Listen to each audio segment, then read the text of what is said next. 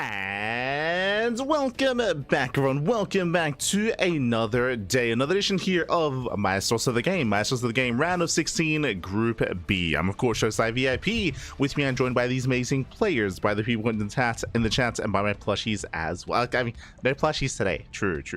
But welcome, bienvenidos. Welcome, one and all, to something a little bit different here. We have been covering Maestros of the Game live when it comes to Group A, C, and D.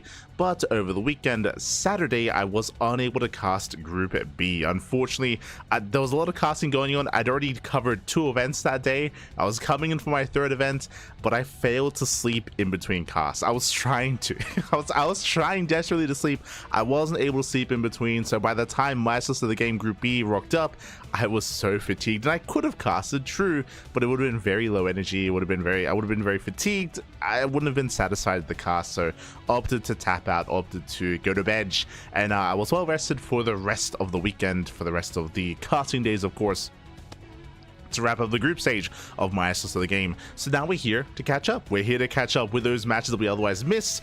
So as a reminder, this is a replay cast. These matches did happen over the weekend. These matches happened on Saturday. Again, Group A was Friday, Group C was Sunday, Group D Monday. So again, 4 days straight of StarCraft, 4 days of groups, I should say. And this group is going to be featuring 4 amazing players. As we should switch our scenes over and catch up here with our group. We have 4 players. We have Serral, Ryung, ByuN, and Zoun. We have 2 Terrans, 1 Protoss, and 1 Zerg player to determine or to face off.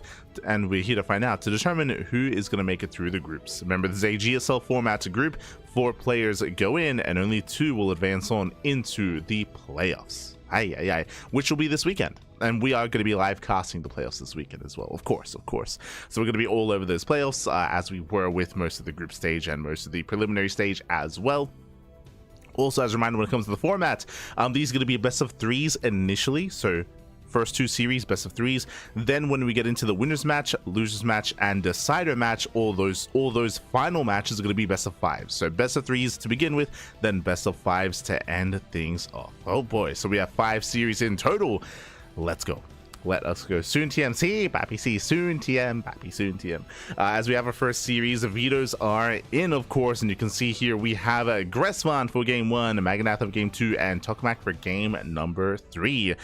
Very large maps is my main takeaway from this. We have gotten in both of the biggest maps from the current map pool, which is Magnatha and Tokamak, and then we have one of the largest maps in a previous map pool in Gressvan. If you haven't been watching and keeping up with Maestros of the Game, Maestros of the Game is, of course, a big crowd-funded event that's going to be taking place in France. The finale, the final days of the playoffs, are going to be offline in a big venue over in Paris. I think it's in Paris, France. I'm not actually entirely certain as to its location, but it's going to be in France itself. The previous rounds, though, the group stage, the preliminary stage, the first 2 days, I believe, of the playoffs will be online.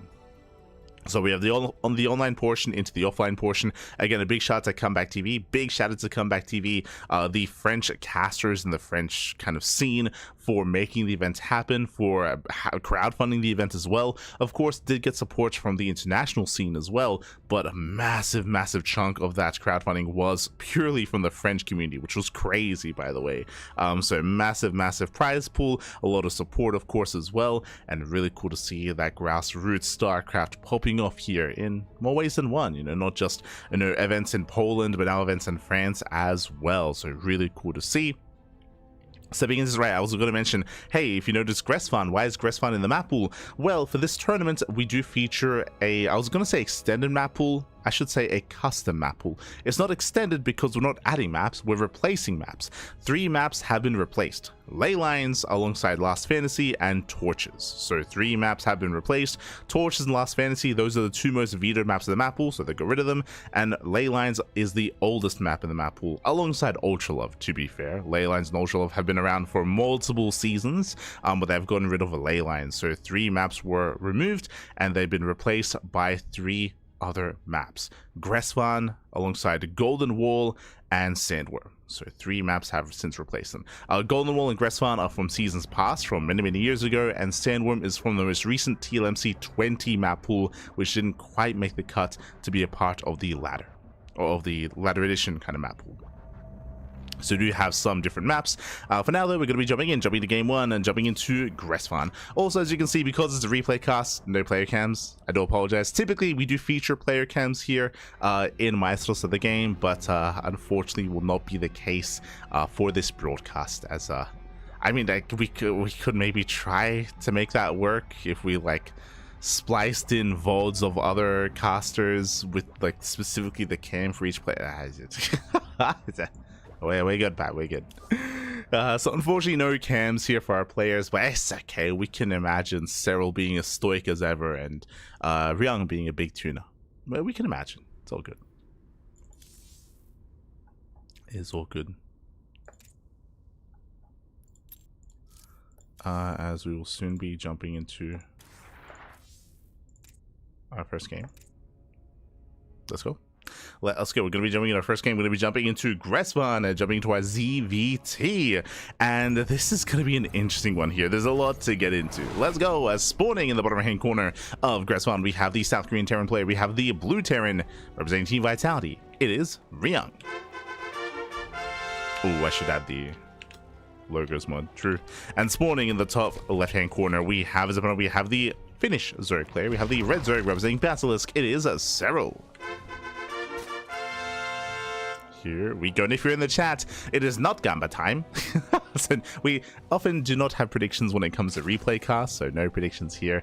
You have to keep the Gamba to yourself as we're getting into our own ZVT. And again, welcome one and all to Gresvan after a very long hiatus. It has been years since this has been a regular map in the tournament map pool. I want to say 2023. Around then, maybe around 2023. So it's been a couple of years, but now we have returned. Now Gresvan is back, and Gresvan was known for longer macro games. It's a very large map of the map pool, a lot of bases, relatively defendable. You can cut the map in half. We have seen many split map scenario on Gresvan, and we might be in for a bit of a longer one, Pappy. I say that CC first. CC first out of Ryung makes sense. This is a very greedy start, but the chances of Serral opening up pool first are very low, and because the map is so large, may as well be as greedy as possible. So we have some greed out of Ryung. On top of that, Ryung is known to dabble in mech. When it comes to these larger maps, speaking of larger maps, every map in this series, if we go the distance, of course, Tokamak, Maganatha, and Gresvan, I do want to lean towards slowing the game down and embracing mech. Not just that, but in general, the meta has been embracing mech that much more. We've seen players like Clem, players like Cure, players like Maru all embrace mech, not just against Protoss, but against Zerg as well, especially with forms and variations of Battle Mech with Banshee support as well. So that is going to be a viable option here for Ryung. I expect to see mech at some point in this series. Not saying we'll see it every game. I mean, we could, but at least once in the best of 3, I think there's a pretty good chance of that happening. Meanwhile, Serral going for a standard opener. When it comes to these larger maps, you can potentially kind of spread your wings and be a little bit cheeky. If you can confirm that mech is on the way, you can try to go for a Spire, get into Muta play. Otherwise, Serral is more known for safer play, especially in this matchup. We expect to see Roach base openers into Roach Ravager, into Hive Tech, into Ultra Tech. That has been very trendy. That has been very meta over the past couple of months. Ever since DreamHack Dallas, we have seen the rise in popularity of rushing Hive and rushing Ultras. We'll see if Serral feels the need to whip that out against Ryung though. Let's go.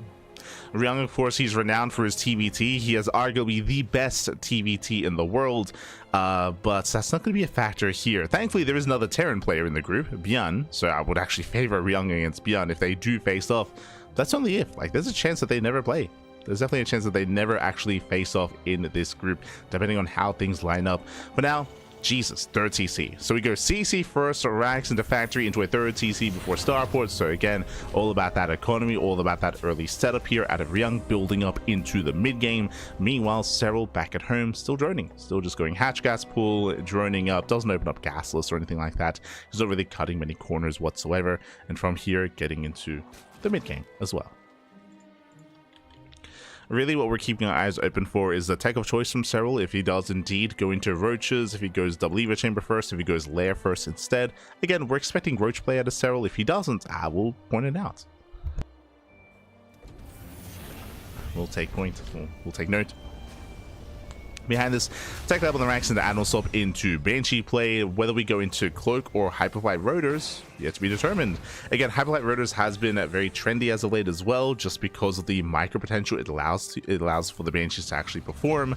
Not just that, but being able to snipe high-tech units, harass across the map, dip in, dip out. There's a lot of micro potential here with something like Hyperflight Rotors. Meanwhile, that's going to be double eBay before the second racks. You know what this screams? 8 racks. So very intense, very greedy here out of Ryung, as again he does prioritize his third base into double eBay as well. This means that 1-1 hits early. Not just that, it means that 2-2 is going to be a very strong timing, and typically we expect the 8 racks to hit with 2-2. So that's kind of what Ryung is building up towards. Meanwhile, no surprise, Roaches. As we mentioned before, Roach play is the go-to for Serral in ZVT. Roaches over the past couple of years have been very meta and have been very trendy and have just been the standard in ZVT, especially after the nerfs to the Bailing, right? After the HP nerf, after the Bailing just being less viable to really embrace in ZVT. Like, we just, Lingbane has fallen by the wayside and Roaches have been prominent over the past couple of years. As Hellions are poking in. Behind this, extra racks is going to be thrown down. So again, we're expecting this to build up to 3, then 5, then up to 8 racks on 3 bases. Here comes the set of 5, and we're expecting more behind this as well. We're expecting it. We'll see if Ryung takes gases. If he takes his gases at his third base, that will be indicative of further tech of a factory, a second factory, and building up into the mid game and building up into a longer game state with a 4th CC. But if he doesn't take his gases, we're expecting 8 racks, and we're already almost there. We're expecting a 3 base all in. Meanwhile, Serral, he's droning. He's now focusing on his Evo chambers as well. Remember, it was a faster Roach one into Lair, into faster Roach speed. Just really safe play here out of Serral. As we speak, he's spreading creep quite nicely. Hellions are trying to keep up with the creep. They're trying to keep up with the movement of the queens. But overall, Serral, he is keeping up, maintaining himself. And the creep is spreading quite nicely. With a nice crease right here out of Serral. Ryung, we do see him poking in with said Banshees. They were deflected from the main base, so no major damage done yet. And we are up to, I believe, 5. Yeah, we're up to 5 racks so far. We're waiting for another set of 3. Waiting for another set. Serral does scouts. Big scout here from Serral. What did he see? He saw the double eBay. He saw the double eBay already done. He saw it researching, and behind this, we do have a safety Bailing nest. So he should be going Lingbane Roach Ravager. Yes, there is an infestation bit on the way. This is a little bit greedy, but on a larger map, you can get away with this. And bam, there it is. 3 extra racks here hidden at the natural. So again, as soon as you saw the double eBay, we predicted just 8 racks. Just 8 racks, rebase all in. And here it is. We have the 8 racks setting up. We don't expect any add-ons on this. This is going to be purely marine tank, and this is going to hit like a truck. As I mentioned before, this is designed to hit with 2-2. Oh boy. And 2-2 has begun. Now, up until this timing, Serral can drone. So he's drawn up to 80. He's drawn up all the way to 80. Solid, I mean, solid so far, right? He's drawn up to 80. Now he's taking up into a hive, and it's all about knowing how and when to drone. If he delayed his droning, then he could stumble his way into this, and Ryung could overwhelm. But he's already finished his droning, which means now Serral can focus purely on army production, and so crucial that he does, not just with the Roach Ravager, but with the Lingbane as well. Not just that, the creep. The creep is crucial. The more creep there is, the more delayed the all-in is going to be from Ryung. And so far the creep, it's getting halfway across the map. Again, like, despite the Hellions being active, Ryung hasn't really slowed down much of this creep at all. Safety Infestor on the way, nicely done. We'll have a fungal to work with.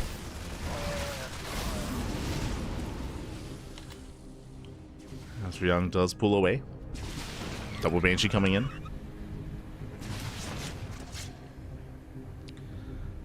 Double Banshee does dip in. Pulling away. 2-2 is halfway done. It's halfway done, and we're starting to be a little bit more active here. Changing does spot the move out. Ooh, so Ryung is pushing a little bit earlier here, and there's pros and cons, right? The pro is the earlier you hit, the less likely that your opponent's going to be ready for you. But the downside, of course, is that 2-2 will finish up mid-fight, or maybe towards the tail end of the fight. It's going to be close. Ryung is pushing deep onto creep. Fungal does connect. Yeah, Fungal does graze the army. Lingbane rolling on forward. Can we get on top of the tanks? And it looks like we can. with that. Oh, 1, 2. Do we get all 3? Oh, 3 tanks go down. That's the backbone of the army, and Serral, he will shut this down almost completely. The army keeps on pushing, but that was 3 tanks falling. There's 1 tank left, and again, that is the backbone of the 8 racks, is that tank count. So Ryung is bleeding out. He's losing a lot of steam.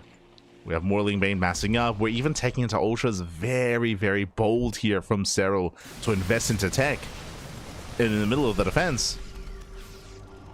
The Vipers have arrived. He kind of ducked. Oh, Blinding Cloud. Why not? So does Blinding Cloud. Banelings, they do roll on past. They do engage with the ByuN army. Does force the splits. The spread is pretty nice here from Ryung. Not bad. Does spread nicely. Did lose a tank.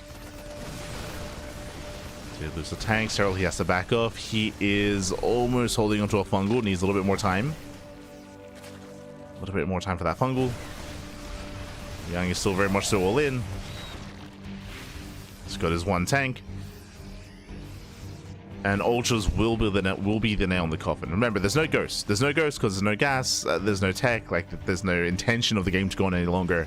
Remember, this isn't 8 racks. It isn't 8. It is a 3 base all in. We have 3-3 on the way. 2-2 is now done. Ryung, can he break through? Second tank has arrived. Getting in position, covering the ramp.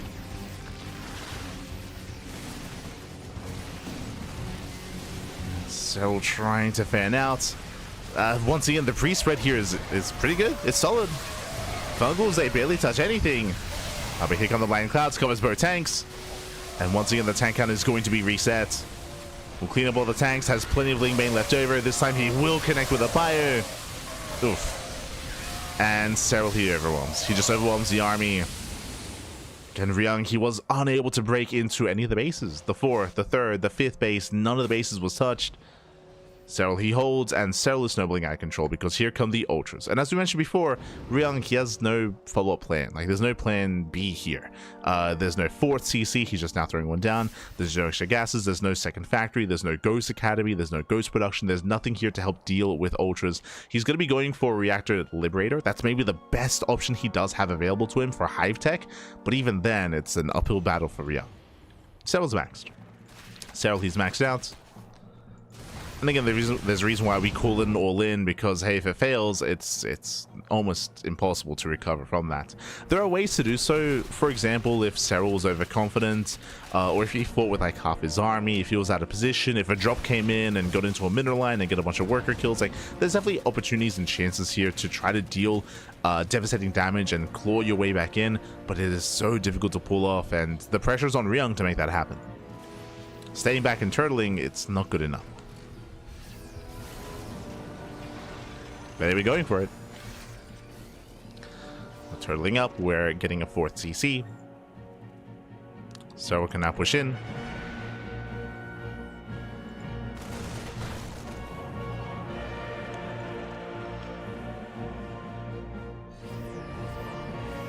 Three will finish up in time for this fight. True. For Ryung, I mean. While they shut down one of the Liberators. Oh, both you, Jesus. Both Liberators go down.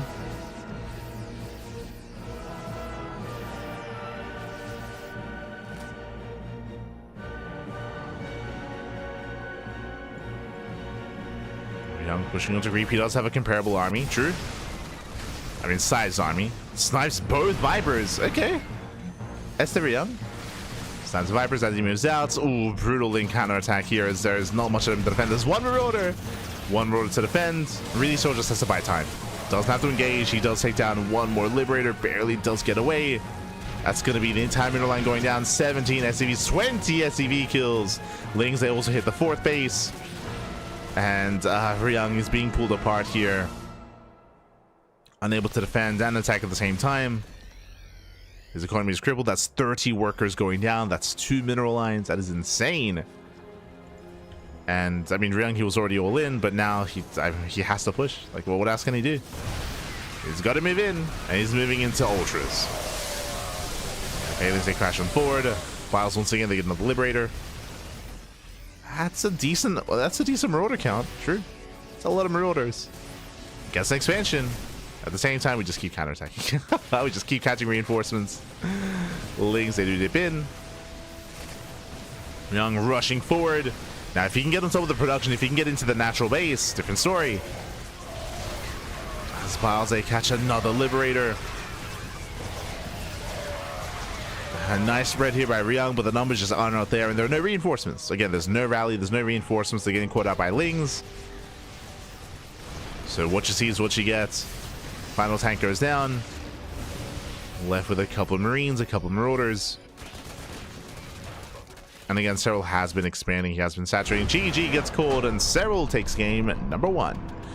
Whew. GG. GG, well played. Congratulations, Serral. He does take a lead in the series. But again, shout to Ryung, because that 8 racks hit quite hard, and even though Serral did everything correctly, like, there was definitely some moments there where Ryung was able to take some better fights. I can definitely see Ryung killing a lesser player. When I say a lesser player, I mean any other Zerg. Like, put Raynor in that position, put Solar or Shin in that position. I can see Ryung breaking them, but again, he's up against the best Zerg player in the world. He's up against a world champion, so you have to bring your best, and at times even more than that, to bring him down. So in the end, wasn't quite able to break Serral. Did make him sweat for sure, and I was very impressed with Ryung's ability to get his 4th base and to actually max out.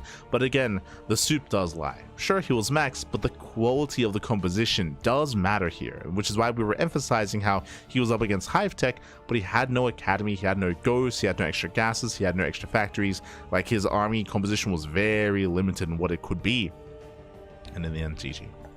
In the end, GG well played. He was outscaled, and now we're getting into game number 2. Oh. Done. Beautiful. We're jumping into game 2. Game 2 is going to be on Maganatha.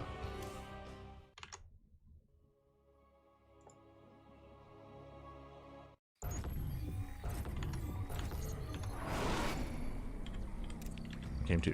And spawning in the top left hand corner of Maganatha, we have the Finnish Zerg player. We have the red Zerg representing Basilisk. Leading the series 1-0, it is Serral. And spawning in the bottom right hand corner, we have the South Korean Terran player. We have the blue Terran representing Team Vitality, it is Ryung.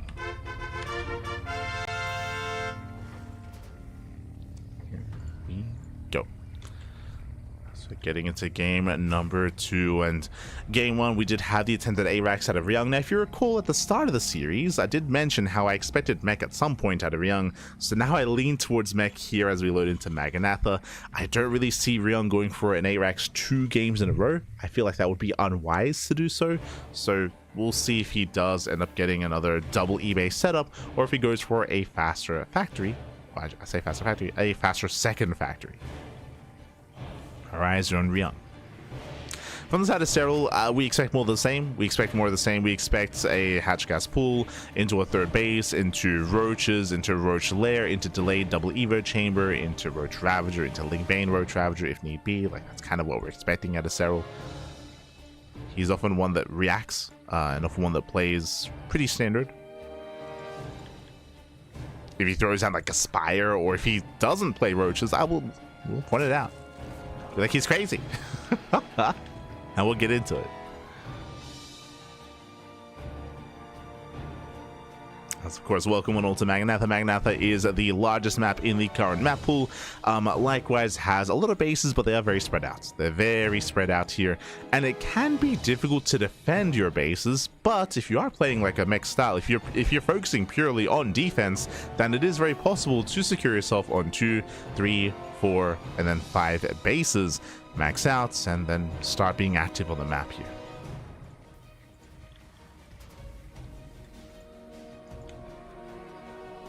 As Reaper does move out.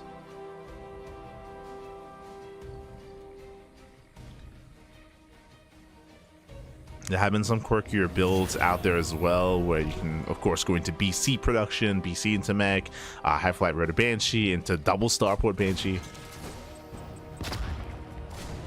Some Gumiho-esque play.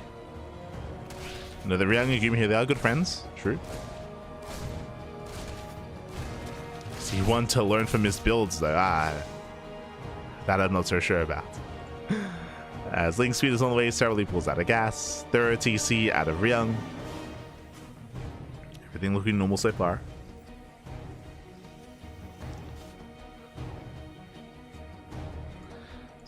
So good.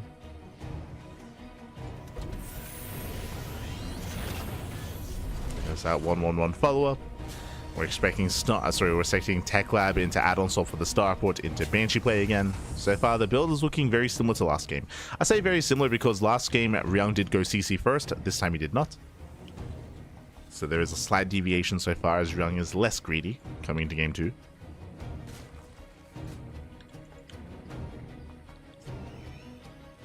See, this is where he throws down 2 more eBays and we're like, well, I guess he's A-Raxing again. I guess. Ah, no.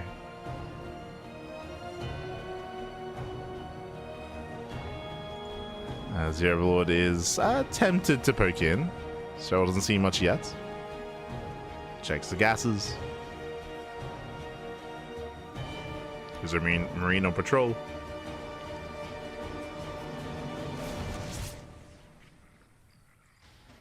Zero Lord attempts to poke in once again. But the Marine is in position. So behind this just freely droning. Queens are keeping up with the Hellions. Overlord Scout is denied. And no, okay. So we do go for the add-on swap into Banshee play. We have the Tech Lab being built on the racks. It looks like we're going into ByuN. Meanwhile, safety Roachhorn. So once again, just like last game, safety Roachhorn, Roachhorn into Lair, then followed by double Evo chambers into double upgrades. This is the same build 2 games in a row out of Serral. Same build. Meanwhile, Ryung is going into a ByuN follow-up. But as you can see here, unlike the previous game, he's not rushing into double eBay, so this is not indicative of an A-Rax. Also not indicative of mech either. True. So no mech here out of Ryung. Is playing ByuN, but more standard play. Okay. Playing standard, playing straight up.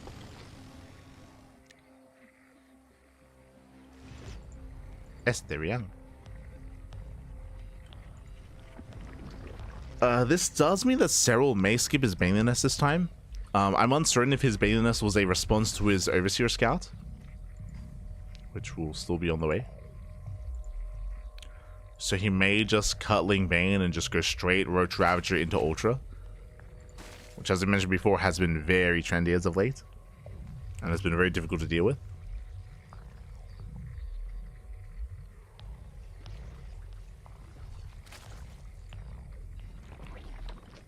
Evo chambers are being thrown down. But now we're just saturating. We do have some Hellions here applying some pressure. 6 Hellions on the map. Just the 6.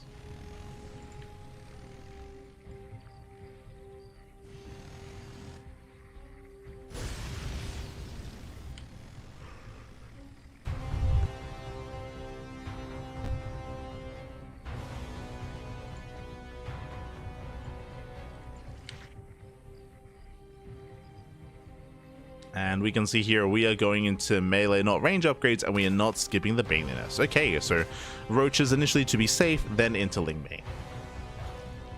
So some standard play here. We do still have the Infestation Pit, so that should be for Hive Tech. Once again, just like last game, the end goal should be to go towards Ultras. Should be the end goal.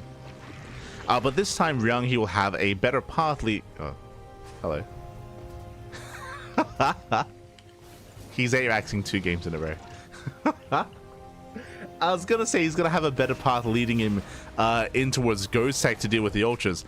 He's still going for the A-Rax 3 base all in out of Ryung, but he's going there in a different way. So this time the 2-2 timing is not going to be anywhere near as crisp because 1-1 was delayed. So delayed 1-1 into delayed 2-2. Maybe the goal here is to catch his opponent off guard as a result. But yeah. All roads lead to 8 racks. Let's go, Bobby. Let's go.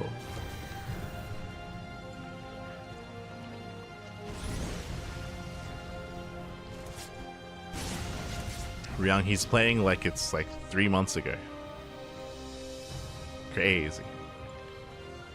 There was a period in time a couple of months ago where we had non-stop A-Raxes in ZVT. It only lasted around a month, but it was there. It was there.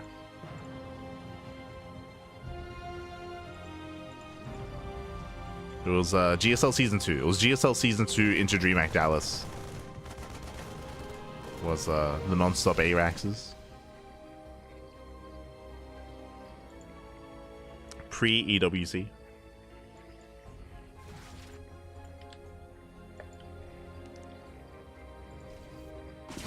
And the reason why it died down is that players got better at shutting it down. When it came to opening Roach, when it came to heading into Ultras. Shout out to Shin for pioneering all of that. And here we go. Here we go. And again, you can see the difference in the timings. This move out last game, remember, 2-2 was more than halfway done. Here, it's not even halfway done. So you can see the difference here in terms of upgrade timing. And the changing does spot the move outs. Serral is fully aware. And with that, he will collapse in. Slowing this down. Tanks are pushing forward. Again, the tanks are the backbone of this army. So we're building up even more Ling Bane. We'll have more Banelings in production.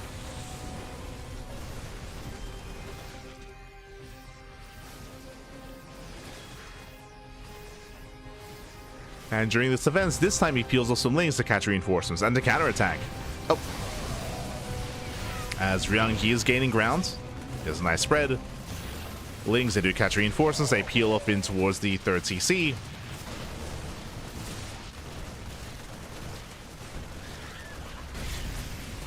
And again, you can see Serral trying to lure the army closer to his army. Lure him in. While they connect, they get a tank and a medevac. Nice pickoffs. Meanwhile, the entire middle line goes out. And Ryung, he's running out of steam. He's running out of steam, running out of reinforcements. This army is on its own, which means Serral can get ready for a surround. He's coming in from behind, coming in from 3 angles. Left, right, and from the south. Vipers, they've arrived as well. They pop up with their blinding clouds. Banelings rolling forward. And Serral, he will clean up. Very impressive here. Shuts down every single tank. Now we have the wave of reinforcements, but now there is 0 tanks left. The medevacs are out of energy. Now 2-2 kicks in, but it's not really much left. And Serral didn't lose the base. He didn't lose the expansion, didn't lose many workers at all. He saw 80 or 79 drones. And now, what do we see? Ultras. Ultra production's on the way. We spoke about this last game, but Ryung, he doesn't have the setup to deal with Ultras, even less so this time, as he has no saturation. He's on a 2-base economy.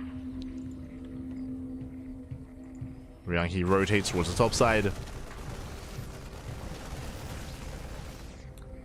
Serral going for another counterattack. It does hit the middle line. There's not many SCVs to kill, but yeah, whatever he can get. It's fine. As even the Marines are going to go down. Not the most efficient trades here from Serral, but he can afford it. Serral can afford it. GG gets called, and Serral, he will take the series 2-0, taking down Ryung and advancing on to the winners match. GG. Whew. GG, well played. ARAX is in such a way, in such a fashion, this series have fallen out of favor. They've fallen out of fashion just because, as I mentioned before, this was very trendy earlier this year. Earlier this year, we saw nothing but ARAXs in ZVT, and then it died off. Then it died off as Zerg players adapted to the meta and just started playing more safely. They just started playing more safely, playing with more Roach-based openers, and of course, taking up into Hive, prioritizing that tech to rush into Hive, to rush into Ultras. Long gone are the day of Hydra Ling Bane or Ling Bane Hydra. Like, no, it's all about the Roach Ravager Ling Bane into Ultra Tech instead. Not just Ultra Tech, but of course the Vipers were a big part of that defense as well, both in game 1 and game 2. On the side of Ryung, he did have 2 different variations of 8 racks, and they have their strengths, they have their weaknesses. The, of course, first one did hit a stronger 2-2 timing in game 1. Here in game 2, instead of a stronger 2-2 timing, we did have actually more units to work with, so a slightly larger army. I did notice that. I think it was larger by, I want to say 20 supply. It was like a 20 supply larger army than game 1, which is also why it gained more ground, but it's also why Serral recognized that he just counterattack. You just counterattack, avoid the main fight for a little bit longer, and just strike the 3rd base, strike the reinforcements. GG. GG, well played. With that, congratulations, Serral. He does advance on to the next round, and we are here to determine who will face off against both Serral and Ryung in their respective matches. Here we go. Here we go. Up next is going to be a Terran versus Protoss matchup. Up next is going to be a TVP between ByuN and Zoun. Oh boy. The first series was a little bit more cut and dry just because it was just non-stop all-ins out of Ryung and Serral responding to that. But here, this is most likely going to be a longer series. ByuN versus Zoun is going to be an interesting one. ByuN is known for his mid to late game in TVP. ByuN is the most macro-oriented Terran player in the world right now. He is the player least likely to go for all-ins compared to Clem, compared to Maru, compared to Cure, compared to Bunny. All those other players are more prone to going for 2-base all-ins and 3-base all-ins and playing mech as well. ByuN, he typically avoids that. I don't want to say he always does, like it's still in him to go for an all-in, to go for a 2-base all-in, to pull the boys, but less likely compared to the others. And also, ByuN has not been one to embrace mech against Protoss. He does play mech against Zerg, but against Protoss, he has not adapted to that as quickly and as much as the other Terrans out there. So, to me, that honestly makes it a lot of fun to cover and to cast a lot of ByuN's TVP, just because he plays very different to everyone else, which I appreciate, but here we go. We have our first series here. It's going to be a best of 3. We have game 1 Persephone, game 2 talking about game 3 Golden Wall. Ooh, we'll see if we can get to game 3. We'll see if we can embrace Golden Wall, as that is one of the other replacement maps, as we've gotten rid of some of the others. So we'll see if we can embrace some Golden Wall action later on. For now, game 1 is going to be on Persephone. Let's go. Let us go.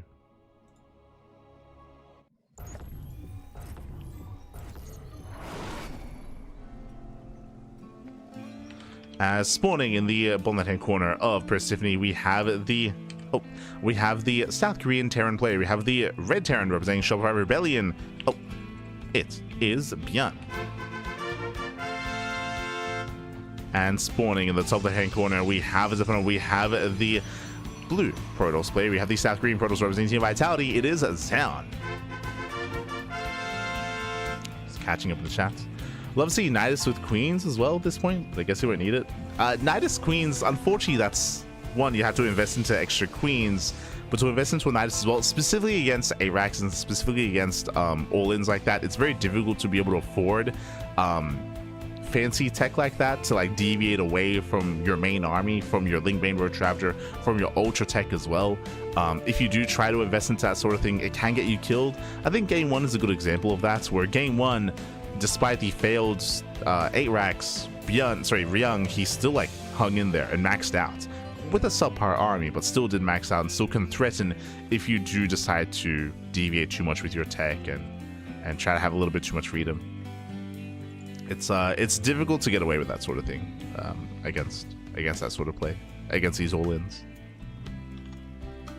So. Here we go. Just catching up in the chat. Is this a real tournament? What does that mean? What? It's a fake tournament, Pappy. True. The players aren't real. France isn't real. What is a comeback TV? What are you talking about? True. This is what I get. This is what I get for catching up with chat. What's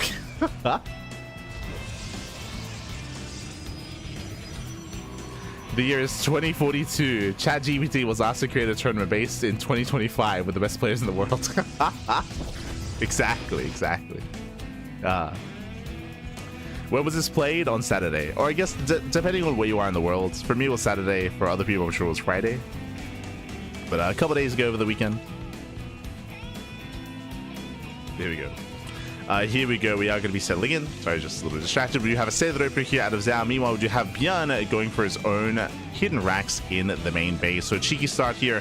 Ideally, the goal is to try to force an overreaction, to try to force the early setup. We do see that the first Stalker is on patrol back at home. Zoun is still going for a standard setup despite that, but again, is being a little bit less active here. Thankfully, he did scout the follow-up. He saw the CC on the high ground. He saw the factory as well. So we're getting to a standard game. ByuN was trying to be cheeky here, but he did not force out a Zealot. He didn't force out a Zealot. It is going to be a Stargate follow-up here out of Zoun. Let's go. does open Stargate, which is a little bit more rare nowadays. The Reaper, ooh, does not get into the main.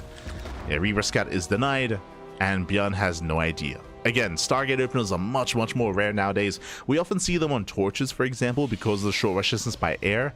Likewise, on Persephone, also shorter rush distance by air, so you can get away with something like Phoenixes. Phoenix-based openers are ideal when it comes to shutting down drop play. If your opponent blindly opens Banshee, for example, or goes for an early drop like this, then Phoenixes can punish. But no, he gets scattered. He does get scattered. Reaper, it does pay for it for its life here, but it does confirm the Phoenixes, and ByuN should calm down when it comes to the move out. Now he's aware the Phoenixes are waiting for him. With that, we have a second Rax on the way.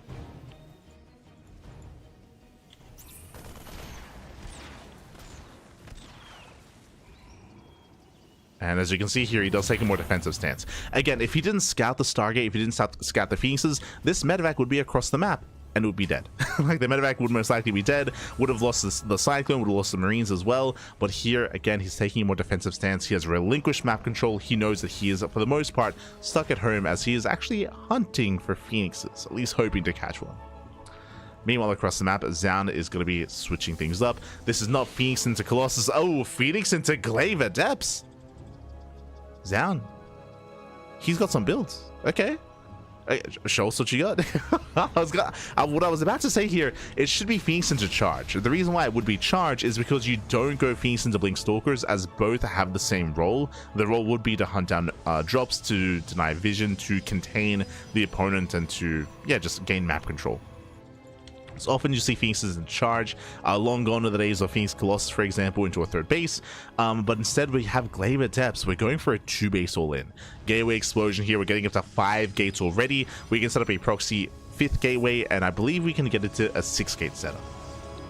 Yeah, so far we have 6 gateways and actually going up to 7. Okay. So 2-base, a 7-gate all-in out of Zoun. Going Mass Glaive Adepts, almost like early Legacy of the Void. True. Back when glaives would bounce between units. It was a dark time. but there were some Glaive Adept all-in builds that were viable in TVP. Cut to, was it Prince versus Gumiho? Was it Prince or was it Zoun? God, it's one of the two in GSL. Dark times, might be dark times.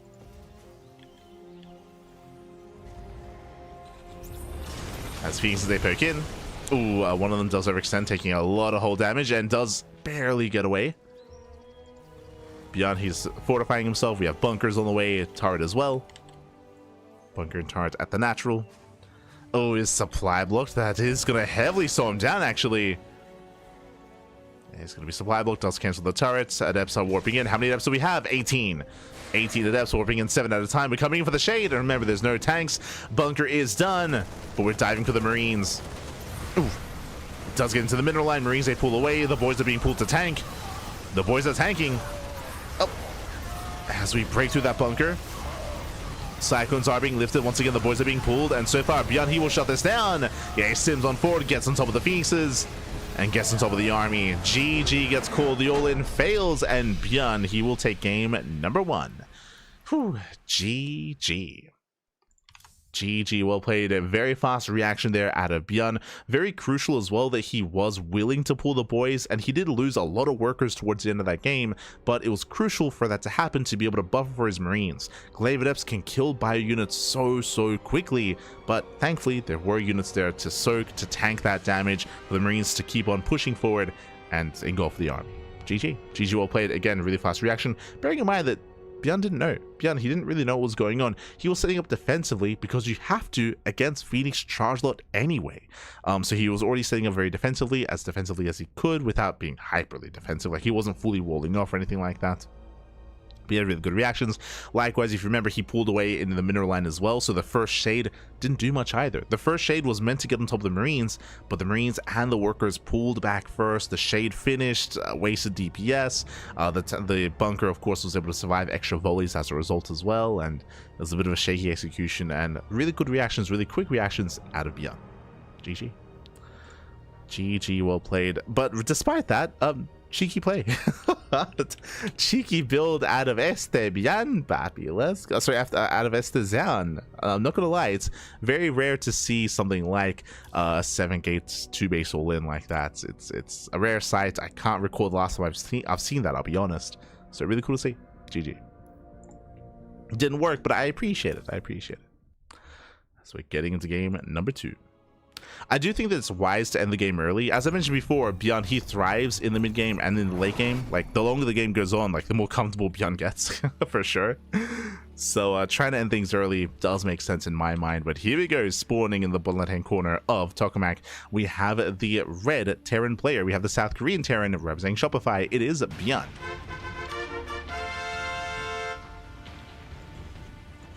And spawning in the top right hand corner, we have his opponents. We have the South Korean Protoss. We have the blue Protoss representing Team Vitality. It is Zoun. Here we go. There we go. Explains the battery in the main. Oh, sorry, I did miss that. But yes, it does explain the battery in the main base.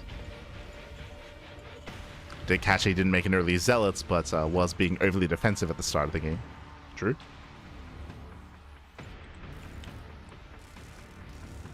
Here we go.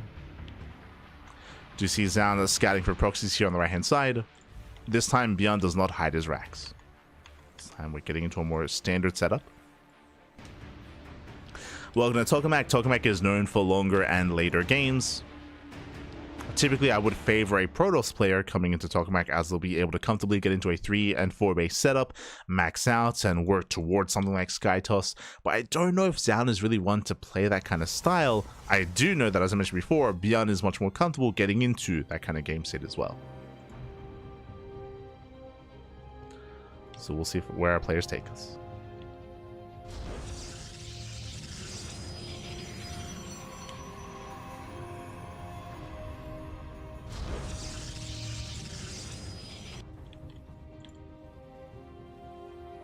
Danielazo. Daniel.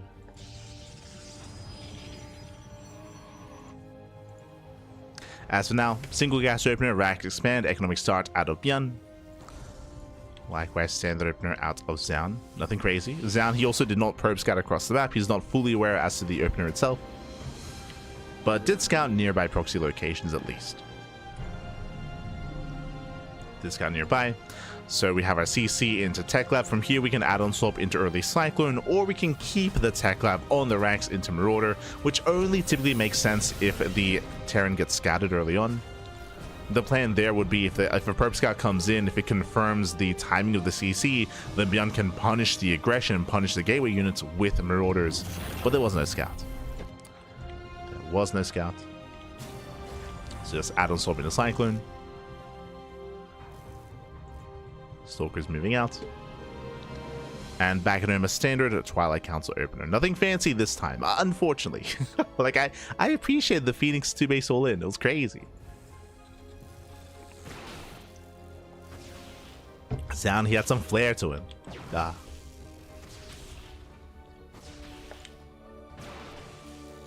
didn't work, but flair nonetheless. Zoun does reinforce with the second Stalker. Blink has begun. We'll keep an eye on the gateway counts. We'll keep an eye on the gas count as well. Zoun, he is aware of the more economic start. Takes down one of the Marines. Up. Ooh, we'll lose one of the Stalkers. Boys are being pulled. Can we save the Cyclone? Can he save it? No, he cannot. Cyclone goes down. Will the Stalker escape though? As the Stalker does take a lot of damage. Stalker takes down the Marine, and the Stalker does walk away. It's a nice pickup straight out of Zoun. Saves the Cyclone, gets 2 Marines, gets an SCV, and pulls away, saving the Stalker. So very nice control out of our Protoss player. Behind this, Robo on 2 bases. Again, it's become a lot more common to go for the Robo on 2 bases, to even take your gases on 2 bases as well before expanding. What I will say to counter that, though, is that Zoun, he saw the earlier CC, so he knows that it was an economic start. Zoun can afford to cut corners and to take a faster 3rd base, especially on Tokamak. So I wouldn't fault him for expanding. And he is. So there we go, 3rd base is on the way. It's still after a 3-gate setup. So still 3-gate blink. And it is quite common to go into, yep, Hyperflight Rotors. So again, this is a bit of a signature move of ByuN. If you've been watching ByuN over the past month, you would know that we've seen plenty of ByuN play with Hyperflight Rotor Banshees. The rationale behind this is getting into Cloak Banshee can do critical damage, of course, but very often, I mean, nowadays you would know, it's easy to scout and confirm Cloak Banshee, right? Hallucination scouts are very commonplace, same with Observer scouts as well. So very often it is difficult to actually get away with Cloak Banshee play, with it being hidden, with it being unscouted. So instead we've been seeing a lot more Hyperflight Rotors instead, which allows you to have more micro ability. It also potentially forces your opponent to overreact and respond to Phoenixes by getting detection when they don't need it. But with this, the Banshees have a lot more micro potential. They can poke in, they can kill some probes, poke away, pull out, and just gain value over time. If you have the attention for it, if you have the micro for it, this can just pop off. So again, this has been a very popular as of late. Mixing in Hyperflight Rotors. Meanwhile, 3-gate blink aggression here as we go for the Prism before the Observer. Yeah, the Observer's just now popping out, so Prism first. Prism into the main. ByuN does spot it. Hides the Banshees. So Banshees move out, the Bio Army responds. And no major damage. And Zoun still doesn't see what's happening, still doesn't know.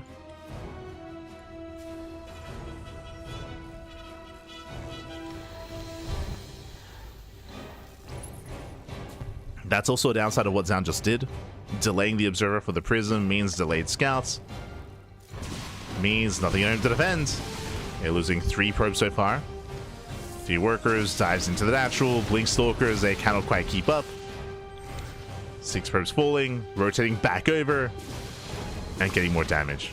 Yeah, 7 probe kills, very nice. And these Banshees, they should be able to get away. There is still a cloak. Sorry, there's still a blink, I meant to say. There's still blinking those stalkers. Oh. And ByuN pulls out. ByuN, he pulls out. He denies the shield battery, gets 8 probe kills, saves the Banshees. He can always repair and then go back in.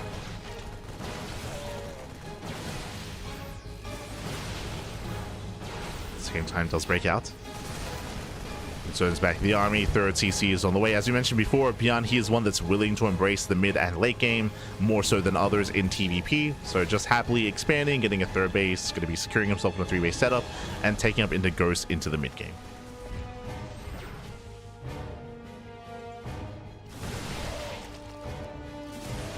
This is kind of the direction that we expect out of ByuN in every game in this series. ByuN didn't get there in game 1 because of the all-in.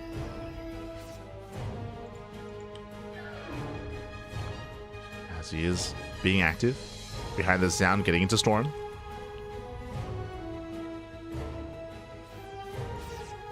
High tempo, they're banking energy. Ooh, Storm does land, Jesus. Oh my god.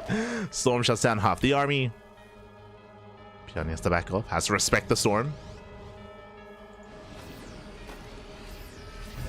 But that Zoun defends. At the same time, Banshees, they do poke into natural once again. One Banshee finally goes down. Gets 1, but only 1. That's another 5 kills. That's what, 12 probe kills in total for 1 Banshee. Well worth it for ByuN. As was 8 kills earlier. And back at home, we have the Ghost production. We have initial Vikings as well. Now, there's not much need to invest too heavily into Vikings at the moment. They have their place against Prisms, against Observers. As the Banshee goes back in. Will finally go down. Ooh, as actually it barely gets away. Oh, there's a blink.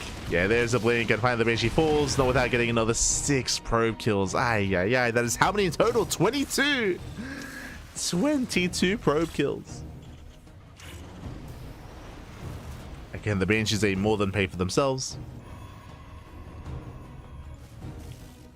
And ByuN does take a massive supply lead as a result.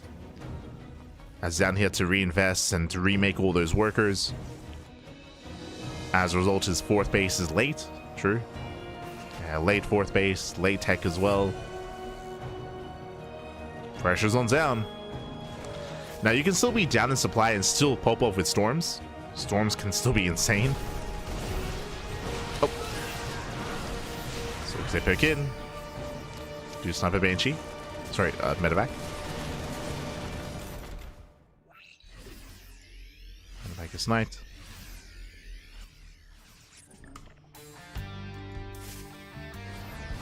Vikings, they zone away the prism. Speaking of, Jesus, one volley goes up, 2 volleys. He gets prism, takes down some of the high tempo as well. Storm does zone away. That was it 3? It doesn't say. There was a Templar inside. I want to say 2. Someone's about to go down. At the same time as ByuN moves out, Zealot's will distract, dragging him back home. Very nice run by. As Zoun is buying time, building up more energy. Mortals on the way. And now working towards Colossus. Now ByuN is going to be the first to max out, but it all comes down to what is he going to do with that army. ByuN, we're going to be active, we're going to be aggressive.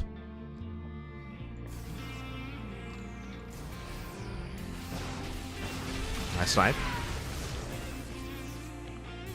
Zoun gets a tower.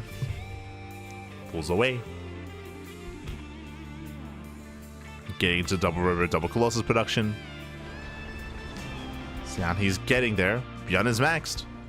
Zoun, he's slowly catching up.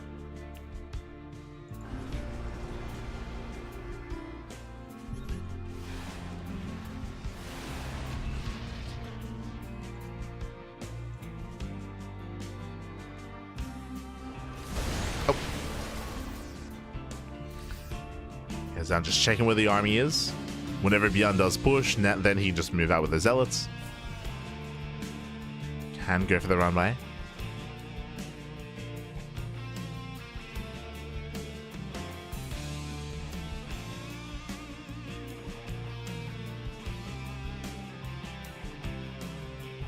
And he finds the army. Yeah, nice rotation here. Takes down one of the ghosts. 1, 2, 3 ghosts go down. Massive snipes. Zoun, he gets the hell out of there. Doesn't want to get surrounded. But a very nice start for Zoun.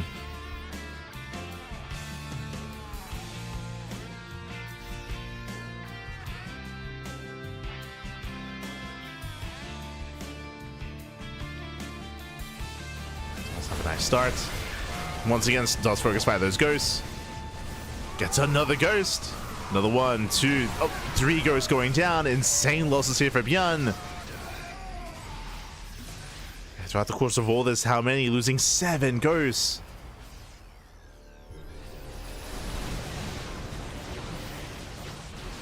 And these are expensive. At the same time, here comes that Zealot run by.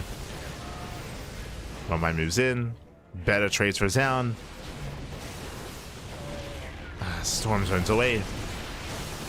EMP doesn't quite land. We do land the storm though. Saves the Templar.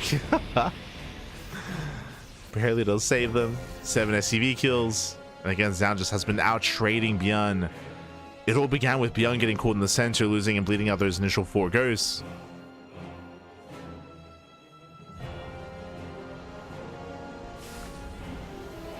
Now we have Colossus on the way. The Viking count is quite low for ByuN. Colossus can just pop off. Colossus moving in. Oh, bleeding out a lot of Stalkers. Yeah, a bit of miscontrol there from Zoun, or just a bold move blinking forward. Let out a lot of Stalkers.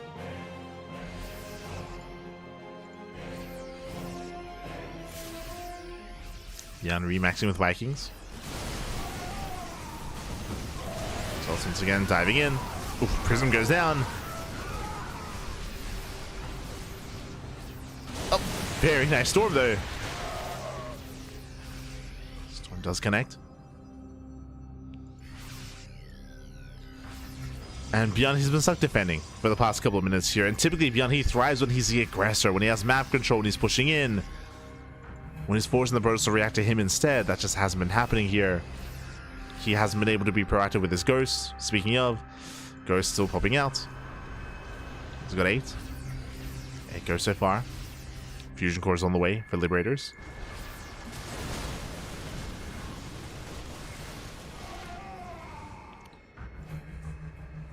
Building out more Ghosts.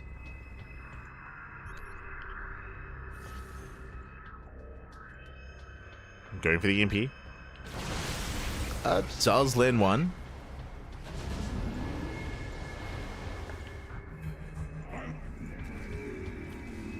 Does land the EMP. Going for a Doom Drop. Drop gets spotted. Zoun knows. And he's committing. That's a lot of Vikings. And he's going to get the CC as well. Yeah, once again, the Ghosts are exposed. Oh, brutal losses for ByuN. That's already 2 Ghosts going down. Jenny races back, out of position.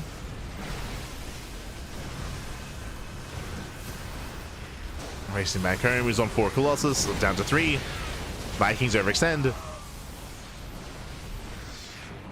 a lot of Vikings getting picked up.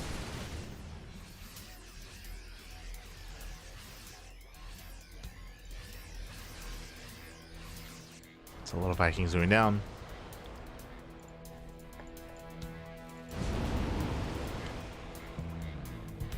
ByuN still trying to go for that drop play. Oh, gets spotted. Tank fleet was empty, mostly. As ByuN gets some better EMPs. Catching out the Prism, going for the Colossus. The Colossus still gets so many swipes in. Down to 2 Colossi. ByuN going for the dive. Oh, can he get them? He can. Gets 1. There's 1 left. Oh my god. They're barely not able to. As here come the Zealot reinforcements. He's now pushing forward. The Ghosts are exposed. They go for the cloak. No detection. Ghosts are safe. Ghosts able to get some free damage. And ByuN will hold. Yeah, ByuN is holding on. Where's the detection? Zero observers. No Oracle, no observers, no detection. Ay. The Ghosts, they survive this time.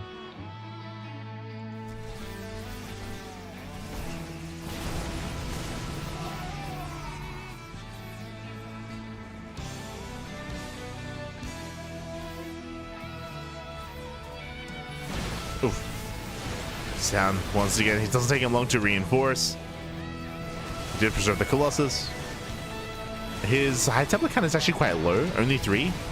Only 3 Templar. He's going to make those storms count. Oh. Zoning away the Pyre. Yeah, still just mainly zoning.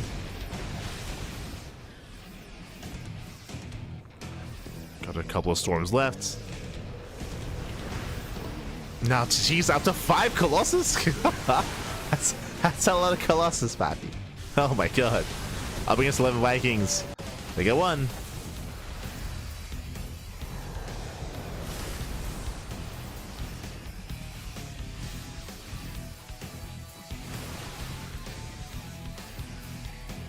Zoun rotates. Does hit the center base. And again, ByuN has just been stuck with the back foot this entire game. Almost this entire game. Been stuck at home. Massive Zealot run by. Zoun, he has the mineral bank. Going for the planetary. Oh.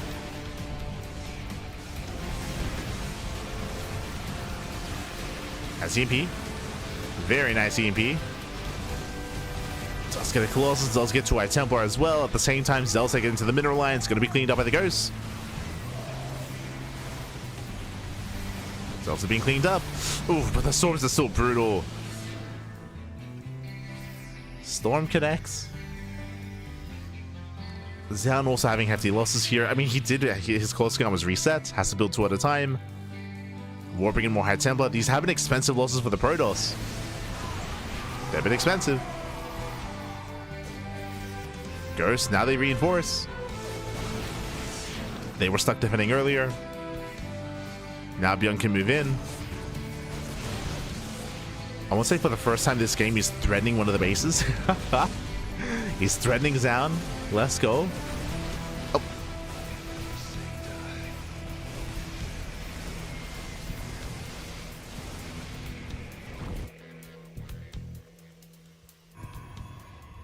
Here, the Nexus goes down. We can take a moment. Zoun just going for a massive rotation. He wants that third base. Oh. I shouldn't quite get it. Nice snipe on the High Templar. ByuN getting back in the driver's seat. Okay. As it all settles, the banks are quite neck and neck. They're actually quite close to each other, both Zoun and ByuN. Taking more bases. Oh. Nice snipe on the Liberators, but the Stalkers get punished. Oh god, he's running into the main army, losing almost every Stalker. Rough losses for Zoun. Very gas-intensive losses. That's what really matters here, and that's what we're trying to take note of, is those gas losses. As Zoun doesn't really have a gas bank, neither does ByuN.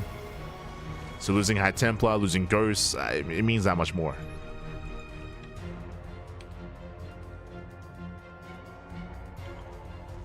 So the gas bank isn't there.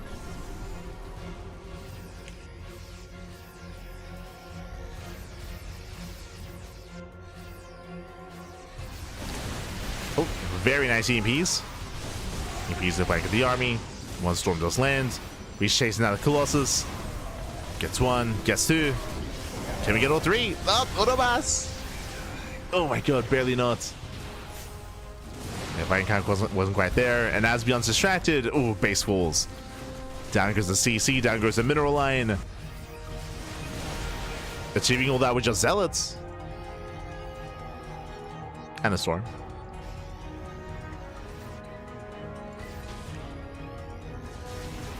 ByuN losing a lot of workers.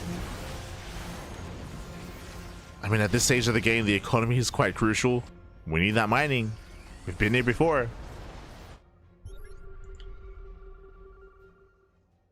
As ByuN, he's mined out of his natural, mined out of his main base. Half saturation at his third, half saturation at his fourth. Does need that expansion. You can see he's down once again, getting ready for another run by. The same High Templar, the same Zealots.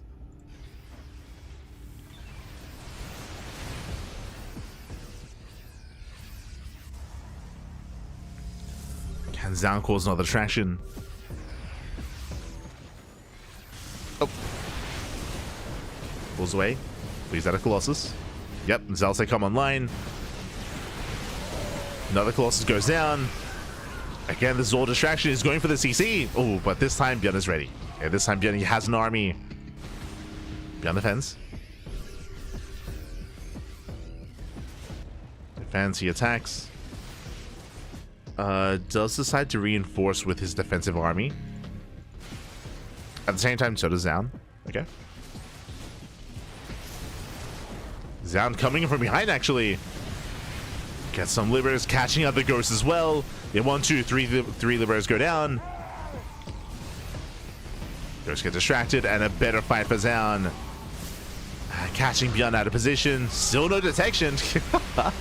Still no observer. Oh no. Goes through Cloak, but everything else is going to go down. The Marines, the Marauders. As else they do overwhelm. The Ghosts survive. Is that enough though?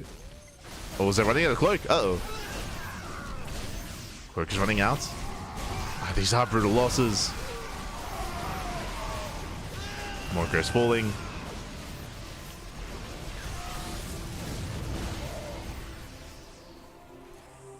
And Zoun's still just trading so well here, mainly bleeding out Zealots. I'm trying to hold on. Did save those bases. Did save that economy.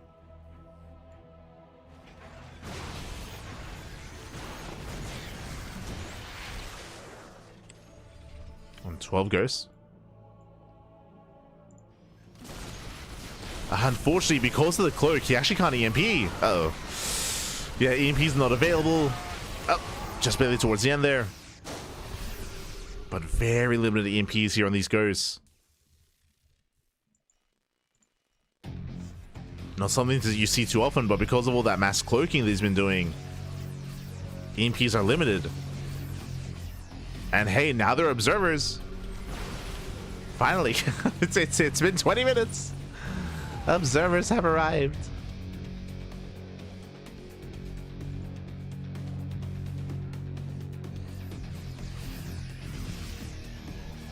Oh, coming in for the storm. Storm lands, flanking zealots. This time Cloak won't save these ghosts. Oh, some decent EMPs.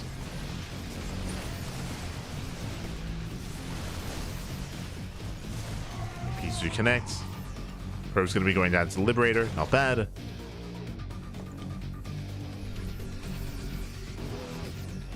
Winning that trade. Winning that fight. Finally dealing some economic damage. Something that he just hasn't been able to deal with in quite some time.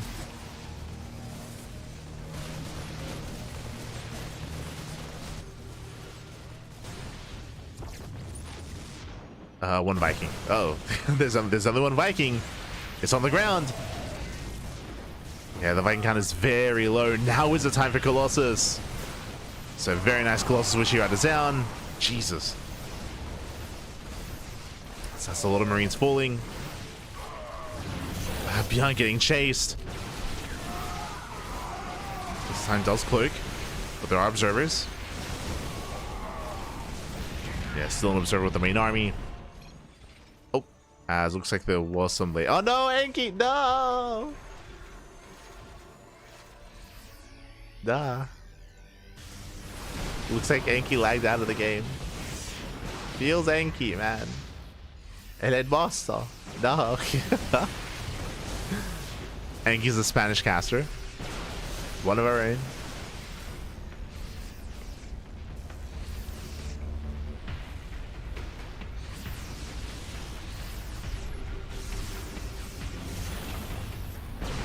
Not indeed this time. Oh. Time to CC. How many Vikings are we at? We're up to 5, soon to be 9. Bank count slowly building up. Zoun rotates. Yo, we got a couple of... Gee, where did they come from? the boys are here! The hell? Oh, they were pulled away from the... So a little bit of miscontrol there from Zoun. Probes that got added to the army control group. So basically, Zoun, he pulled away the probes and they got added to the control group instead. So we got the boys. Let's go. Yeah, Liberators on both ends. Okay, probes they pull back.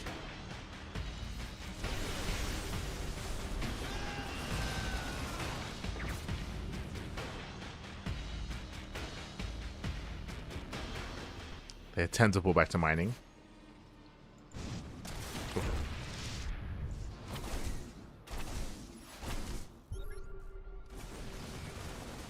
And ByuN, he's running on fumes here. He's been trading, that's true, but now that center base is out of resources, third base is out of resources as well.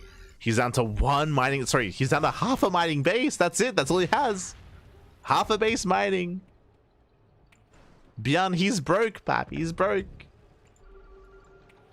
Meanwhile, Zoun, he has bottom right, he has top left, even if they're only half saturated because of Liberators. And this is the most crucial mining base for ByuN, and he will lose it. Ay, ay, ay. Planetary goes down, mineral line goes down. ByuN, he has 0 income. That's it. He's trying to float over. But more bases are falling, more SCVs as well. And ByuN has nothing. He's down to 37 minerals and 60 gas. He's long distance mining. Let's go. Landing a new base.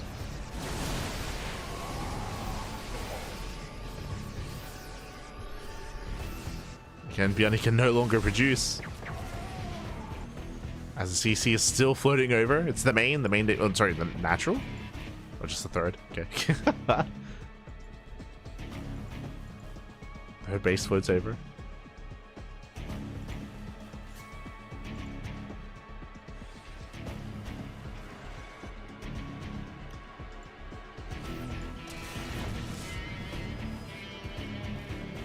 Ooh, and Zoun, he's going for the production. Oh, where are we going? He thinks about it. Heals off a couple of zealots. Pulls back from the main army. ByuN is searching. And now we can go straight for that mining base. Zoun gets spotted. 19 piece.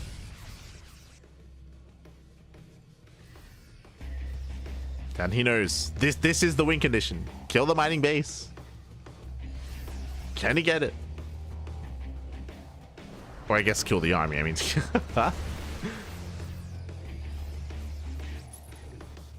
what do we go for? Oh, brutal storm. One storm does land.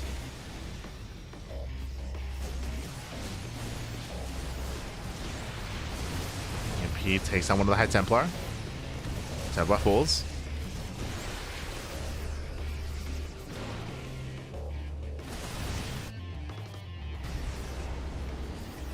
Oh, flanking Nova. Yeah, the Nova comes in from behind. Very nice. Storm's coming in from behind as well. And ByuN is getting sandwiched. Ay. Has plenty of Vikings. Vikings that take over the sky, but does he have too many Vikings? He has 13. Too many Vikings. Too much Zed supply. Storms, they keep connecting. And Zoun, he's done it. The final storm, GG, gets called. And Zoun, he will tie up the series 1-1. We are going to the ace match. Ooh, GG. GG, well played. A very rough game there for ByuN. Early on, he lost momentum. Early on, it was a really brutal moment when he lost, what was it, 7? Was it either 7 or 9 ghosts in total? But it was like 2 consecutive fights where ByuN bled out a lot of ghosts early on. And from that moment, he relinquished map control. He was just stuck defending. He was just stuck defending the entire game. And typically when he's in this kind of game state, he comes in with the advantage, and he did. Remember, he killed 22 probes. He killed 22 workers. ByuN, remember, he was the first player to max out. This is kind of where he typically finds himself, and then he can apply pressure. He can threaten the bases and have the Protoss player be a little bit more defensive instead. But here we saw him take the lead early, and then he lost that momentum, bled out a lot of ghosts early on. I say early on, like 10 minutes in, and then from there, Zoun, he was able to take map control away from ByuN, and ByuN was for the most part stuck defending. He rarely got to threaten the bases. He rarely got to threaten the economy of Zoun. And ByuN, he was stuck on the back foot. GG. GG, well played. Whew. And now we get to embrace one of the quirkier maps in the map pool. One of the older maps. Up next, we're going to be loading into Golden Wall. Let's go. It has been years since we've properly seen any games on this map. Now we're back. How did we decide to pick Golden Wall of all maps? Like, what? Let's go. Let's go.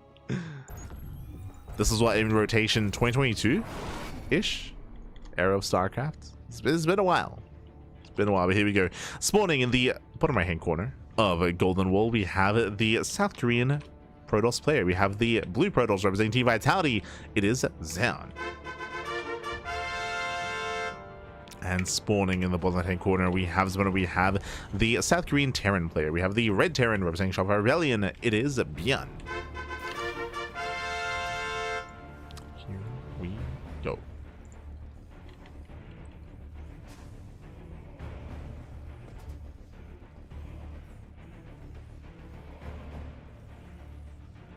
Okay, as we are setting up. Zoun setting up on the low ground. And welcome one all to Golden Wall. Golden Wall, it has been a long time since we've featured this map. For those that are curious, this was kind of like the wall map, the Golden Wall map.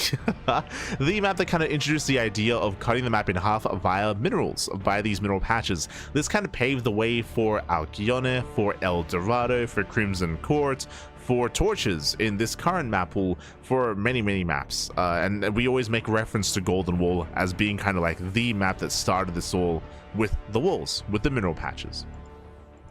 I'm pretty sure there were other maps which featured, you know, this, where you have these mineral patches kind of walling off a section of the map, but to this extent, I want to say that it was Golden Wall initially, or at least that's kind of what is referenced the most in SC2. Back in the and as you can see, the entire southern half of the map is fully walled off, right? It's fully walled off by these mineral patches. We have seen a lot of cheeses in the past. Meanwhile, double gas, okay, double gas opener here into a, sorry, wait, my apologies. CC first. Sorry. CC first on the high ground, followed by the double gases. ByuN, are you gonna Gangnam? We could. It's not mining through. Okay, never mind. But there have been plenty of builds where you can mine out these patches early, then pull the boys, pull a couple of boys even, and get an assimilator here, and then mine through the patches and gain access to your main base of your opponent. There have been some cheeky builds, or even with Zerg builds, pulling boys, pulling drones just to mine, then you like link flood into the main base. There have been some cheeses in the past. We have seen also longer macro games, slowing the game down and cutting the map in half as well. We'll see where this takes us. Again, it's been a while. We have these gold bases here in the center, which are exposed. We often have seen in the past players expand towards the south side, take this natural base, and then take the gold as a third. That has occurred in the past. Meanwhile, Stargate open out of Zoun. I do like this. Shorter rush distance by air. What is happening? Hold on. Hold on. I'm wrapping my head around this. It was the earlier CC into, again, it was CC first into our double gas setup into one base eBay, rushing into +1. This has to be for an all-in, by the way. Like, you would not rush into an eBay like this without good reason. So +1 is on the way. So we're gonna have insanely fast +1, but we don't have like a 3 racks. What is happening? Okay. Show us what ByuN, he's got some builds, baby. Okay. Show us what you got. Meanwhile, again, Stargate opener out of Zoun. Checking the vision here, ByuN, he did not scatter across the map whatsoever. Zoun, he was able to get eyes on the timing of the CC. He was able to confirm. Oh. As Adept does get into the main base, the Adept does not get further in. Zoun does not confirm the faster eBay, the faster +1. But again, I feel like this has to lead into... I want to say it has to lead into an all-in, but we're starting over the mine drop. Going for the early mine drop. We'll see what the follow-up is going to be. Meanwhile, it's going to be a Stargate opener into Phoenixes. This will shut down drop play. Speaking of drop play, thankfully it's not too committed. If this was, say, a Cyclone Marine drop, then this would be shut down. It'd be quite expensive. Here, moving out with 3 Widow Mines. And ByuN shouldn't get much done with this. Not against all these Phoenixes. Remember, this is going to be the first scout from ByuN. +1 is almost done. He has no armory. So are we just going for really fast +1 into really fast +1 defense? Just fast 1-1? Into a 1-1 timing? Hydro comes in. Widow Mine should be lifted. Lifting 1, 2, lifting all 3. Jesus. Yeah, barely all 3 towards the end. And again, as we mentioned, like, the mine drop should deal no damage. The Widow Mines are cleaned up. Matter of fact, attempt to escape, but will be chased down. So a very strong start here from Zoun. This is the downside of just scouting with the drop itself, right? Did face check with the mine drop, did lose everything. And Zoun, he does kick things off with a lead. Behind this, claiming a third base, going to a charge-based follow-up, standard follow-up here at the Zoun. Remember, game 1, we had Phoenixes into Glaive Adepts, into a 2-base all-in. This time, Phoenixes into charge, into a mid-game setup. With that third base on the way. ByuN has +1, getting into 1-1 upgrades insanely quickly.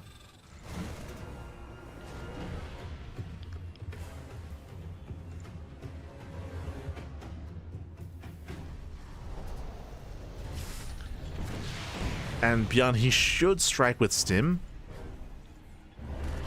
It's going to be a 3-1-1 setup.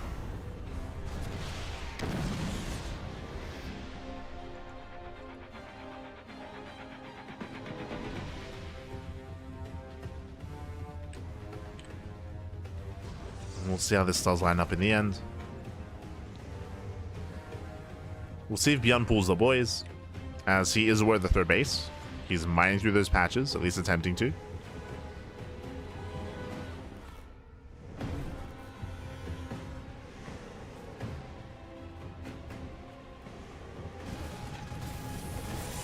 Same time, picks up a couple of workers.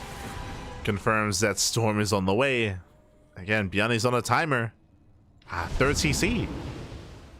This was a crazy setup. But ByuN, okay, he's building up into a longer game. He's going for a drop play, going for a third CC. I mean, Storm would be done in time for the all-in. So we're just going to embrace a longer game. We're getting there in a weird way, but we're getting there. No armory, right? Yeah, no armory. So we have 1-1, but no +2, as there is no armory. So again, just a really quirky start.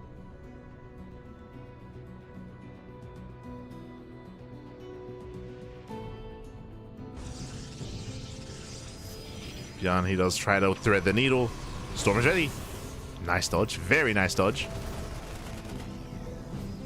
Avoids the storms.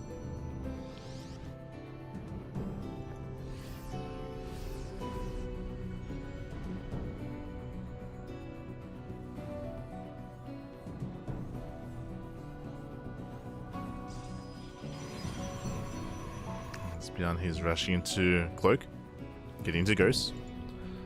Ghost production is on the way. Third base almost taken. As ByuN gets a third base, we do see Zoun with his fourth. We'll see Zoun's a little more comfortable. His fourth base is on time. Last game, his fourth base was late. There's a reason why ByuN had such a strong start to game 2. She did end up losing.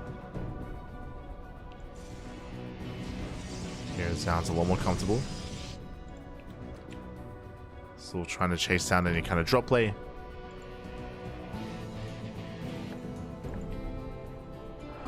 Poking in towards the third. Storms are ready.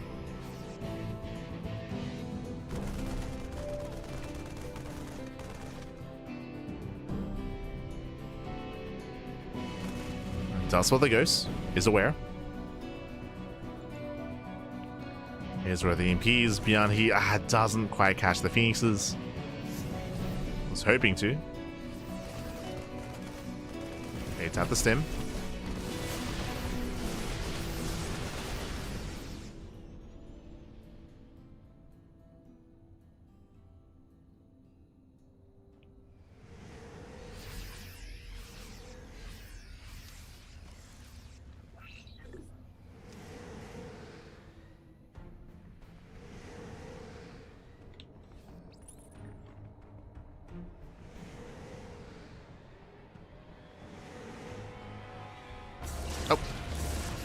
As with most of the Widow Mines, yeah, one mine shot goes off. Zelzay charge on in. Here come the storms.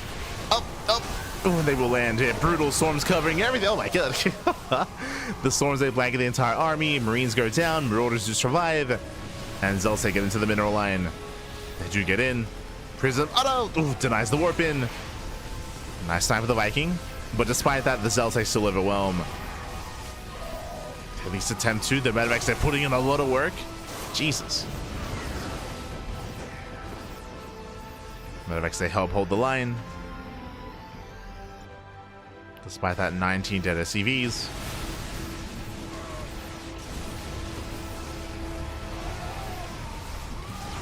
Oh. CP's connecting and GG gets called. Again, ByuN, he is broken, and Zoun, he will take the series 2-1, advancing on to the winners match. GG. Whew. GG, well played. Zoun will claim it. A really kind of weird build out of ByuN. I was having a really hard time reading it because I wasn't too certain what the purpose was. Winding it back, remember ByuN, he went for a greedy start into a really fast eBay, into fast +1, into fast +1-1, into delayed +2 because he never got the armory, or the armory was heavily delayed. And the early upgrade timing didn't really lead into anything. It's possible that maybe if he had seen a standard opener, he would be able to actually get into his build, bearing in mind that he went for the eBay before it scouted. Like, he didn't really know it was Phoenixes, didn't know it was Phoenix into charge into Storm, so he didn't really know what he was getting himself into at the time. So potentially I would imagine the plan was to go for an earlier timing, to try to break a player playing standard, right? Playing Blink Stalker into more standard follow-up, I should say, as well. But again, if that was the plan, unfortunately, he did miss the opportunity. The Widow Mine shot was completely shut down. The Widow Mine drop, I should say, as that was 3 Widow Mines for 0 damage, and the medevac as well. Just a very comfortable game here from Zoun. Very, very comfortable. GG. Well played. Congratulations.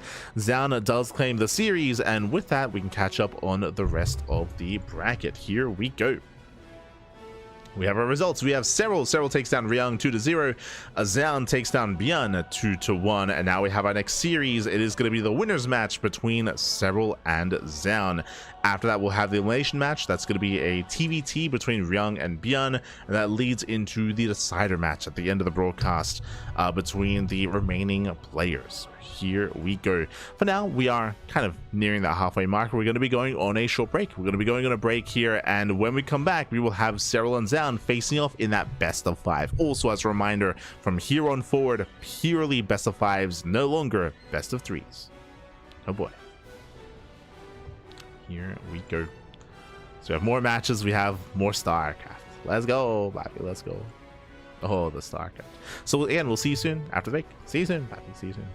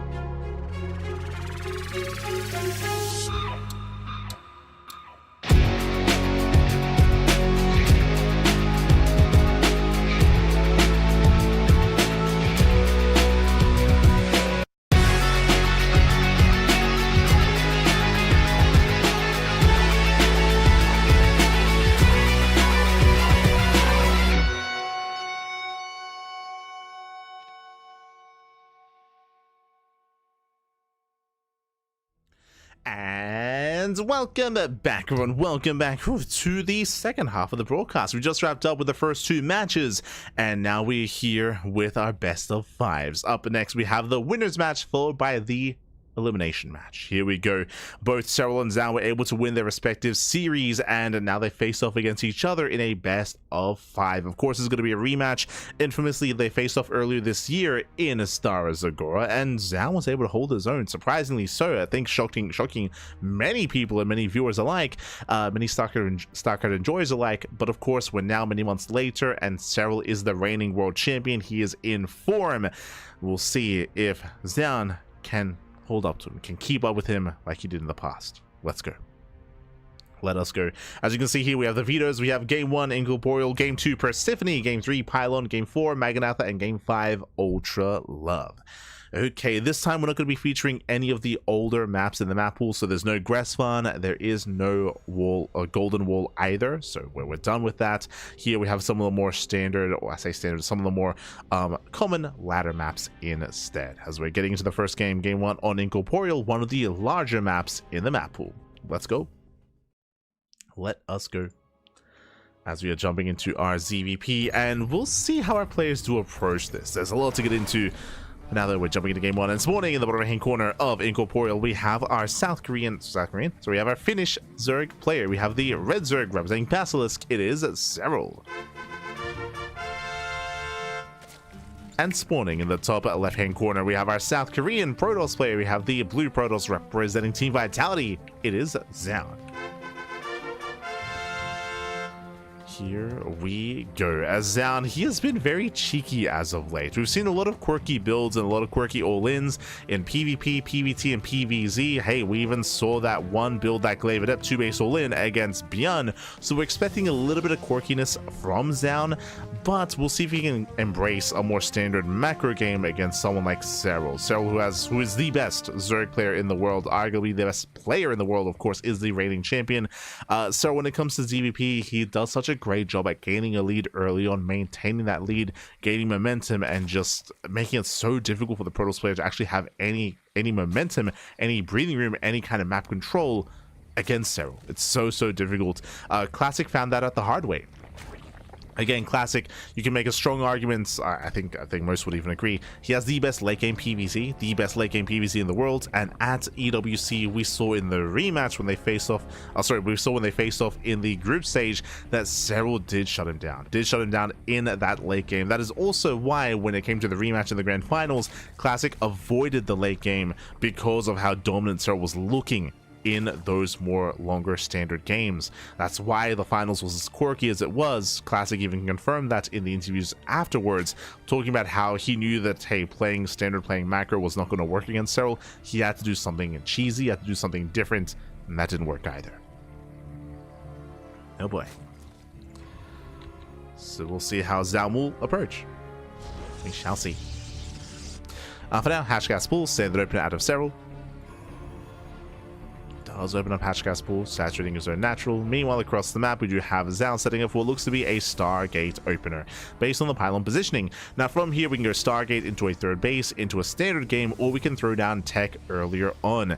Depending on the Twilight Council timing, that would be indicative of glaive adepts, that would be indicative of a more aggressive build. We'll see when the timing gets thrown down, when the Twilight Council gets thrown down. As there are aggressive options here for Zoun.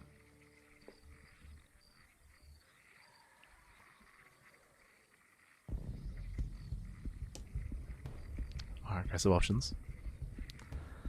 Now pokes in, pulls away. Ooh. As we just see Zoun delaying the third for a moment. It's a nice little delay there on the third base. Thankfully doesn't lose the probe, doesn't lose the pylon either.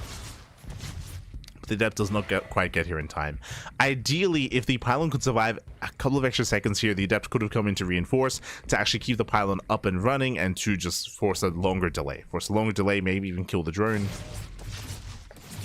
But last the pylon was dealt with, and Zoun, he's going to be opening up not Oracle, but opening up Phoenix. Okay. Phoenix opener out of Zoun. Not unheard of. We've seen a Showtime, for example, be quite fond of Phoenix openers. Just the one, though. Typically just one to hunt down Overlords, then switching into Oracles. The benefits, the bonus here of the Phoenix opener is you can deny vision. Deny scouting, shut down the Overlords, and make sure the Serral does not know what is in the main. Which means Zoun, he can now hide some tech. Or he could not. Either way, Serral will have a hard time figuring that out. Zoun is setting up for a third.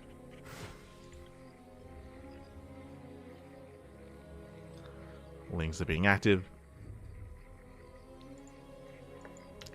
And Zoun, he attempts to find some more damage, but he shouldn't find another Overlord. The Overlords all pull away in time. They all pull back. Meanwhile, we do have an early Twilight Council out of Zoun. So Twilight Council in the main. Based off its timing, it could be one of two things. We're expecting either Glaive Adepts if we throw down 2 more gateways and get into a 4-gate setup, or we could even go for a delayed Forge, not skipping entirely, but delayed Forge into early Blink. Both have their place. Evo Chamber out of Serral, going to +1 melee, and still not skipping the Roach Warren, playing very safe.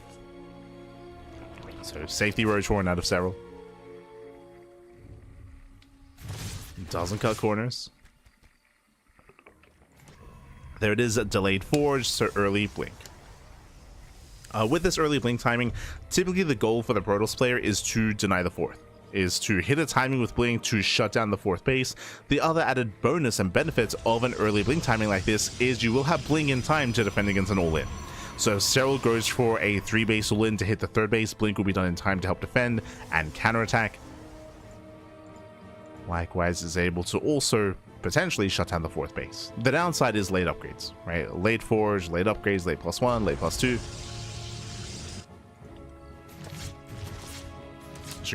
As you're committing that much harder. Overlord speed on the way for Serral. Okay. Getting into Overlord speed. This is typically indicative of aggression, of drop play, as there's no need to get Overlord speed this early on. Greens are building up.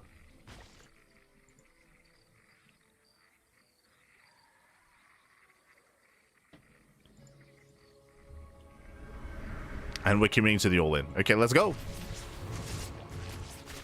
Let's say poke across the map. We have the Queens and Roaches. They're all building up back at home. We're getting ready for the Dropper Lords. We're getting ready for the all-in.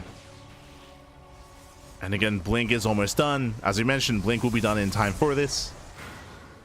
Dropper Lords are on the way. We're setting up with that German taxi. But Zoun is taking. Zoun is taking up into Storm.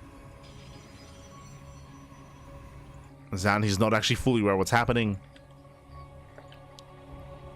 He moves out to check the 4th. He will soon confirm. Yeah, there we go. He sees. Yeah, he sees. He knows. Does see the Dropper Lords. Is aware of what's going on. And back at home, we need cannons and shield batteries. Oh, nothing here at the natural. Shield batteries now on the way, but these are late. Late cannons, late shield batteries. The all-in is here. And so he's going for the natural. Files will connect. Ooh. Lings, they flood in. Storm is not ready. These High Templar, they do nothing. They do nothing. But yeah. Lings, they bust into the natural base. And there's no defense. There's no defense here. There's no army. We were skipping warpins as well. Again, cutting corners, rushing into High Templar. Storm is going to be a non-factor. And Lings, they bust into the main base as well. Again, Serral showing that he doesn't just have to play macro. He can just all in you. He can cheese you out, Bobby. It's fine. This is not the Serral of 2020. Nah. We can all in. Baby GG gets called as Serral does overwhelm. And Serral, he takes game at number 1. GG. Whew.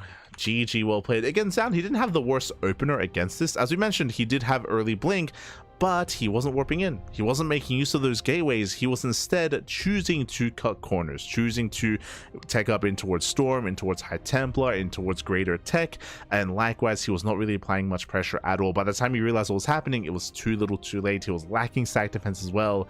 Zoun, he was caught what? The pants were down, papi, was caught with his pants down. GG, well played. Serral does take a fast 1-0 lead, and now we're getting to game number 2.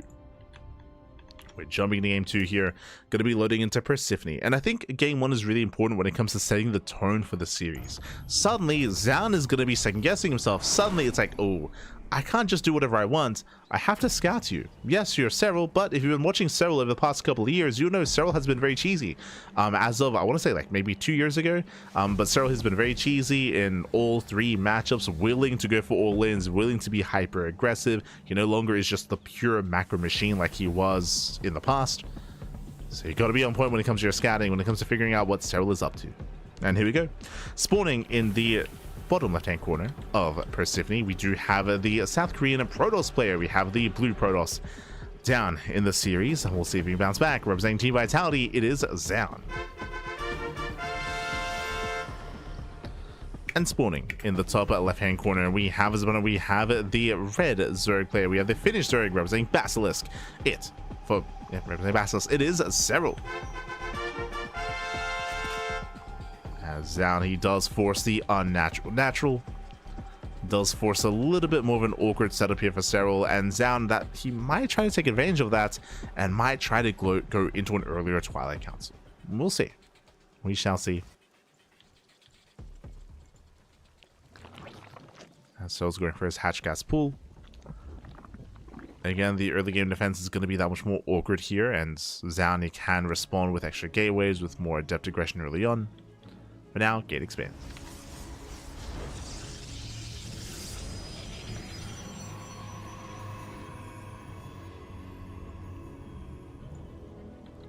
They were down, Bobby. They were.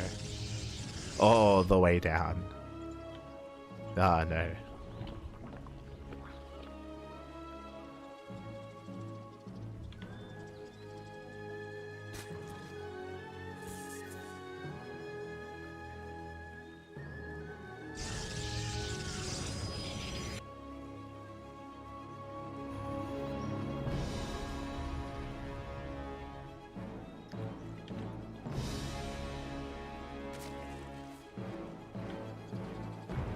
Here we are setting up. We do have our pylon placements. It looks like another Stargate opener here out of Zoun. Typically, if you go for a Twilight Council, the pylon is thrown down further back, either between your bases or behind your mineral line. So opening up Stargate once again. Now, last game we did technically have an early Twilight Council. It's early Twilight Council into what? Into early Blink. But again, it never really came into play.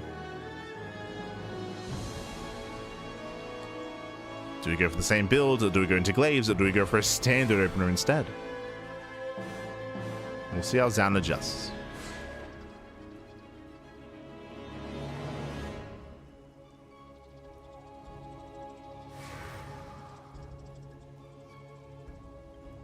See, that does move out. Do you see extra lings amassing for Serral? Just to be safe. Recognizing that queen rotations won't really be a thing here.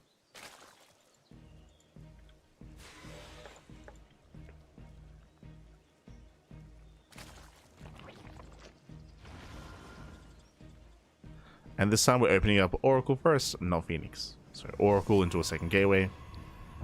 No Phoenixes this time. Ooh, Adept does get surrounded. Brutal pickup. One Adept does go down. Nicely done. Gets one. And the other does go down as well. Two Adepts falling. Ay. That is brutal. The Oracles across the map. That means that the third base is going to be delayed. Get delayed third base. Lings, they move in. Zoun cannot expand. Those two Adepts typically keep your third base safe, but they're dead. They went down. The Oracles got down. Zoun. He overextends. Runs too far in. Takes so much whole damage. And this is a disastrous start. This is disastrous. Again, he is stuck on two bases. He cannot expand. Has to spend energy back at home to save the Stalker. And early Twilight Council. This time, I'm leaning more towards Glaive Adepts here. But that is a much earlier Twilight Council. It's also a late third. Lings, they do threaten a dive. They force the activation of the Oracle.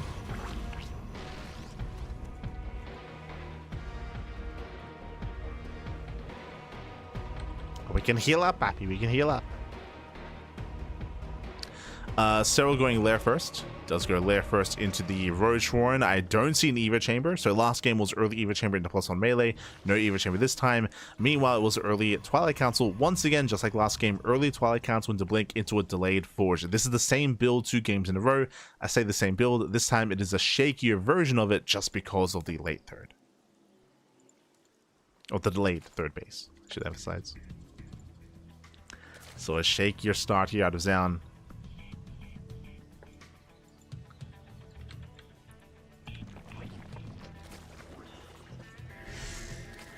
We'll see if he can recover. Dips in between the bases. Gets a drone. It's one transferring worker. We have a later Eva Chamber out of Serral. There's a higher chance it's going to be +1 range instead of melee. We'll see.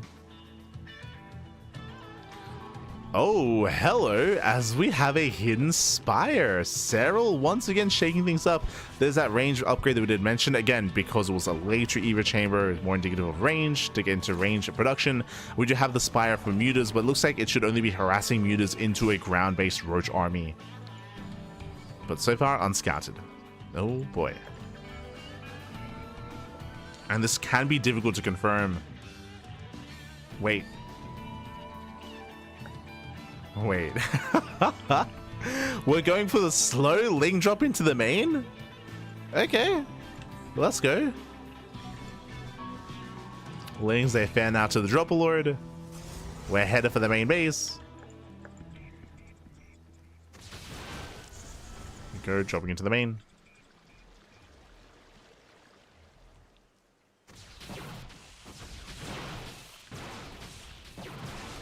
Oh. Zoun pokes in. Does poke in. Does pick up a couple of Zerglings. Serral headed for the main, but there are units in position. Okay, so far Zoun is defending. He is holding his defending. Stasis Trap does go up. But there's still plenty of roaches here. Queens to transfuse as well. Yeah, Stasis Traps, they're not good enough. Zoun has to get the hell out of here. 7 mutas on the way. The spire is completely unscattered. Zoun, he saw the roach army as well. And so he's sending it. He's going to send it across the map. This is not mutas to one-shot probes. And you can see he's reinforced with purely Ling Roach. Serral's being hyper aggressive here, dropping once again back into the main.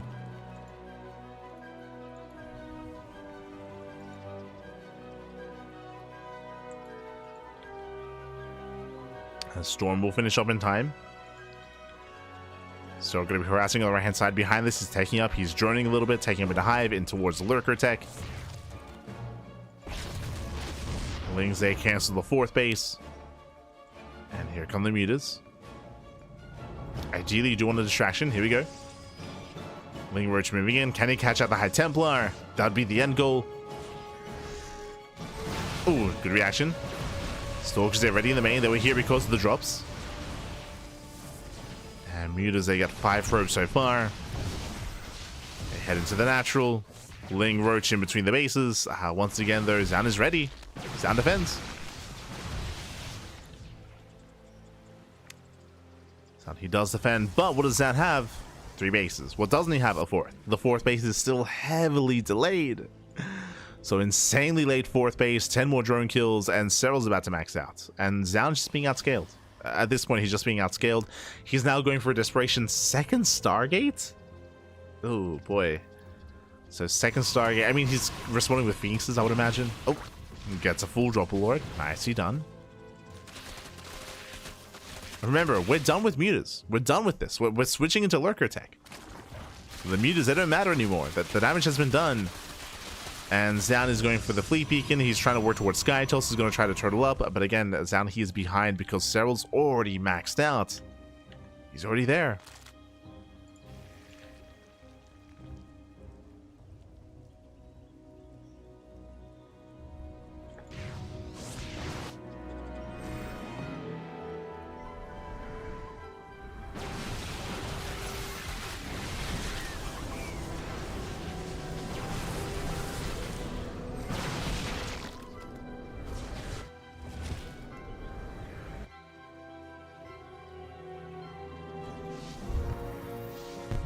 Serral, he does pull back. Yeah, he pulls back, he rotates. Again, Serral, he's maxed out. He is up to how many lurkers so far? 4, soon to be 8. So 8 lurkers in total. Tempest are building up.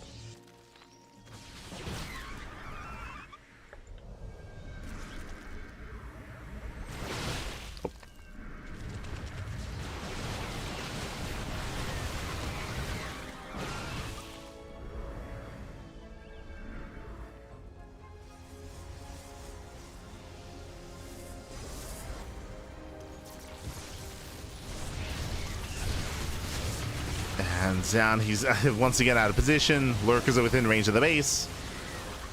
Nexus should fall. Does land some storms on the roaches, but doesn't really matter here. As lurkers are in position, the base will go down. Oh no, he blinks in! Yeah, he blinks forward. A lot of stalkers do fall as a result. The base goes down. Zoun, he attempts to run by, but back at him there are reinforcements, there are queens, there are spine crawlers as well. So he defends, and he breaks the 4th. And Zoun just cannot expand. He cannot get a 4th base. It shows how important the early game is as well. As Zoun, he had a late 3rd, late 4th base, or a non-existent 4th at this point, as it just keeps being shut down time and time again. Zoun just cannot stabilize. And he's forced to fight. Oh, what else can he do?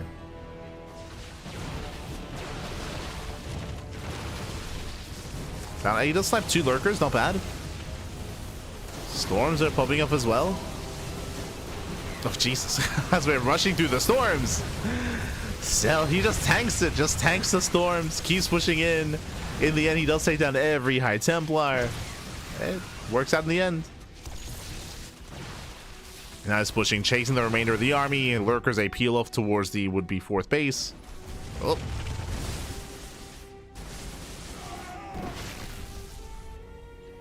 Thankfully, there are Tempests to defend, but... Oh, detection's also coming in.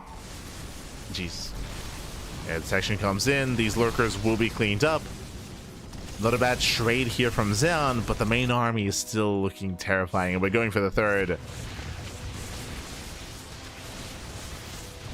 Yeah, letting lurker into the 3rd base. Mineral line will go down. And Zoun just cannot keep up. Again, he never quite recovered after the early game. Oh. There have been some nice moments here and there for Zoun, but just moments. As that's going to be 23 dead workers. 23. Ay, ay, ay. Serral being active, rotates over. Going for the final mining base. Doesn't quite have enough to break through. From here, switching into Corruptor. That has a better answer to the Tempest. Lings, they go back in.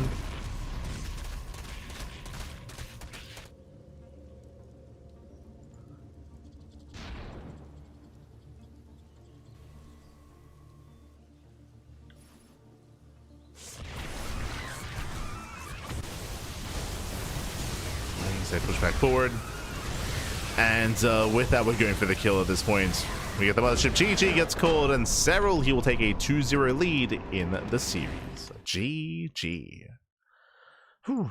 GG, well played. Serral does take that 2-0 lead. Again, just a really rocky start out of Zoun to lose momentum, to lose his 3rd base, lose his 4th base, to get caught out by not just the Muta play, but even before that, the Drop Lord play as well.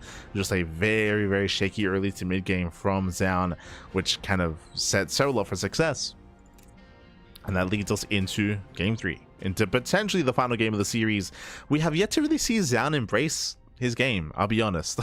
Like game one, we saw Serral also gain a little momentum with the all-in, right? Serral, he went for the 3-base all-in, he went for the German taxi on Incorporeal. Game two, Serral, he was able to be hyper aggressive early on. He caught the first 2 adepts, he delayed the 3rd base, and again, we saw just really rough early game out of Zoun. So we just haven't seen like a proper mid game out of Zoun at all this series. Can we get there? Can we get to the mid game, Pappy? In a decent position. It's on Zoun. The pressure is on. And spawning in the top left hand corner of Pylon, we have the Finnish Zerg player. We have the red Zerg representing Basilisk. It is Serral, leading the series 2-0. And spawning in the bottom right hand corner, we have as opponent, we have the South Korean Protoss player. We have the blue Protoss representing Team Vitality. It is Zoun. I keep forgetting to get the logos mod. Nah, no. Hold on. Can I fix that?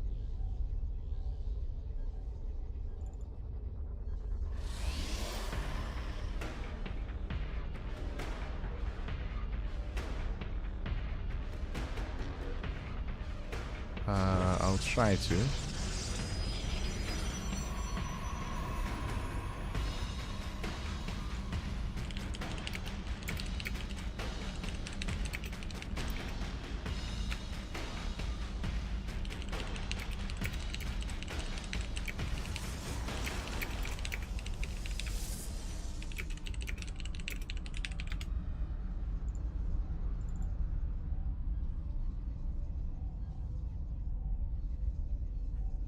Okay, well, we should be able to fix that up later.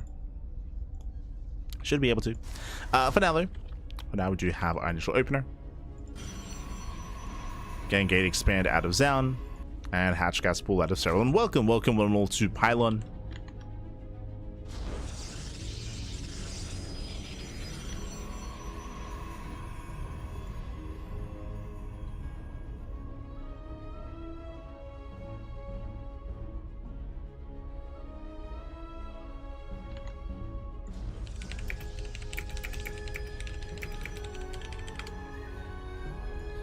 Welcome to Pylon. Pylon is one of the smaller maps in the map pool, known for aggression, known for all-ins, and we already have seen Serral go for all-ins here, and we could see that again. Like on 3 bases, I'm expecting hyper-aggression out of our Zerg player. We'll see if that trend continues.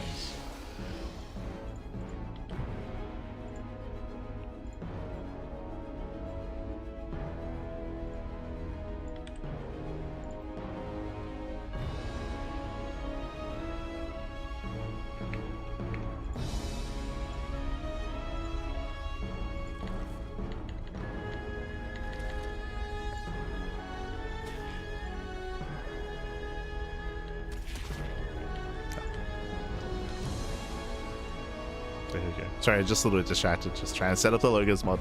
But we're good to go. We're good to go. Should be there for the next game. Should be there.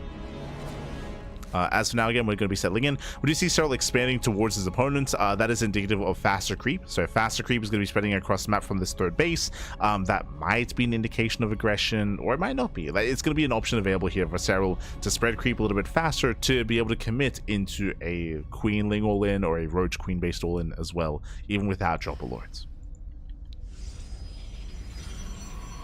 Doesn't have to, but the option will be there.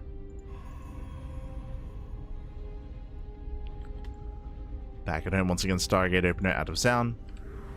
Does open up Oracle. No Phoenixes, not this time.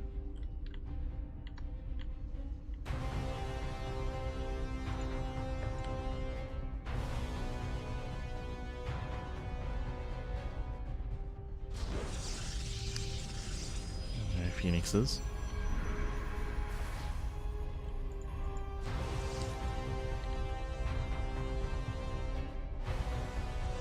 As from here, we do have the Twilight Council follow-up. Once again, earlier Twilight Council, Game 1 and Game 2, we saw early blink play out of Zoun, or at least attempted early blink play.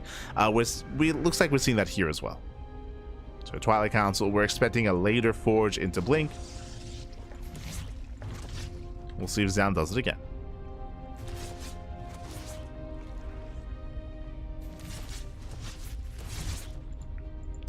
These queens are a little bit late to respond, but they do get here in time. Twilight Council's on. Gateway is going to be on the way. Safety Roach Horn out of Serral. And the Overlord goes in. The Overlord does confirm the gateways, does confirm the Twilight Council up just barely. There go, does barely confirm. No Forge. Blink. Blink is on the way. Again, the purpose of this build is to hit with Blink and to hit the 4th base, but Zoun just hasn't been able to. Game 1 or Game 2. just hasn't been able to hit it. Meanwhile, massive gateway explosion. We have 5 gates in the main, 2 at the natural. We have 7 gates in total. Jesus. And no Forge this time. 0 Forge, 0 +1. This screams 3 base all in. It's been a long time since we've seen an 8 racks. That's what we're getting here. 7 so far, but we're expecting the 8th racks to be proxied across the map. So we have a 3 base 8 racks all in here by Zoun. This was very meta like a year ago, 2 years ago. Hero was renowned for this. Max would dip into it every now and then as well. We saw it a lot on, I think it was Frostline. I think Frostline was the name of the map. The smallest map in its map pool. We actually saw quite a bit on Ocean, sorry, not Oceanborn, on Ultra Love last season. True. Did see a lot of 8 racks on Ultra Love initially. And here we go. Yep, there's that proxy 8th racks. So 3 base all in. It's all or nothing for Zoun. Behind this, Serral thankfully did play Roaches, so he did throw down the safety Roach Warren. Roaches are amassing. Lings are building up as well. Stasis traps are getting baited. While in the stasis. Ooh, shuts it down. Nice pickup out of Serral.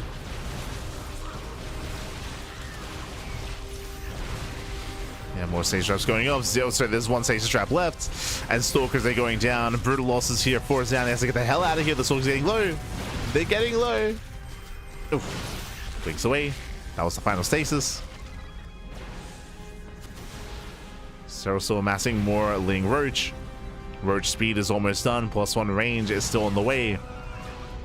1 speed finishes. Serral can chase this off a creep. He can chase this down.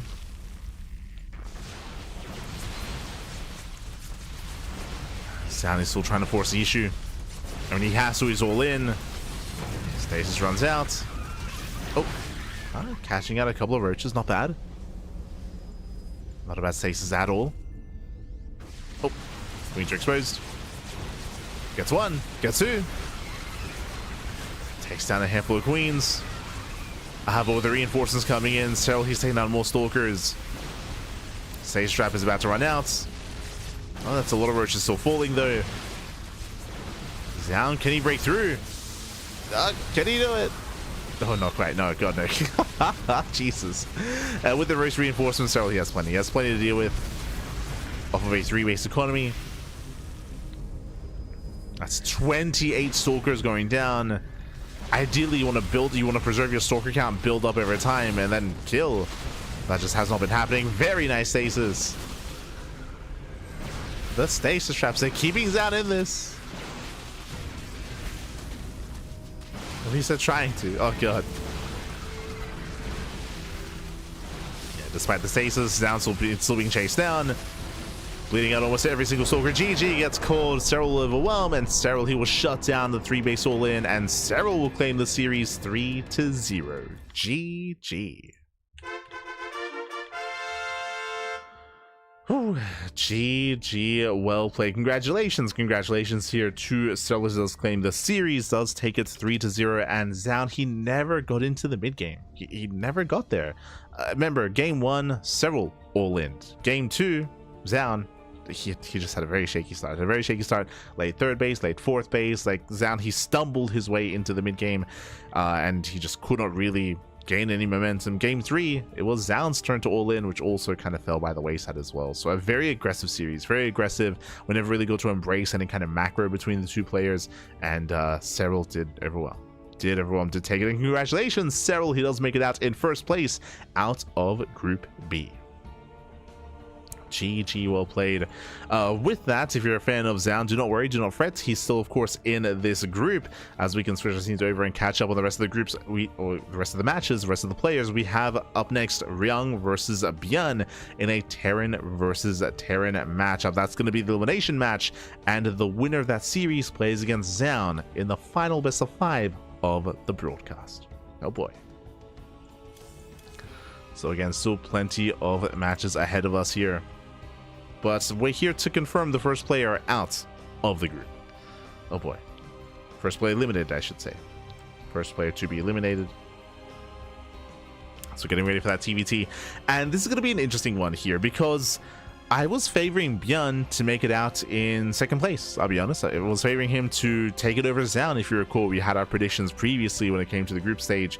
And I was leaning more towards ByuN than Zoun. But ByuN lost the first series. And now that ByuN is stuck in a TVT with Ryung, remember, this is Ryung's wheelhouse. Like Ryung, he has the best TVT in the world. He has a good chance here of actually eliminating ByuN from the tournament. Oh boy. Let's go. Let's go. So we're getting into our Terran versus Terran matchup. We have our TVT. We have our vetoes as well. Okay, so our map order is as follows. Game 1 going to be on Gressvan. Game 2, Pylon. Game 3, Golden Wall. Game 4, Ultra Love. Game 5, Sandworm. Interesting. We have gotten rid of all the latter larger maps. What I mean by that, we got rid of Tokamak, we got rid of Maganatha, and we got rid of Incorporeal. Those are the 3 macro maps, the 3 largest maps in the current map pool. They're out of this series. We still have some large maps in terms of Gressvan and Golden Wall. True, these are still very large maps in the map pool, but they have their own quirks and they're also much older as well. So interesting that we got rid of all the modern large maps and we actually allowed some of the older macro maps to make it through instead. Interesting. Can we stop the hour-long TBT mech versus mech? Can we stop it? Oh no, I don't know if we can. As we're jumping into game 1, and game 1 is going to be on Gressvan. Let's go. So we have our fresh series.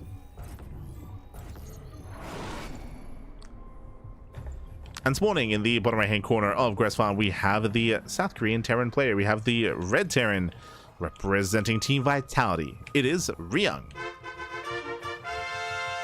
Now we have the logos mod. And spawning in the top left-hand corner, we have as opponent, we have the South Korean Terran player. We have the Blue Terran representing Shopify Rebellion. It is ByuN.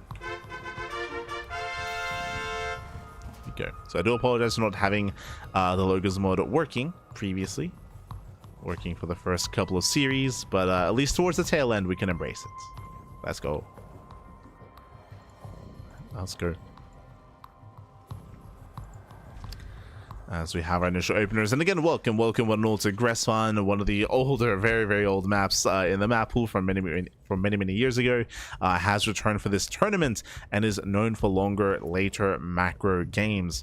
We'll see if our players kind of lend towards that direction here, as we have a 2-racks Reaper opener out of ByuN. Okay, does open up 2 racks. This is designed to hard counter a proxy 2-racks. Ryung is not proxying though. I do expect to see proxies at some point in this series, but here in game 1, I do give the edge to ByuN here. Sorry, do give the edge to Ryung. Oh no, this is how often are we going to misspeak? Oh no, it's ByuN all over again. Not like this. Not like this. But now 2-racks Reaper. And Ryung opening up double gas. Double gas, faster factory, faster Hellion, delayed CC.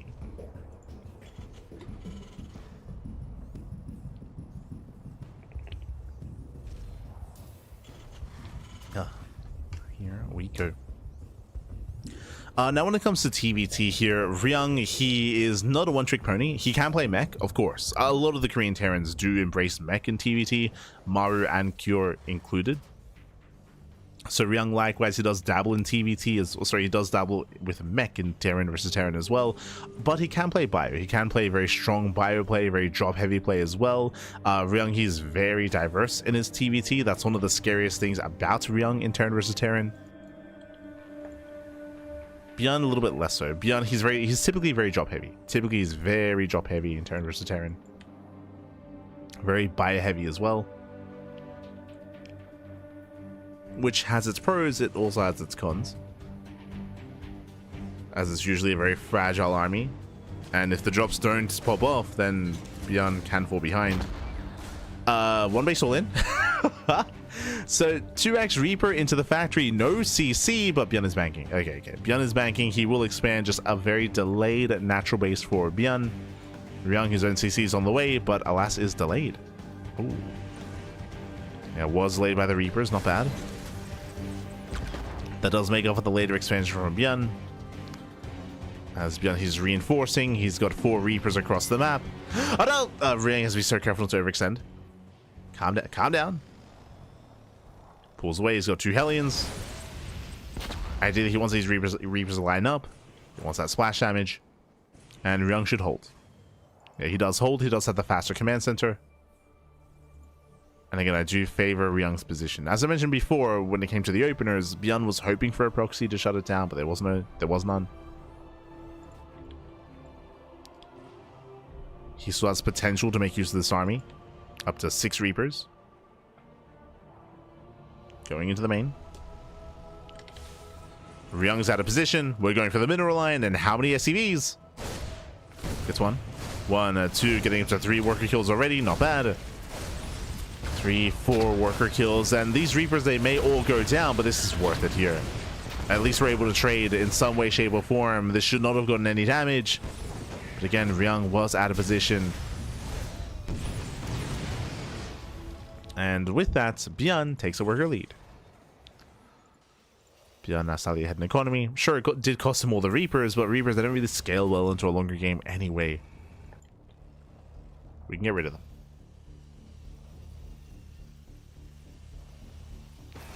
Oh, hello. As Ryung, he's opening up Hyperflight Rotor Banshee. This is indicative of mech. So we do have Hyperflight Rotors. Banshees are soon to be moving out. ByuN, he saw the 111, but this could just be a Raven opener. Which is what ByuN is going for.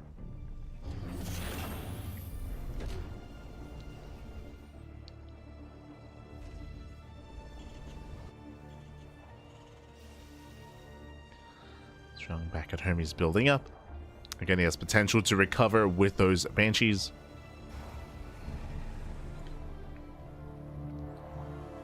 It's up to ByuN to figure out what's going on. So he moves out with the Raven. Canada Stim is on the way. He already had his second rack, so just getting into a 2-1-1 setup. Into ByuN.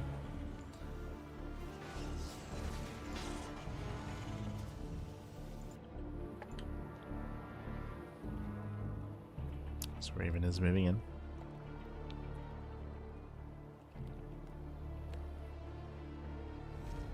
Ryung being quite greedy. He's going for the 3rd CC before the 2nd factory. So very greedy here by Ryung.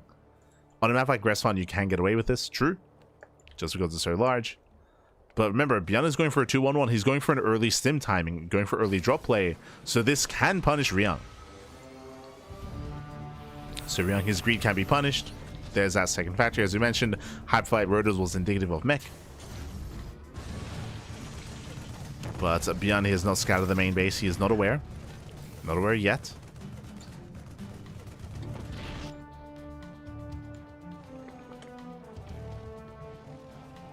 Ryung looking for another way in.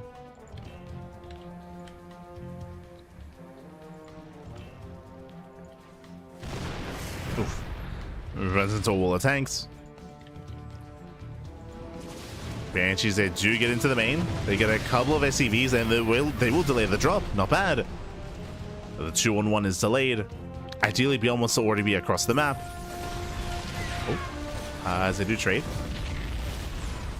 Yeah, Cyclones, both of them are going to be going down. They trade. Oh god! Oh, he gets it! The Cyclones, they trade with each other. Banshees are still being active. Getting 4 SCVs so far, but he has to respect that drop. Has to get the hell out of here. Does pull away. And again, I'm liking Ryung's position here.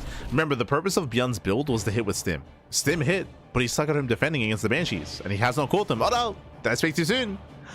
Ah, no reaction. No reaction. Delayed reaction out of ByuN. Did not notice. Ryung doesn't get punished.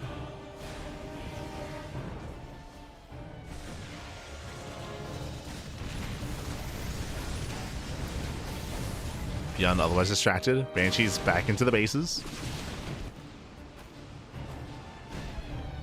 As that's gonna be another 3 SCV kills.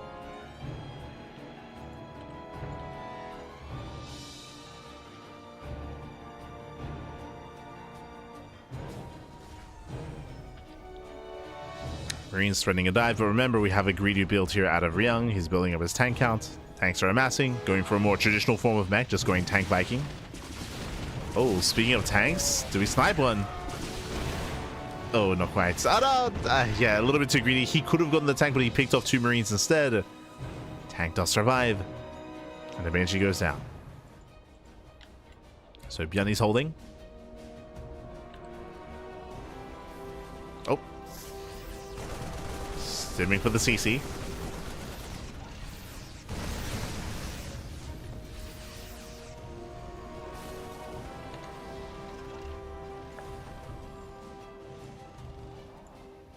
Doesn't quite get it.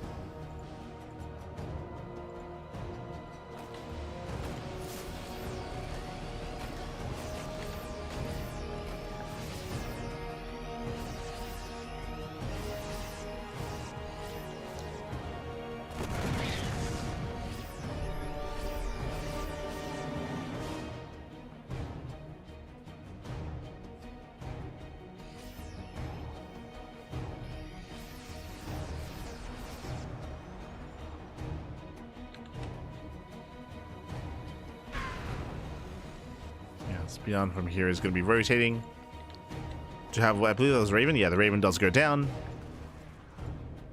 And we'll see if ByuN can find a weak point here in the defenses of Ryung. As Ryung is turtling up, we've got turrets, we've got tank lines, we have some Hellbats as well.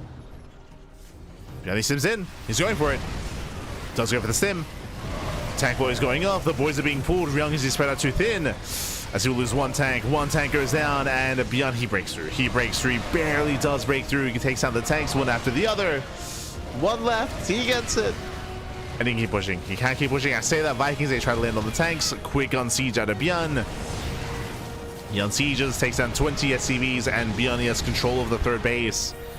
Ryung, he almost got there. He almost turtled up, but he barely needed more time.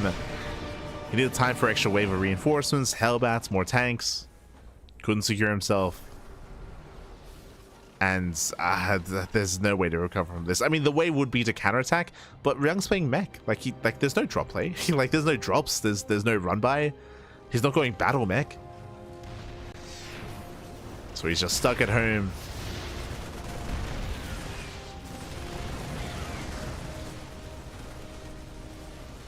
Stuck at home. He's stuck on 2 bases.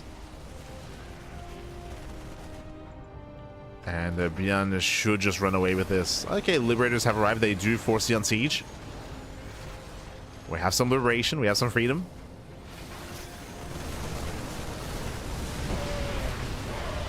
We have the freedom. Oh, and that's going to be a kill. No. That's a kill in the 3rd CC. Ay. Brutal losses for Ryung.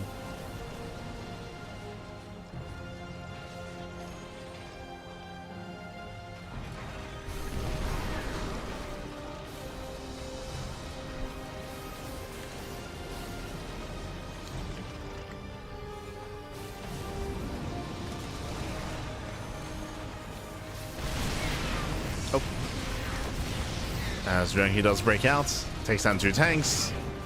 And with his siege line, Ryung, he should be able to hold on here and slowly expand. Or is the plan to just send it across the map? What's the plan? Here, we're going for it. Let's go. Army sims in, tanks are unsieged. Yeah, brutal moment here for Ryung. As he will lose 1, 2, 3, 4. He'll lose every single tank. Again, just caught on siege at the wrong moment. And those are brutal losses for Ryung.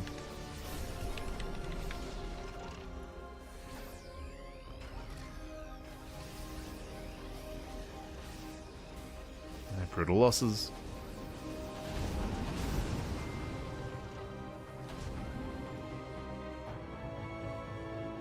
ByuN behind this, getting a 4th CC, maintaining the greater economy, and he'll just keep out trading. He just keep out trading, boosting into the main base, came to the production.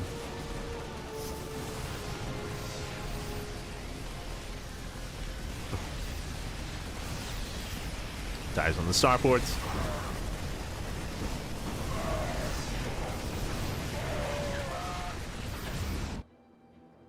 Catching up more Hellbats. Speaking of, we do have a Hellbat drops out of Ryung. Let's go. But back in Heart of the Swarm. Does we go some SCVs. This does actually delay some of ByuN. He has to race back home to defend. But GG. Yeah, GG gets called as Ryung cannot expand. And ByuN takes a lead in the series. GG. Whew. GG, well played. ByuN does take a lead. Again, a pretty intense game one here. We saw some strong moments for both players, for sure. There were definitely some strong moments. But in the end, we saw that ByuN, he was able to break Ryung before he could turtle up, before he could really fortify himself on the 3 bases. We saw that weak point in the defense. We saw the tanks that barely weren't quite ready in time, and ByuN, he just stimmed his way forward. He forced his way in, was able to break Ryung before he could become an issue, before the mech could get out of hand. GG. GG, well played. A very crucial timing there for ByuN, and with that, ByuN takes a lead. And from here, we're getting into game number 2, loading into a much smaller map in the map pool. Okay, a much smaller map. Aggression is favored here as we load into Pylon.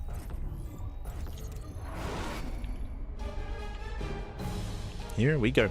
And spawning in the bottom right hand corner of Pylon, we have the blue Terran player. We have the South Korean Terran for Shopify. It is ByuN. And spawning in the top left-hand corner, we have as opponent, we have the South Korean Terran player. We have the red Terran for Team Vitality. It is Ryung. Here we go. We have our TVT, and welcome one and all to Pylon. Again, Pylon is the smallest map in the map pool, is known for aggression, is known for all-ins, and hey, to kind of validate that, last series between Serral and Zoun, he went for a 3-base all-in on Pylon.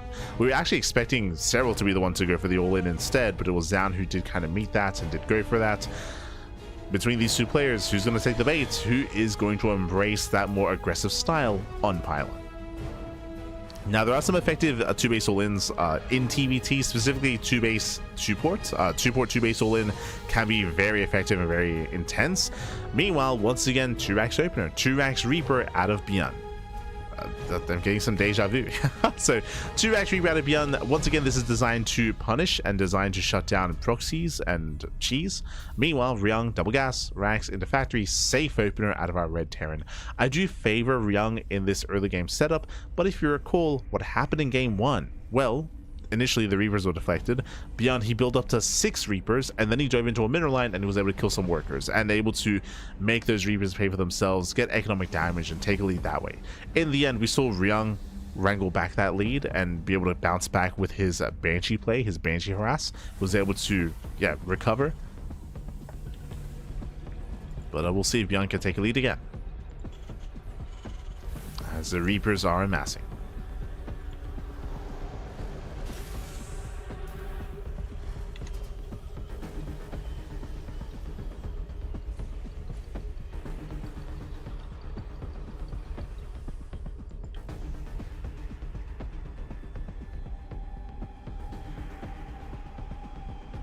Go.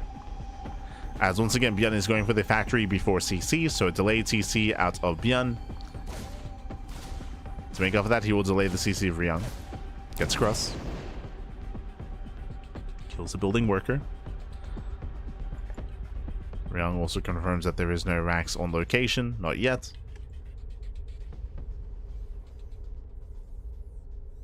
Oh, and ByuN, he'll delay for a second time. Goes in and kills 2 SCVs. Ay. We're waiting for the Hellion. Reaper gets very low. Hellion has arrived. Hellion pops. Oh! And ByuN now throws down his own CC. So not a bad start here by ByuN. Kills 2 workers, delays the expansion. As long as it doesn't lose too much. Oh! House 1 Reaper goes down. A bit of an overextension out of ByuN. Guaranteed delays for a 3rd time. Not like this. Gets 3 SCV kills. Pulls away. Oh, the Hellions do almost catch up. Almost. As Reapers, they pull away. Now he's got his own Hellion. He can trade. ByuN trades well. He makes up for his CC timing. His CC is actually slightly ahead of that of Ryung. So slightly faster expansion. And behind this, once again, a 2-1-1 follow-up into earlier stim into a 16 Marine double medevac drop. We saw that last game this timing was missed because ByuN was defending against the Banshees. But this time he can hit his stride. Oh, actually, never mind. Okay, going for the Atom swap, delaying stim a little bit.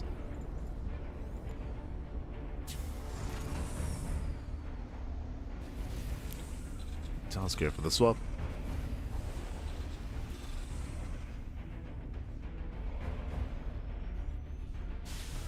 Ryung has got some catching up to do. Okay, Raven follow up here out of ByuN. No Banshee. It's gonna be Raven into medevacs. And Ryung opening up with a Hellion drop. Okay. Does go for the Hellion drop. This time no Banshees, going into his own Ravens himself. Into disable. Into interference matrix.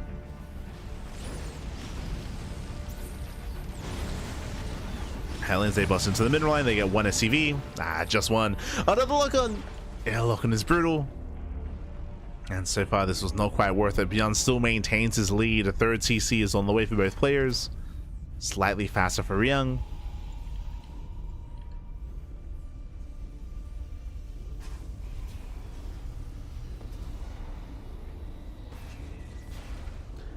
Oh, and ByuN, he's not going for the 2-1-1 this time. I mean, he kind of is. Like, he is getting into earlier stim, but he's investing into more Ravens. So he's not going for medevacs at all. Not yet. So being safer here. Building up more Ravens. Getting into his upgrades. Being more defensive.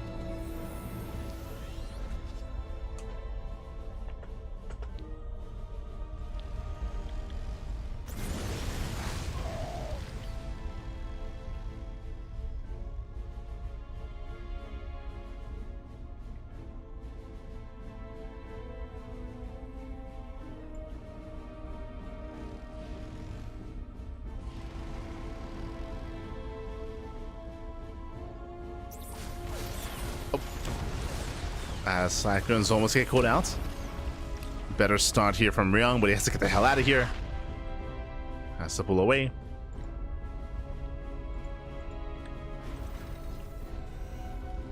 Once again, ByuN doubling down into Bio, and Ryung doing the same. Also going into double eBay, extra maxes into Bio as well. So this time we have Bio versus Bio. Makes sense on a smaller map. It's going to be more difficult to turtle up with mech here in a TVT. I still do lean towards ByuN.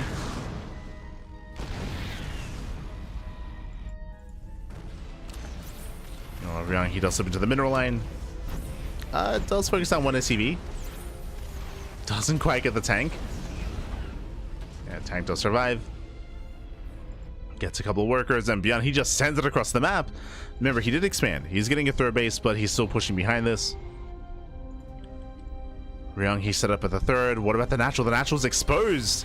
He's pushing in. There's one tank. There's one tank to defend.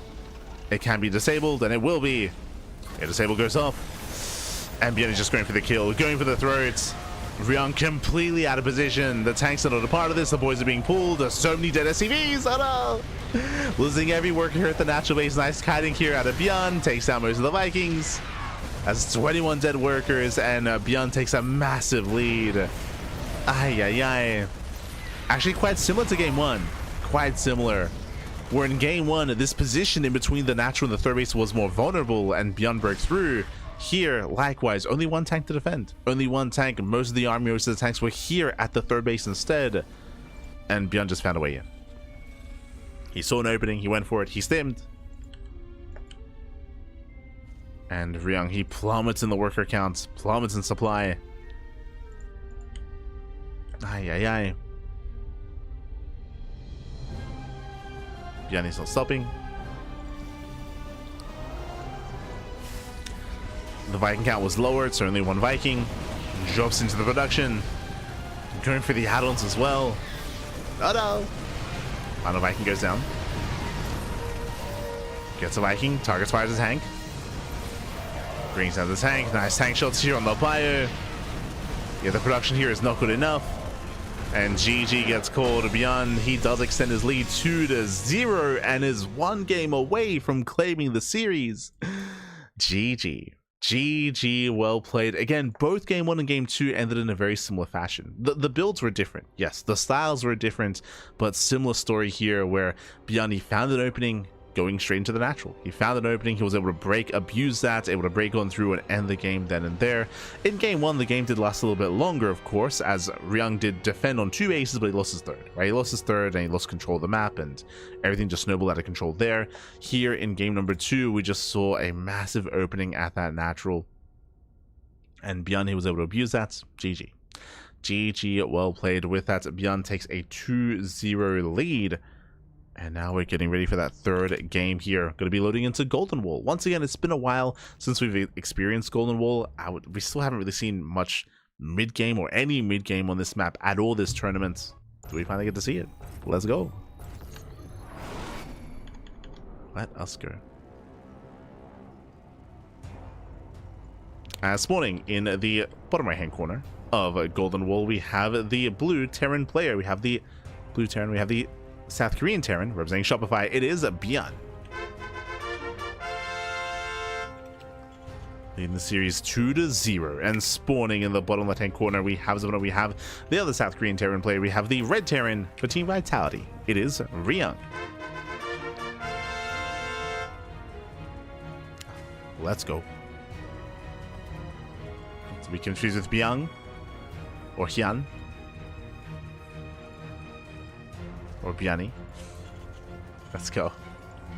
Let us go. Welcome 1-0 to Golden Aura to Golden Wall once again. Just double checking here. Golden Wall.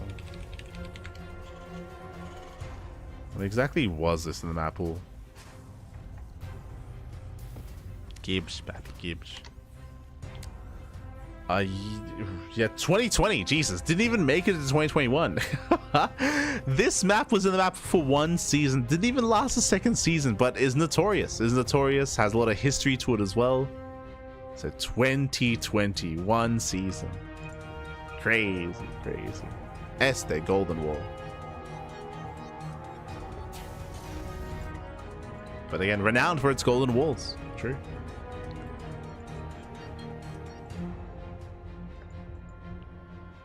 I still recall seeing eggs go for all-ins on this map. I still recall like hyper late game, like turtle play one side against the other.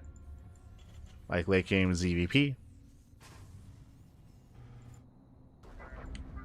A lot of memories on Golden Wall. I'm pretty sure I've seen a player Gangnam Terran here as well. Where they float the main base over to the gold. That's happened. Crazy nonsense. For now, though, we do have ByuN going for an economic opener. For the first time, he does not open 2 racks. Every game so far, it's been 2 racks Reaper, and he has actually found himself with a lead as a result every time. This time, we do go for a racks expand into a delayed factory off of 1 gas geyser. So more of a greedy build here by ByuN.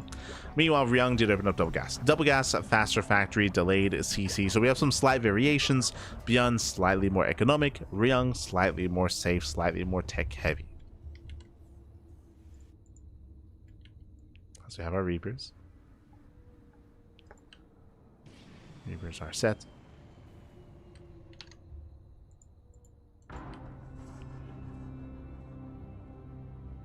He stims and he wins the rally cry of Terran. See, baby, see. This map could be going to primary school. Could, yeah, true. It's going to kindergarten. True. 5 years old. As Reaper Hellion doesn't have to break in, but so far, yeah, ByuN shoots first. He had the high ground advantage, and ByuN does shut down the aggression of Ryung. A brutal trade. ByuN losing 2 Marines for 2 Reapers and a Hellion, so a much more efficient fight for ByuN. And this going to his own 1-1-1 setup. Meanwhile, Ryung going into Hyperflight Rotors once again for the second time this series. Oh boy, hope you're ready to mech it up. Hope you are ready here. Again, these Hyperflight Rotor Banshees, the Speed Banshees, they did quite a lot in game 1. They achieved a lot of damage. It's quite impressive. We'll see if Ryung can do that again. Meanwhile, we're expecting a third CC followed by a second rack. Sorry, second factory after the CC. That would be the same setup that Ryung went for in the first game. I would say that it's probably easier to turtle up on this map just because of all the points of elevation, all the high ground. There are definitely a lot of areas here that can be difficult to push into.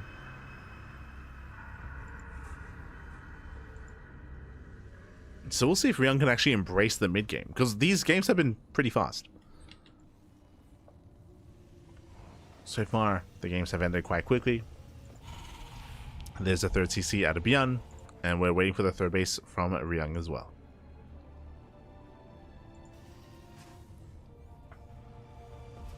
Oh, okay. So he's going mech as we assumed, but he's going factory before CC. So he's going for a much more aggressive start. Going for a delayed economy. Interesting.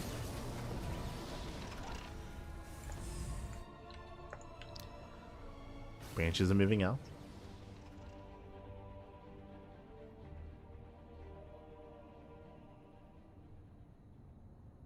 Scan into the main base does confirm. ByuN, he is aware of the factories. He knows. He's aware behind this going double eBay. Banshees, they do rotate over towards the natural. And Ryung, he doesn't actually have much anti-air here. He doesn't have many cyclones, doesn't have any cyclones. Has vanilla marines. Banshees, they pick in. Of course, have to respect the auto turrets. Okay, there we go. Cyclones, now they do move out. Ooh, they're in position, coming in for the surround. Ah, not quite. Doesn't quite get it. Banshees, they go further in. Nice kiting. They pick up 2 SCVs and a handful of marines so far.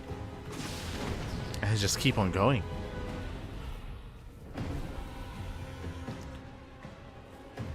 Two workers, and the Banshees do move away. Behind this, now we get the third CC. Again, a bit of a later expansion from Ryung, but he's still getting there. Still expanding.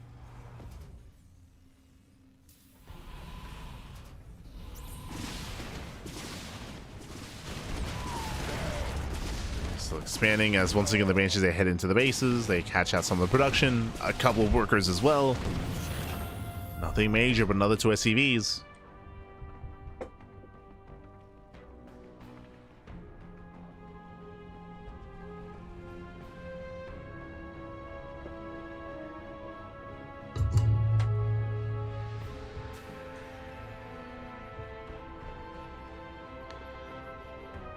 Good.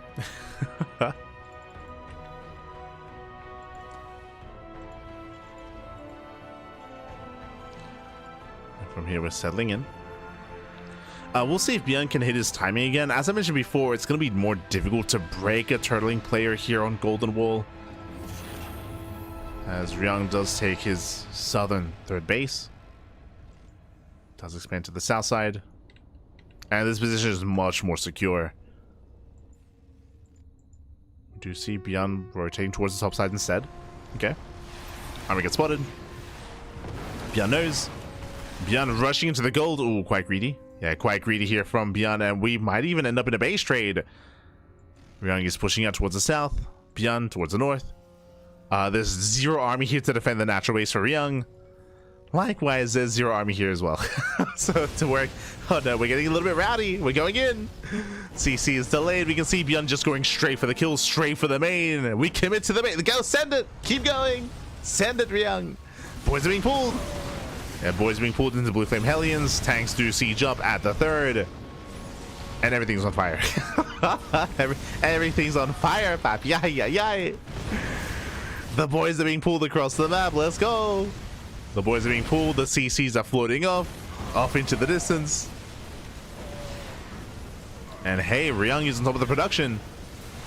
He's made just the production. Likewise, so has ByuN. Question is, who has the greater main army? From here, Ryung is up in tanks. He's up in tanks, down in Marines. He's up in Vikings.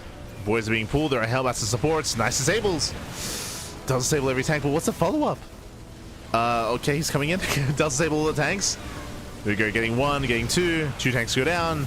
Does he get a third? Not quite. Yeah, third tank does survive. And with that, ByuN, he will lose every SCV. Now he's floating over. He saves the base. So does Ryung, saving 2 of his CCs. But GG gets called. Ryung, he taps out. And, sorry, ByuN taps out. And Ryung, he will take the game. GG, well played. Again, Ryung, he still had the larger army. He had a massive army supply compared to his opponent. And again, he was chasing him down. GG, well played. Ryung, he will begin the comeback. A really weird or quirky kind of game, just because we just missed each other. Like the armies, they just flew past each other completely.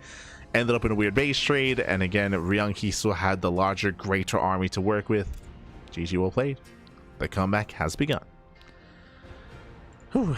The comeback has begun here as we are getting into our next game, as we're going to be loading into game number 4, and we'll see if ByuN can still close it out here and now, or if Ryung can force the ace match. Let's go. Let us go. As spawning in the bottom left-hand corner of Ultra Love, we have... Oh, another puppy!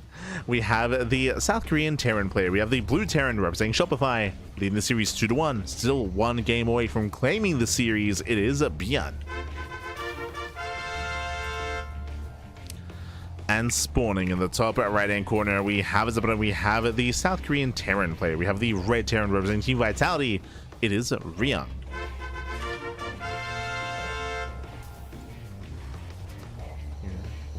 Go.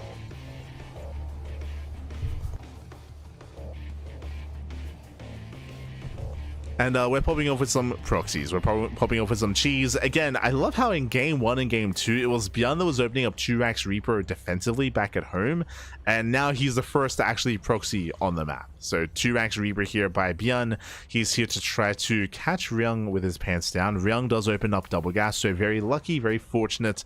I mean, again, we're on Ultra Love. Ultra Love is one of the smaller maps, is known for aggression. So Ryung is playing safe, and this will work quite well against ByuN. Basically what's happening here is that Ryung, he will delay his CC in favor of a factory. So double gas means faster factory, means faster Hellion. All that Ryung has to do is survive until the Hellion. Survive until the Hellion, then with the help of the Hellion, he can pull the boys, he can repair, he can defend, he can shut this down. As there's that factory in production. Now, it is not uncommon to skip the SCV scout, so Ryung, he has no idea what's going on. It is not uncommon, though, to check for the proxy locations. So we have a spotter depot. Spotter depot out of Ryung that will give him some precious seconds to react. Reapers are amassing. You don't want to show your hand too soon.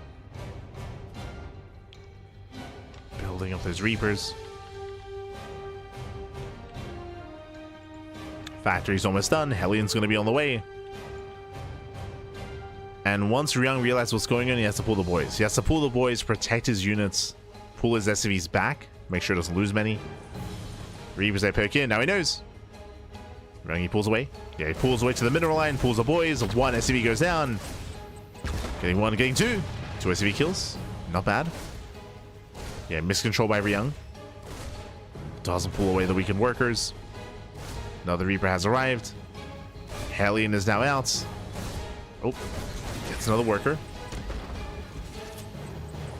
Another SCV goes down. And Ryung going for the CC on the high ground. Does go for the high ground CC. Ryung, he's bought enough time for what? For the second Hellion. And now with 2 Hellions, I don't see ByuN pushing into the base. I don't see him moving in. He's now expanding on location. And the game will continue.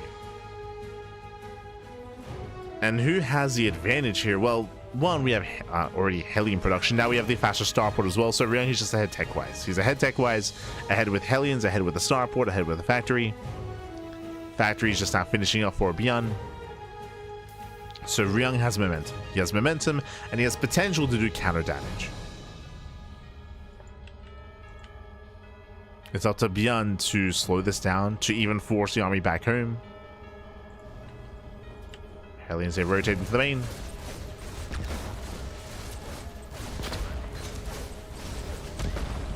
Oh, got him! It has ByuN does overextend. Takes a lot of hits. You can see here the Reapers are so low. Very low HP. Now we're generating. Does pull away, does regen.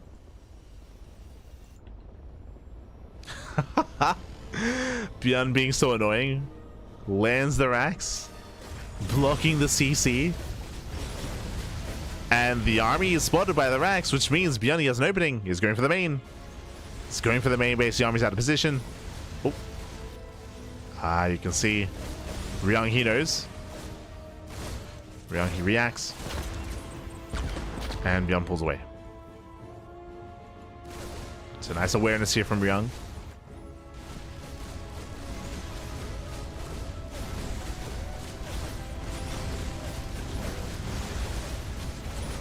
As he splits up his army.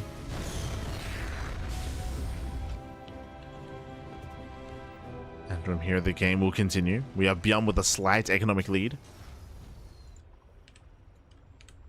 Meanwhile, Ryung, he already has a Raven. Oh. Trying to catch out the Reapers.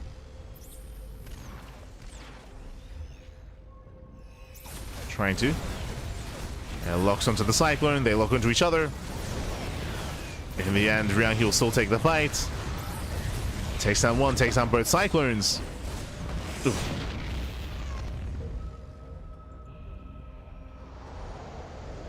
From here, I mean, we still have that greater economy for ByuN, just barely. There are TCs on the way. We'll see if Ryung also expands. Ooh, do you see what I see? We actually spoke about this on the pylon map, if you recall. We spoke about different all-ins and how there's a very popular, very trendy 2-base, 2-port all-in that we were kind of leaning towards on pylon. We didn't quite get there, but hey, here on Ultra Love, there it is. Second starport, 2-base, 2-port all-in. Now, say 2-base 2-port all-in, this is a more modern variation where you open up Raven first. So this means you can expand behind this. It's not as committed as previously, but the purpose of this build is to build up your Viking count. You build up, you make 3 Vikings at a time. You take air control, you reinforce with a Liberator, and then you bully the ground army with your Liberator. With that air control as well. So this can hit very hard, and it can get a lot of work done. Oh, was ByuN supply blocked? Supply block for a moment. If ByuN were to scout this, and he has yet to do so, but if he confirms, he can throw down an extra starport to reactively try to keep up with those Vikings. Meanwhile, that's going to be 3 ACV kills, not bad, but last he does end up saving and hiding that second starport. So far, unscouted. Oh, Raven's getting caught out. Taking a lot of hits, taking a lot of damage. Ryung is reinforcing. His Vikings are a little bit weaker than he would like them to be. The Ravens have potential. There's that Liberator. We spoke about it. That's the big power spike for Ryung. Is that one Liberator. He's almost there. With help of the Ravens, he can also disable the tanks and force him back, or just gain more ground. Liberator's on the way. Tank within range of the mineral line. Just needs that vision. Does get it. Picks up a couple of workers. The Vikings, they actually land, and he goes for the disables. He's just going for the straight on push. Oh, does land one of the auto turrets. Boys are being pulled. And the Vikings, they just go to town here. 16, 20 SCVs going down. Can he keep going? Oh, good. ByuN does hold. ByuN is holding. He's surviving. But remember, he has a 3rd CC. And Ryung, because of his 2-port play, there's no CC. There's no command center here for Ryung. Just now throwing it down on location. It's a late 3rd base. So Ryung, he needs more damage. That's how committed this was. Oh, as he will bleed out those tanks. Every tank's going down. For both players. Oh, the Liberator does fall. Tries to land the Vikings. ByuN holds. ByuN, he does hold on. Still down in workers, but he survives. He needs that third base to get up and running, though. He needs the third. He's going for it. He's going for the third base.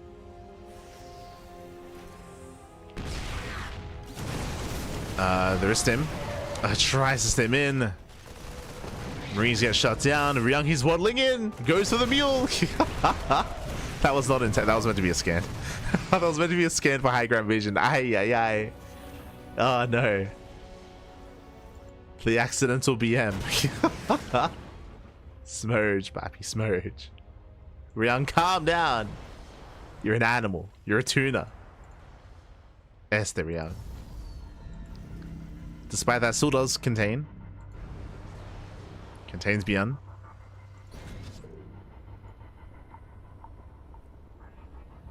Behind this Ryung embracing mech. Throwing down double armory. Getting into double upgrades.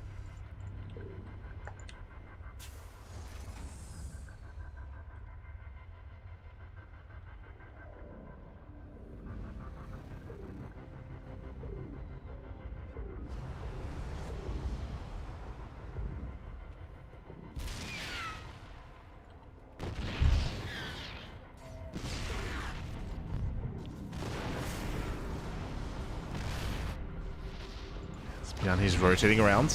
Tower gets knocked down. Still, that's a lot of Vikings. Oh my god. Ryung, he still dominates the skies. I mean, thanks to the second starport. Still has that Viking advantage. The Viking lead. Nope.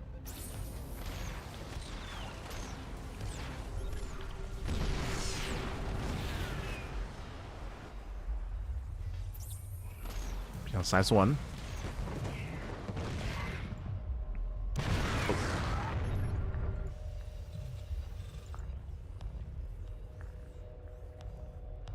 ByuN to make up for that. He's throwing down 2 more starports, getting up to triple starport production.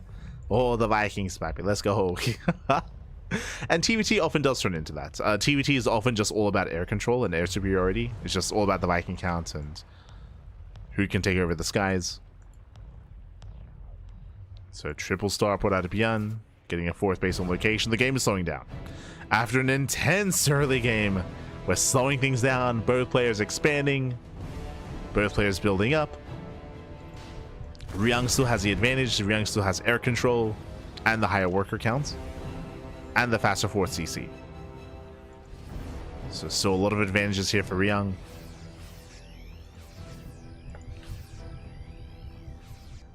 ByuN's got some work to do.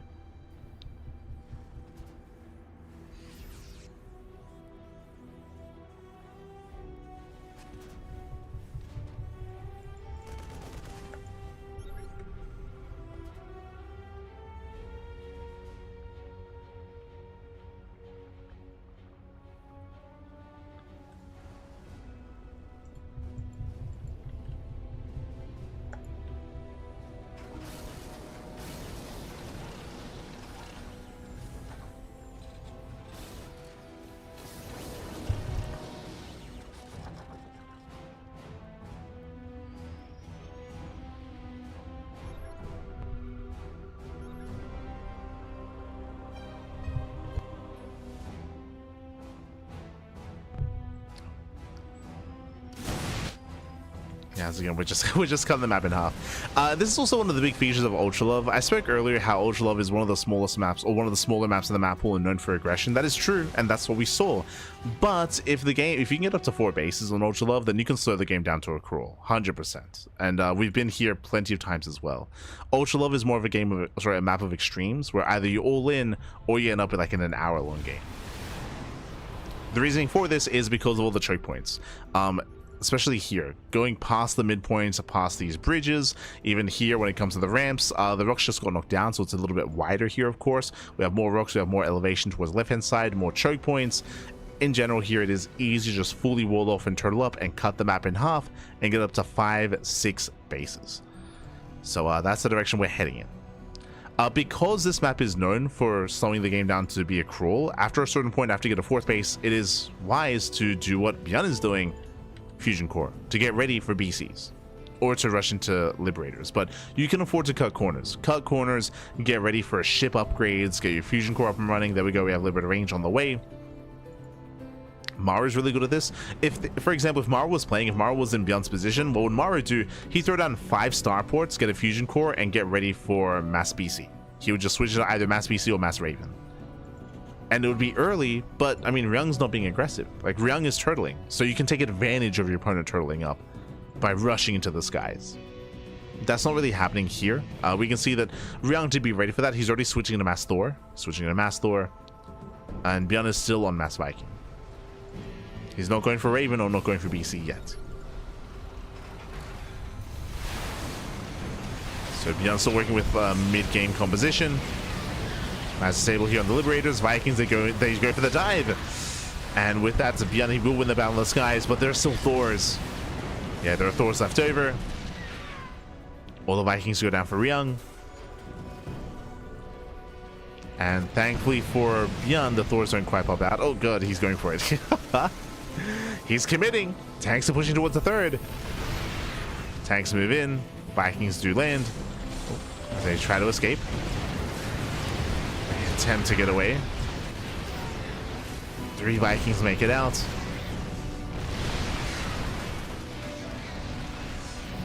ByuN gets into the mineral line, takes down 16 SCVs, not bad.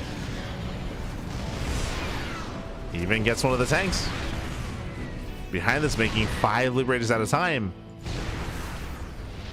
Just getting to his Mass Lib. My concern here is that ByuN threw away a lot of his Vikings, so that air control isn't really as large as it otherwise once was. Yeah, Thors are pushing forward. They focus on the Liberator. They go for the tanks. Ooh, and the Thors, Jesus, the Thors, they just dominate. Ryung, he just focused on every tank and the Liberators as well. The Thors, they're here, Pappy, they're here.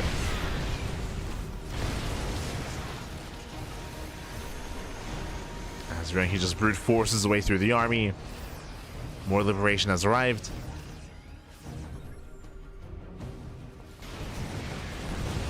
And rotating.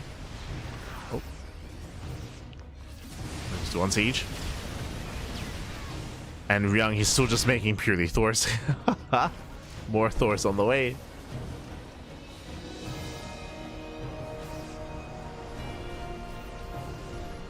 Ryung, he's done with the Vikings.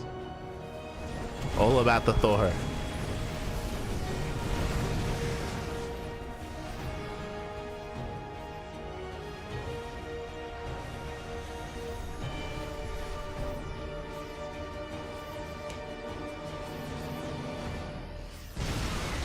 Okay, there it is. 2 more starports. Getting up to 4 starports is Ryung. Thor's catching out all these Liberators. Liberators are being targeted down. They do siege up. And the ground army does crumble. ByuN pushing up into a massive siege line. Oh god, ByuN! Everything just crumbles. Everything just explodes. And Ryung is just snowballing out of control. He's pushing in. That was not the fight to go for. Again, pushing up a ramp into a siege line. That was not it, ByuN. That was not it. Ah, no. Had too much faith in the freedom. Too much faith. And with that, Ryung just waddling in. Just waddling in. Breaks through the Liberators. GG gets called. There's nothing left. And Ryung, he does bring it back. We are going to the ace match. Whew. GG. GG, well played. We're going to game at number 5 here. Again, Ryung, he was able to deal crippling damage early on when it came to his 2-port 2-base all-in. Didn't kill, true, did not quite kill his opponents, but did actually maim ByuN enough to take a lead, to maintain that lead. We saw that ByuN had some nice counter damage at some point, pushing across the map, getting a mineral line, but he did throw away all of his Vikings. He lost air control, and the Mass Thor did overwhelm, shutting down all the Liberators, all the tanks, the everything. It was crazy. Not just the Thors, of course, it was tank support as well. And of course, towards the end of the game, we saw ByuN take a really rough fight, pushing up a ramp into a siege line. Everything crumbled, and that was the game. That was game then and there. GG. GG, well played. We're going all the way to the ace match, all the way to game 5. And we'll see how this story ends, because we're moving from some of these larger maps, or at times more macro maps, to Sandworm. Sandworm, it's been a while since we featured a TBT here. Sandworm, of course, is one of the TLMC 20 maps that did not make the cut for the ladder, but was one of the finalists and was one of my picks, was one of my votes, for sure. And now we're back. We're back on Sandworm, and spawning in the top left-hand corner, oh sorry, top right-hand corner of Sandworm, we have the blue Terran player. We have the South Korean Terran for Shopify. It is ByuN. And spawning in the bottom side, bottom left-hand corner of Sandworm, we have the South Korean Terran, we have the red Terran. It is for Team Vitality, Ryung. Here we go. We found ourselves in the ace match. And again, this series has been very quirky. It's been very aggressive, actually. Very aggressive. We haven't really gotten into much mid-game at all until that last game. And even then, we got there in a very quirky manner, right? It was very aggressive, very shaky, very back and forth. I would say for the most part, Ryung did have better moments, of course, and had better leads. But we've yet to really calmly kind of get into a longer game state. We'll see if we get there this time. Double gas opener out of Ryung, single gas out of ByuN. So ByuN going for a more economic build, Ryung once again going for the faster factory. And welcome to Sandworm. Sandworm, again, has been a while since we featured this map in regular tournament play. If you remember, in the lead up to TLMC 20 voting, almost all online tournaments did actually feature the TLMC 20 maps. So our open tournaments, likewise Pigasus Cup, KSL didn't make the switch, Wardy didn't make the switch either, Monday Night Weeklies did, again, most online tournaments, most open cups. And Sandworm was one of the popular maps that we were able to feature. Very popular. When it comes to its features here, we do have the gold base. We have the gold base here towards the center. It's going to be a bit of a delayed gold because there are rocks that do deny mining, so you have to knock down the rocks first. But we have found that for the most part, it's quite easy to knock them down, so you can very quickly knock them down and take the third base as a gold. You could argue, is it too greedy though to take the base on the low ground? Well, with these cones in the center, actually I would say it's quite safe. We have rocks here towards the south side. We have these cones, or these dragon's teeth in the center, or worm teeth if you will. And this does kind of disrupt main army movements, and it does make it easier to secure this low ground third. I can see siege lines versus siege lines here for sure. I can see it, Pappy. I can see it. I mean, we've seen it before. Otherwise, the rush distance by ground is quite short. It's a shorter rush distance by ground, so you can be more aggressive, but there are ways to slow the game down. You can even see here as well, more dragon's teeth, more high ground, more points of elevation. So force out a longer game.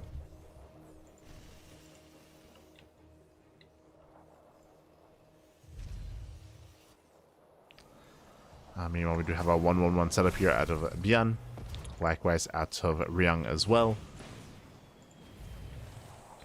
Ryung, of course, going for the later CC because of the faster gas. And we'll see what Ryung can get done. The pressure's on the red Terran. Pressure's on the red Terran as he does move out.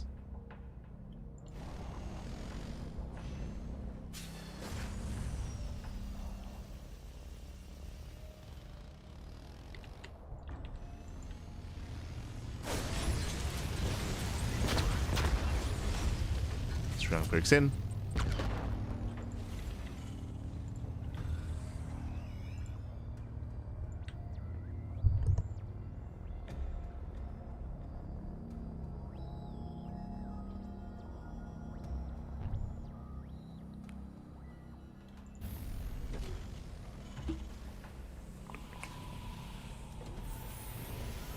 And so far, ByuN, he maintains the slightly better economy. We'll keep our eye open for a second starboard, for a 2-port 2-base all-in, which we just featured earlier on Ultra Love, so we don't really expect to see that again. Don't really expect it. As ByuN pokes in, causing a distraction, a Raven harass into the main. Gets a Hellion. Ooh, trades. Yeah, trades 2-1. As ByuN pulls away, catching up more Hellions. Won't quite get the Cyclone. But does trade out. As he trades, the Raven is deflected in the main base, so nice defense here by Ryung. He holds onto the natural, and he holds onto the main. Oh, even catching the Raven. Does attempt to. Raven barely escapes. Behind this, we saw that I would say better trade for Ryung. Ryung losing minerals. ByuN. Sorry, Ryung losing gas-intensive units here with his Reaper, so a better trade for ByuN. ByuN does that trade.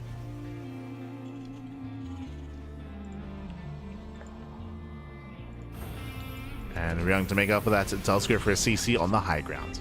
Okay, that's going to be a 1-1-1 into a third base, so a pretty fast third CC here by Ryung. I can say the same for ByuN. ByuN's is going to be a little bit greedier though on location. Third center third base is not going for the gold. Meanwhile, Ryung going into faster stim, going into ByuN. No mech this time.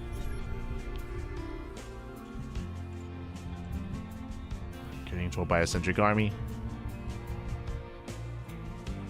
Scan does confirm. So ByuN, he's aware of what he's up against. He's also aware of the third base. He knows it's in the main, which means he can attempt to delay.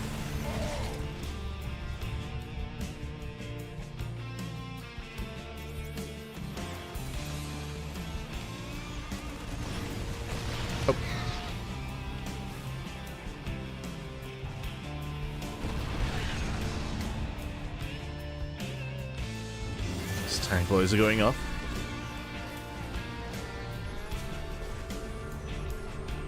ByuN with his disables, can he break through? There's only one tank? Oh. Yeah, only one tank. The tank is going to go down. Ravens, they barely drew back away. And Ryung, he's in trouble here. Yeah, the production is under fire. Ryung, he delayed his tank production a little bit too greedy. I mean, sure, he's going to have early stim, but that may not matter. As ByuN, as Ryung, he went for 1-1 upgrades, early stim. And it's not really impactful here. As he will lose control of his main. Ryung getting punished. Another tank has arrived.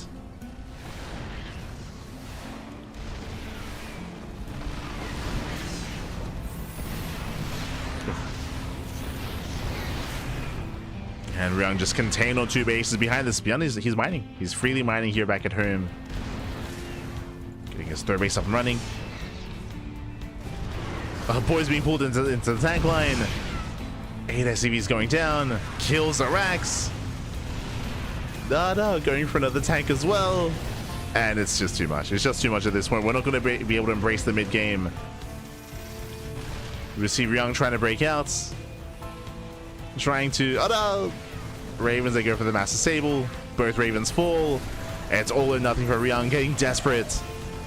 Yeah, desperation move out. Gets a tank. But disables, they run out. Yeah, disables run out. Massive tank volleys, and Ryung, he will lose everything. GG gets called, and ByuN will take the series 3-2, advancing on to the decider match. GG. Whew, GG, well played. A very, very intense back and forth here between Ryung and ByuN. Ryung, he almost pulled off the reverse sweep. He almost pulled off that reverse sweep by winning 2 games in a row after being down 2-0. But as I was trying to emphasize earlier, we had some really quirky games overall, some really aggressive games here. We never slowed the game down. We never slowed it down to like slowly build up and max out and have these siege line versus siege line. We never got there. TBT has been a lot more aggressive over the past, what, 4 years? And yeah, even on Ultra Love, when we quote unquote slow things down, it was still ByuN being hyper aggressive after the 2-base all in from Ryung, which didn't quite kill but did maim. So there was a lot of pressure on ByuN, so we had to counterattack, had to be active. In the end, wasn't worth it. And GG well played. ByuN does claim the series 3-2, and ByuN does advance on. Congratulations. And with that, we have 1 series remaining. Oh, let's go. Let's catch up on our group here. As you can see, we initially had Serral. Serral, he was the first player to make it through. He took down Ryung 2-0. Zoun took down ByuN 2-1. And then we had Serral with a dominant showing over Zoun 3-0. Serral not dropping a single map in the group stage. Doesn't make it out in first place. Up next, we just eliminated Ryung. Ryung, he's out of the tournament. He's out of the group stage. My condolences to Ryung. And we have one series remaining. It's going to be a Terran versus Protoss matchup between Zoun and ByuN. It is going to be a rematch. Oh boy, a rematch, but this time a best of 5, not a best of 3. So we're going to be going on a short break. When we come back, we'll have that final series of the broadcast. See you soon. See you soon, Pappy. See you soon.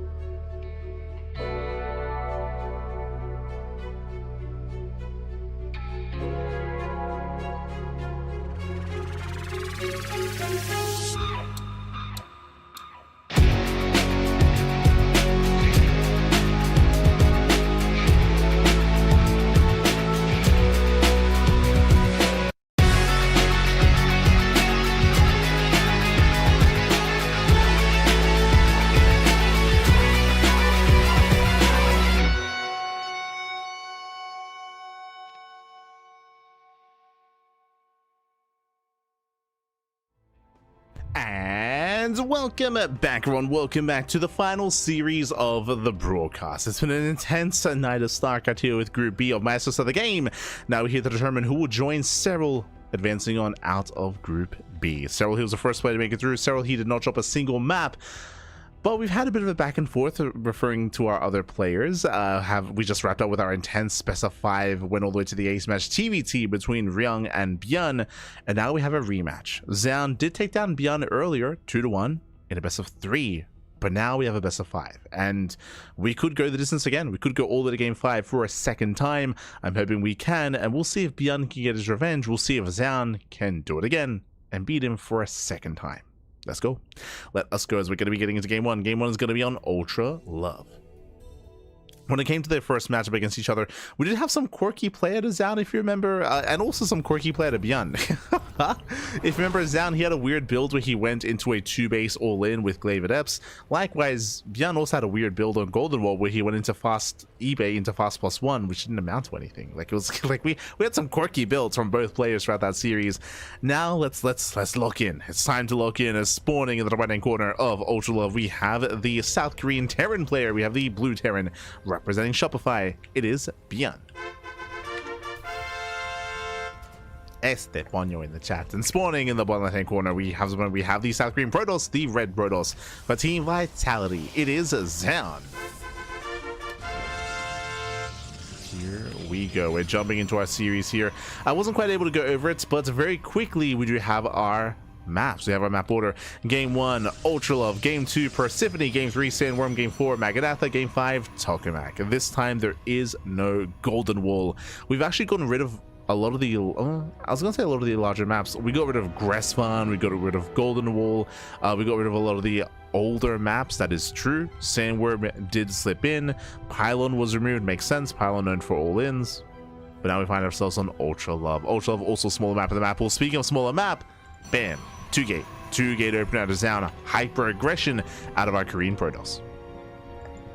Does open up aggressively here with those 2 gateways. It is not uncommon for ByuN to skip the SCV scout, so no SCV scout, no vision, no scouting whatsoever. Does not know what's coming his way, and he's going for an economic opener. This is lining up for Zoun.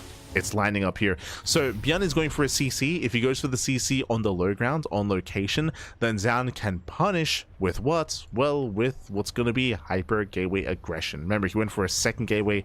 It is uncommon to go for the second gateway this early on unless you plan on making use of it, unless you plan on moving out across the map. Meanwhile, CC on the high ground. Good call here by ByuN.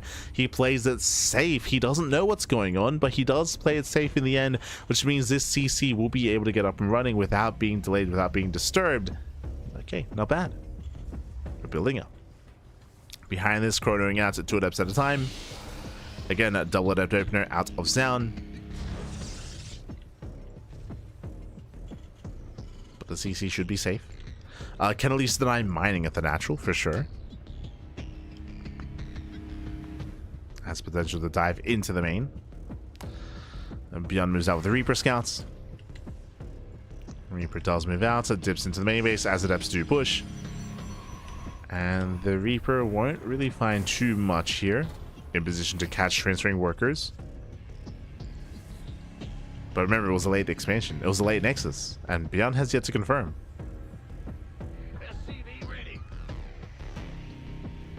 ByuN getting towards 1-1-1. Now does realize that the expansion was later. Now he knows. ByuN is aware. He's staying on one base. Very safe here. As he stays on one base, going for the 1-1-1 into drop play. On the one hand, yes, Zoun is dealing damage by keeping ByuN contained on a one-base setup, but at the same time, Zoun, he sacrificed his own economy as well to make that happen. So there is a give and take.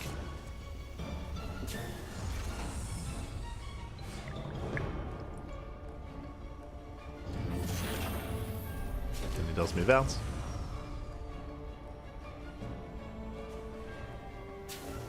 See Zoun going for a Twilight Council opener.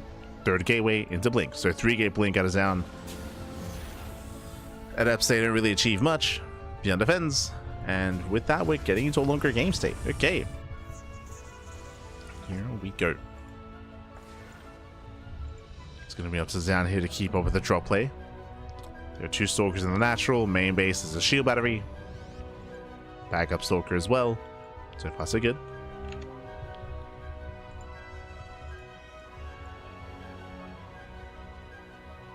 Oh.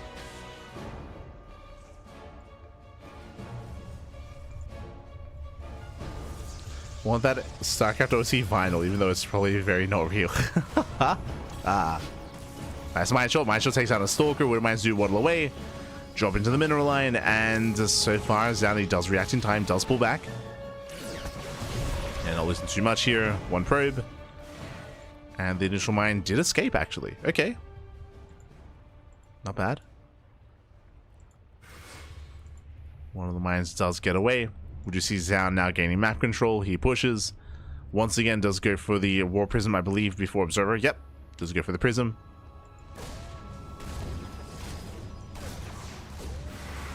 And Zoun is pushing. Zoun is moving out back at home. ByuN is getting ready. We have a full wall at the natural. Bunker is set. Tank in the main base. Not a bad setup here by ByuN.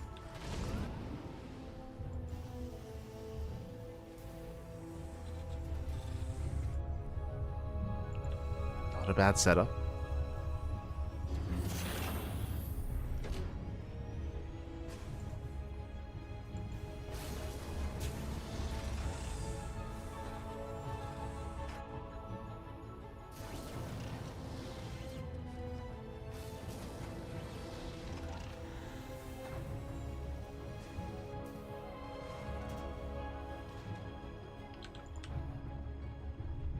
And Zoun is going to be dropping his way in.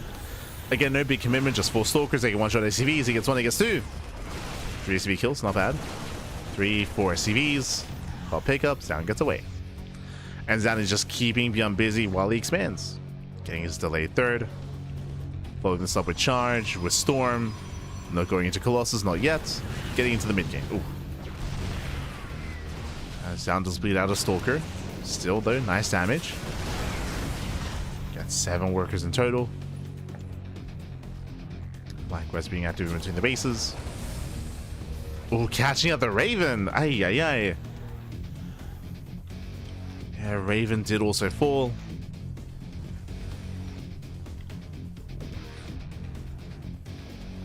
We gotta calm down. He does get across the map. Down he recalls back home. And ByuN breaks out. Now, when it comes to the follow-up here, we don't really set up for a 2-base all-in. We have a 3-1-1 setup. From here, ByuN can now expand. Get a 3rd base. He is still pushing, though. And Zoun is going to meet him. Does meet the army. Gets a Marine. So far, gets 1 Marine. There's that 3rd command center on location. Again, ByuN is not all-in. He's expanding.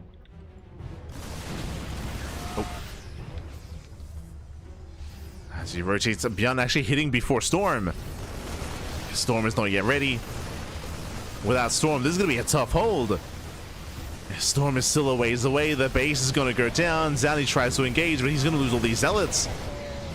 Yeah, Zealots are cleaned up. The base falls as well. And Zoun, ay, ay, ay. The Stalker harass was good.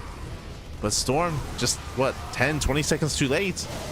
And now Storm is done. Now he can try to hold on, but what's he defending? Rough start for Zoun.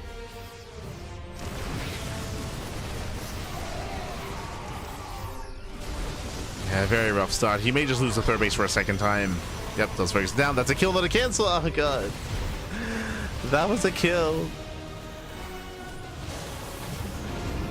And again, Zoun. He is struggling. Falling further behind. At this point, ideally, Zoun, he'd want a fourth. He'd want to have a fourth base on the way. But last is long distance mining. Tanks are pushing further in. Even with storms, I mean, we already pre-split. Yeah, the pre-split is there. The storm does not connect. The storm does nothing, papi. Yeah. The mine shots. Oh my god. Takes down both Templar. Both Templar go down. Barely does break through all the tanks. But ByuN, he can stim in. He can stim. He can win. Takes down the Immortal. Takes down the High Templar. There's nothing left. Not anymore. And ByuN looking to start the series off here with a lead. As Yarko does survive a little bit longer thanks to the shield battery, but he's just rallying. He's just rallying in, rallying across the map. Down to 2 Stalkers, down to 1. And ByuN does overwhelm. GG gets called. ByuN takes game number 1, takes that lead in the best of 5. GG. Ooh, GG, well played. Again, ByuN gaining a little momentum. I mean, it was still a shaky kind of back and forth early game, but we saw that ByuN, he was able to move out across the map. Ideally, the Protoss player did want to delay the push and keep ByuN busy, but ByuN, he was able to cause the recall, if you recall. Like, that was a big moment for ByuN, is to force the recall to the third base. ByuN, he broke out. He was not really slowed down. He lost 1 Marine in the process, and he just snowballed out of control. GG. GG, well played. You could also argue the size of the map is also impactful there. Again, Ultralove has a shorter rush distance by ground, so there was that much less time to get Storm. And without Storm, there was no defense. There was no defense. GG, well played. With that, ByuN takes the lead. But now we're getting into game 2. Loading into game 2, we'll see if Zoun can recover as we're loading into Persephone. And spawning into the top left-hand corner of Persephone, we have the South Korean Terran player. We have the blue Terran representing Shopify, leading the series 1-0. It is ByuN. And spawning in the bottom left-hand corner, we have the red Protoss player. We have the red Protoss. We have the South Korean Protoss for Team Vitality. It is Zoun.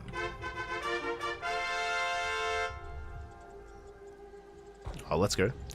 As ByuN moves out with not just 1, with 2 SCVs. Okay, last game it was Zoun being the hyper-aggressive player going 2-gate. If you remember, he went for a 2-gate opener into 2-gate into double adept. Here we have a 2-racks opener out of ByuN, proxied right outside the main base of Zoun. Let's go.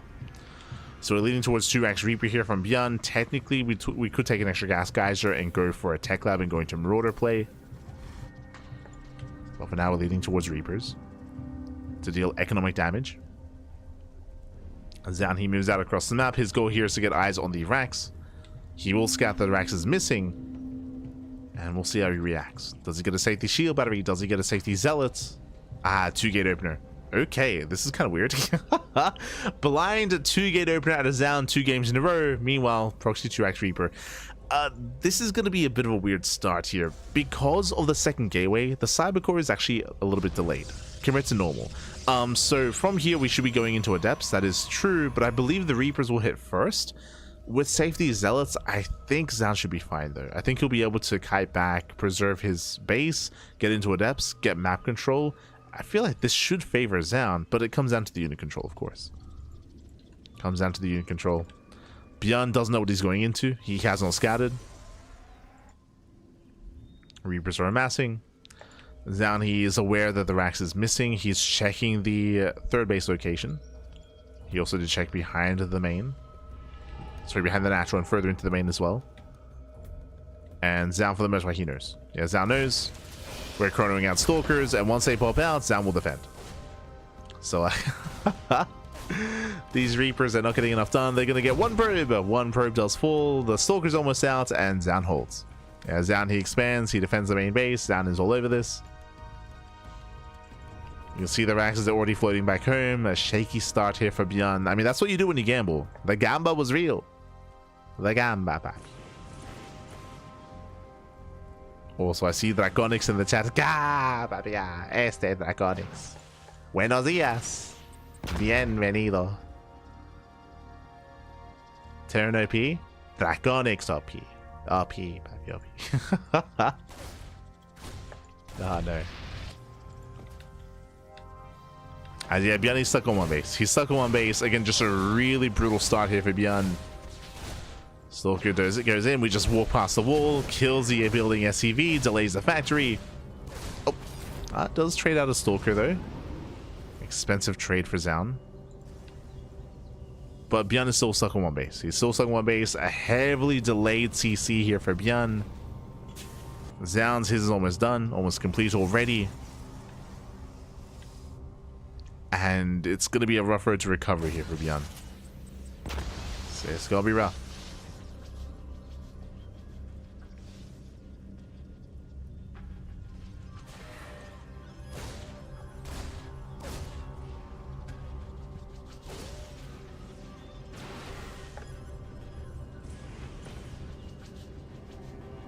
As the Reaper is going to be zoned away.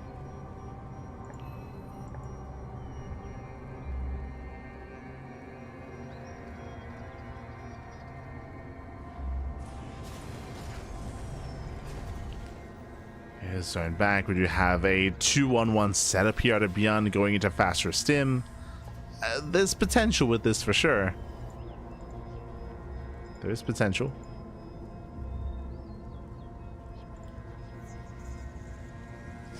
But Zoun, he should gain map control. Getting up to 3-gate blink. 3-gate blink Stalker on the way. Again, ByuN rushing into stim. Into eventually drop play.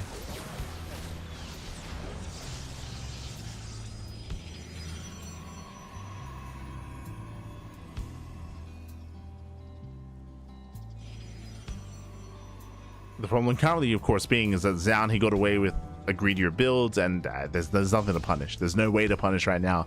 Liberator's on the way, which has potential for sure. And Liberator does move in towards the main. Blink is not yet done, so this will make it a bit of a more awkward defense for Zoun. As the Liberator is queued up, Cyclone distracts at the natural. Zoun, he responds, pulls the probes away. Good reaction. Zoun, nice control. He saves the Stalker. Oof. Liberator does escape, but again, no real damage. 0 kills.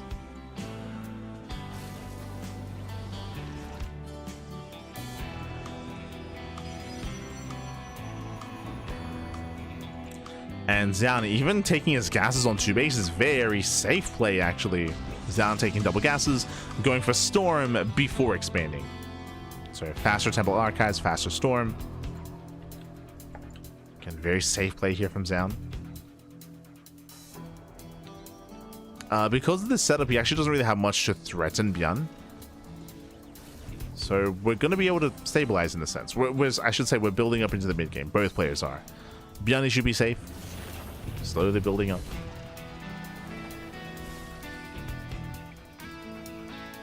Safe for the time being as we're going for a War Prison first. Gateway explosion, no third expansion. Zoun, he's staying on 2 bases that much longer.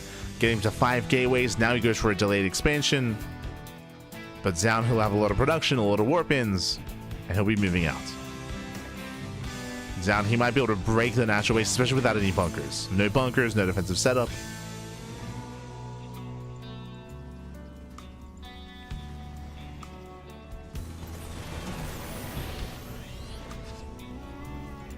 As we're waiting for the move out. What do we have? 2 Eye Templar. 2 Templar in the Prism. Zelta warping in.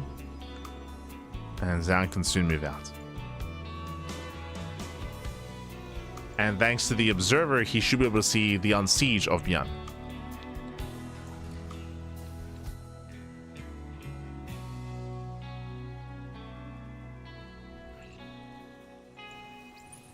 Speaking of, there's the move out. Zoun keeping the army at home, actually not being active. Oh, okay. Does scan the Observer. I assumed that Zoun was going to be more proactive instead and be active and try to catch out this army, but the answer is no. He's just chilling. Okay. Chilling back at home. Probe's going to be going down.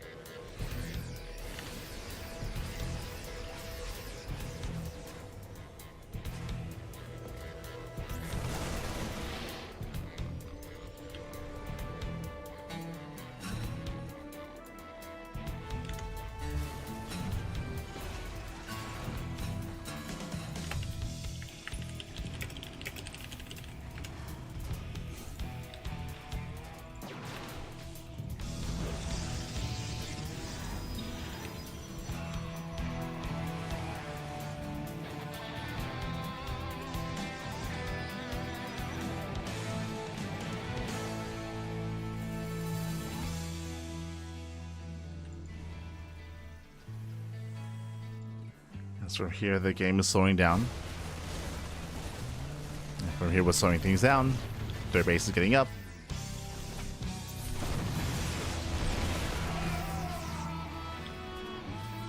And I'm a little bit concerned now for Zoun here. Zoun, he had a better start to the game. That is true. He had a much better start. But instead of like extending his lead, getting a faster third base, building up a greater economy, he stayed on 2 bases, right? He stayed on 2 bases, and it was getting ready for an attack that never came, which is why I thought he was going to be, again, pushing instead. Didn't quite do so. Now he's moving up, but ByuN has an offensive setup here. Ghosts have arrived, and here come the EMPs. And Zoun has to get the hell out of here. No shot, did he get it?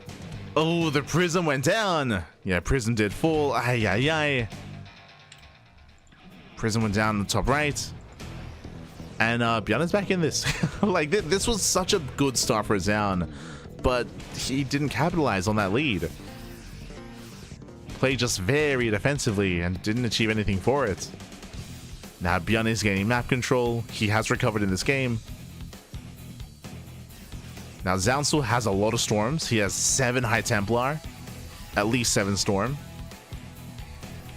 So Zoun can still take a fight. Zoun does miss the main army. He's looking. Yeah, he's searching, realizing that he's nowhere to be found. Oh, does find him.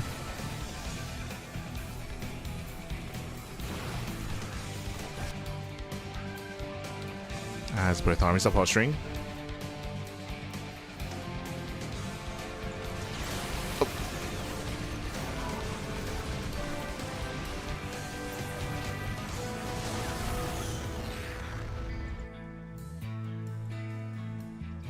Getting 8 probe kills, not bad. Shout out to the Liberator. No major storms yet. ByuN getting a 4th CC. And again, still very tense. Both players are maxing out. Building up with maxing out Zoun. He's diversifying his splash damage. ByuN is getting a 2nd starport for Vikings. The Viking count is currently very low. Vikings, we have 3. Only 3 Vikings. So Colossus, they do have a window in time where they can get some more damage done. Depending on whether or not Zoun is active though. Like you see again. It's been very passive this game so far. It's not been very aggressive at all.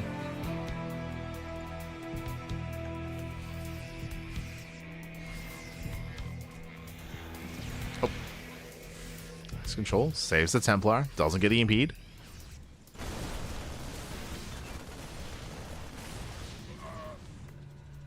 ByuN deals with the Zealot run by.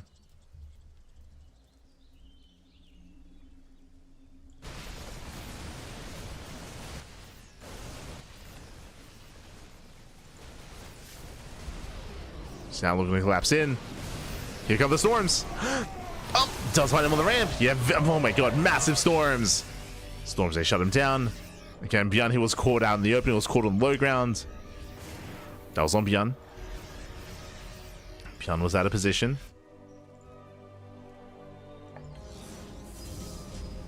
Both armies are maxed. ByuN needs a little bit more time for those Vikings. Zoun peels off those Zealots, headed for the mineral lines. Zoun is not quite making his way in. Storms do connect. Mainly with Marauder. Oh, nice EMP. Very nice. EMP lands. How many Templar are left? They're at home. Yeah, Templar, they're back at home. They're not with the main army. Stalker's going down. Templar as well. Better fight for ByuN. As we have 1 reinforcing Templar. Here comes the 2nd.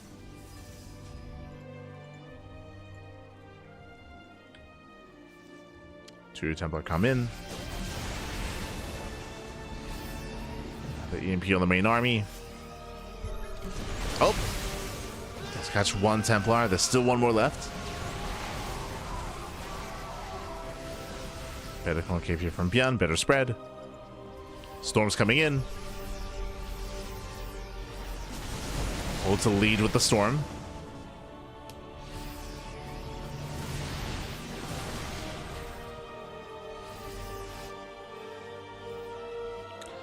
My biggest concern here is just the lack of High Templar with the main army. There are more Templar, they're just at home. right there. They're defensively back at home. There's one here.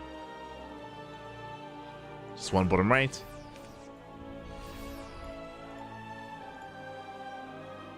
Three with the main army.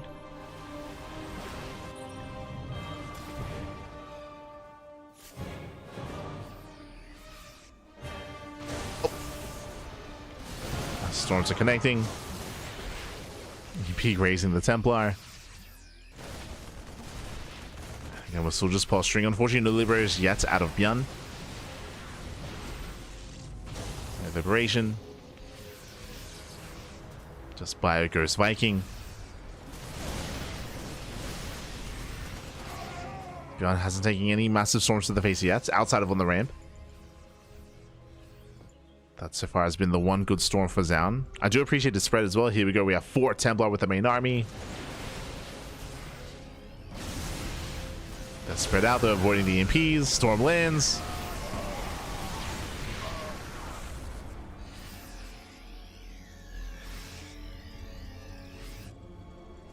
ByuN still can't break out. Oh, as we lead it with another storm. And another. The storms, they just keep coming. Oh, God. Yeah, brutal storm to the face. And now we commit. Zoun commits in. Doesn't quite break through. He's up to 4 Colossus. Ooh, nice. Cloaked Ghost. Gets 1, gets 2 Templar. High NG as well. Yeah, nice pickups here. 3 Templar going down. Does he get all 4? Jesus. the one MVP Ghost gets 3 Templar. And an EMP.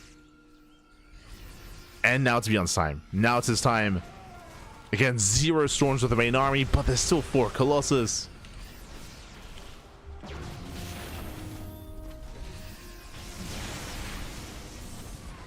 Colossus move in. Oh, the ghosts are getting caught out. Brutal losses. That's a lot of ghosts falling. But the Vikings, they go ham. Vikings, they get 2 of the Colossus. The army stims in. Storms have reinforced. Yeah, the reinforcing Templar. These EMPs. These EMPs. And behind this we have the gold. Like Zoun, he's been freely expanding, freely mining. The scary thing here, of course, is that Zoun, he has a bank to work with because of the economy, because of the map control. Doesn't have a gas bank. That may hurt him. But we can just warp in Zealots. We can just warp in those Zealots. Oof. Just keep reinforcing. Templar goes down. No storms with the main army. Down to 1 Colossus. And Zoun is overextending. Zoun has to get out of here. Yeah, he has to get out. The final Colossus goes down. And Zoun is bleeding out too much. And brutally EMPs. And Zoun just threw away everything. The Colossus, the High Templar, most of the Stalkers. We need gases. we have no gas here, bottom right, no gas here, no gas at the 3rd base. We're staying on 4 gases this entire time. Which means once he loses the High Templar and the Colossus, he can't replace them. He's down. we need some gas. It's so greedy to stay. He's on 2. Wait, I said on 4. He's on 2 gases. Am I crazy? Yeah, he's on 2 gases. Oh my God. As he mined out his main base, like now he's taking gases, but these are late, and because of that, he's lost momentum. He's forced back. He couldn't reinforce. We're stuck with pure Zealot. Let's go. Zoun, he needs time. He needs time. ByuN is almost maxed out. Zoun just tunnel visioning far too much here. Results are good, but nice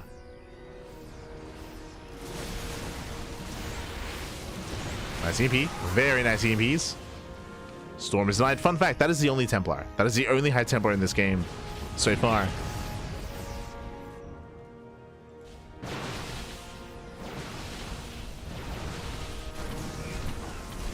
Zealots, they move out for a run by. They force a cancel, not bad.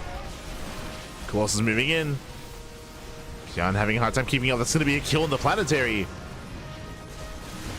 Planetary goes down. Can the mass Zealot overwhelm? These are nice trades. Like Zealots, they get on top of the ghosts. 1, 2, 3 ghosts get picked up.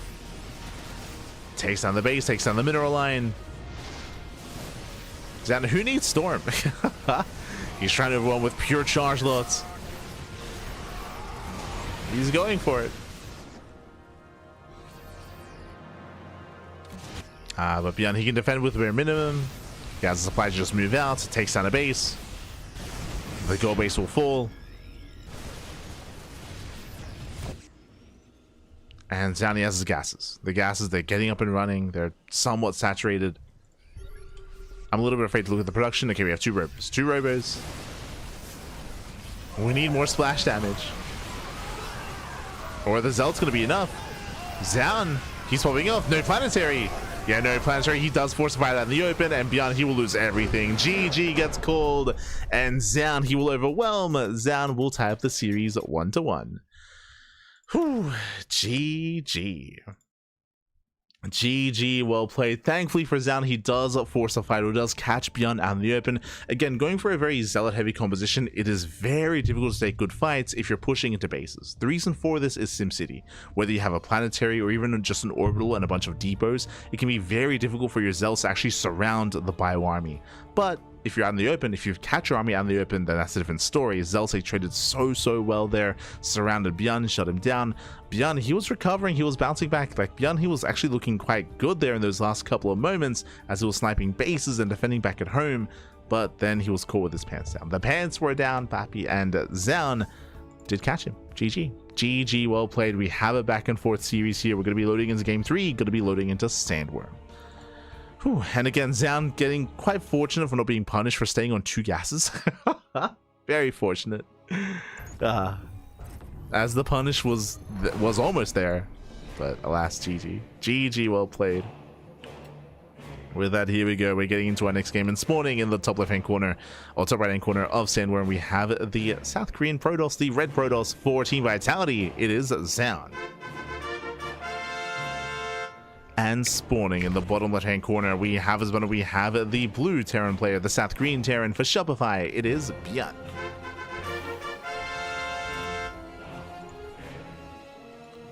We don't need gas. We have Zealots. True. But that was off a really rocky start as well.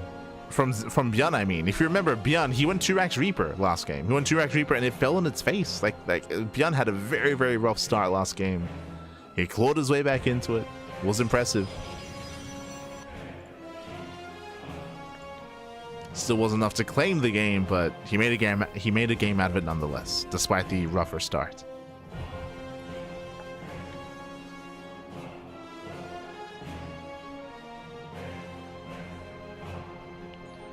Why do Pro-Terrans completely abandon factory-based units in TvP? Wouldn't even a single tank make it awkward for High Templar to approach? Tanks, they fall off quite hard in TvP. The reasoning for this is not the High Templar, is the charge lots. As you saw there, it is very common in PvT to stay on a low gas count, not as low as Zoun was. Like Zoun was on 2 gases, which was crazy. Usually you stay up to 4, maybe 6 at most, like six gas geysers. And the purpose there is that you preserve your gas intensive units, you preserve the High Templar, you preserve your Colossus, and you reinforce with mainly Zealot. And it's a very Zealot heavy composition. And tanks are very inefficient against charge lots because they're stationary, because Zealots, they can close that gap, close that distance, and actually get on top of those tanks and shut them down. So tanks, they don't really scale well into a longer game. That's why in TvP you start with tanks and you get the hell out of tanks. Otherwise you just get shut down. You want to get out of them, Pat.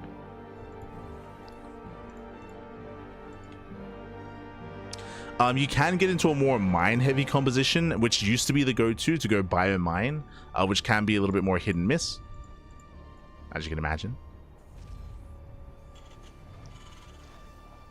But mines did lose a lot of their strength, you know, thanks to Storm, of course, which can also be an alternative answer here to Wooden Mines. It's going to be difficult to spread against that.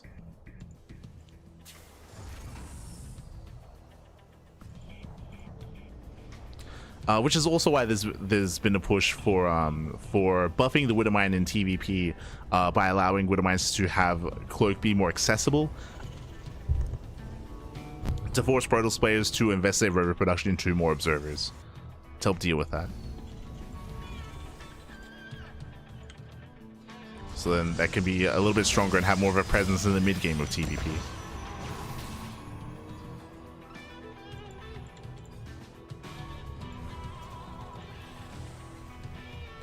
But yeah, to answer that question, tanks they don't scale well. They don't scale well.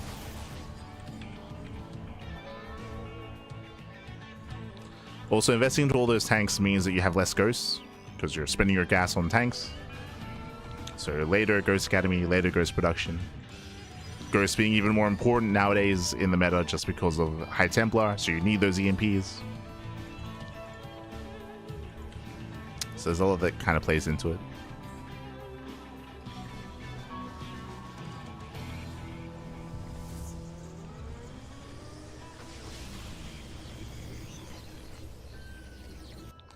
As back at home, ByuN going for a ByuN going for a very fast third CC on location. Hyper greed out of ByuN. Hyper greed after the initial second racks before the third. So we have a 3cc 2-on-1 here out of ByuN. This is more commonly a TVZ build.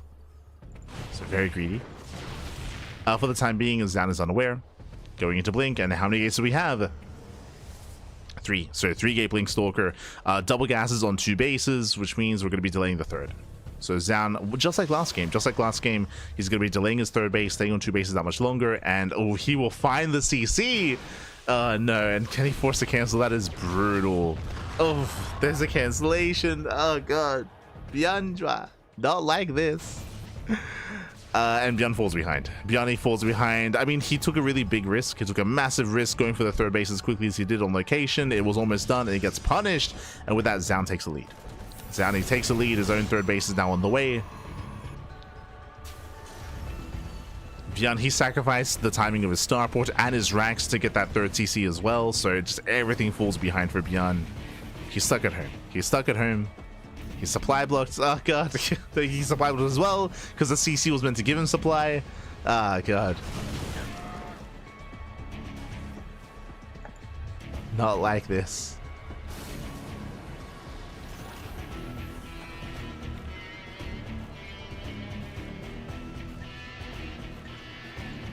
And from here, Zoun is comfortably getting into the mid game.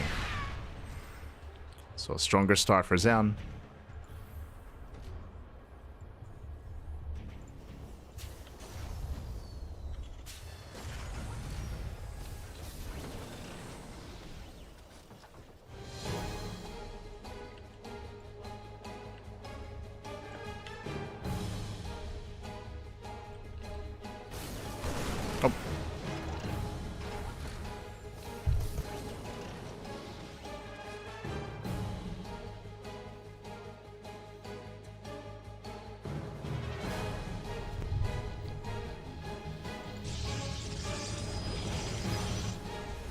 So now ByuN is just going to be contained on 2 bases. Zoun, he can just comfortably get into a massive gateway explosion. Charge on the way, Prism's on the way as well. He can soon move out. Storm is already done. Oh boy. Now Zoun does not have to push into the 2-base setup here of ByuN. Doesn't have to. All that he really has to do is just contain. Just contain. Whenever ByuN decides to expand, then Zoun can be active. It's actually very similar to last game. This is actually a very similar build. Very similar build to Persephone.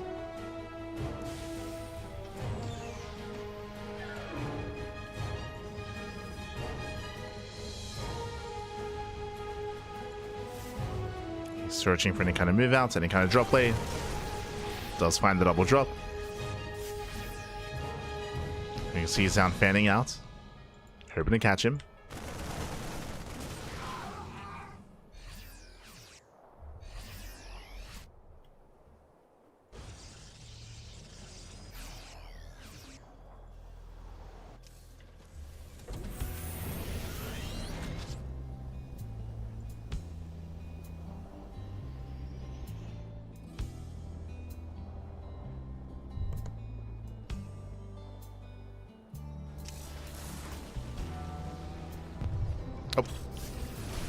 Zoun making his way in. Nice mine shot. Widowmine does connect. Here come the storms, and again, it's a little bit too early for EMPs. Ghost production still on the way. Oh, nice tank shot too on the Zealots, but look at the storms though, Jesus. The storms do break through. There's still more storms behind this, and the tanks are being targeted down and getting 1, getting 2 tanks. Boys being pulled into Archons. More Zealots rallying in. And Zoun, he trades well here. He trades well, getting 15 SCVs. 16 workers. He reset the tank counts. ByuN is holding. He's surviving. Zoun still just rallying across the map. More charge lost back. Oh. Nice target firing on those widow mines. Again, there's one goes with the nice target firing. Goes with the main army. Boys being pulled in, losing more SCVs. This is still just a better trade for Zoun. Just picking up more of the economy for Zealots.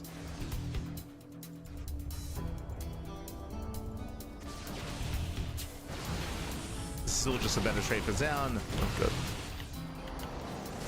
Hopefully we're okay. Oh. Oh, did the stream fall? Uh-oh.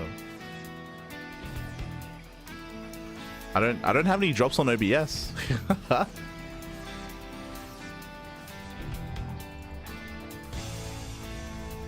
Here we go. Here we go.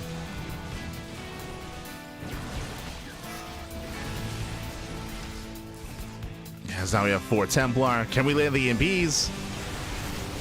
Oh, that's kind of. Yeah, as my shots are going off, the storm did still land. And we still have another storm, another 2 storms even, and going for the CC itself. Can he kill? Oh, not quite. Very nice snipe. ByuN holds. ByuN, he holds on, he snipes a High Templar. Claims his 3rd base. And that was meant to kill, by the way. That was supposed to kill.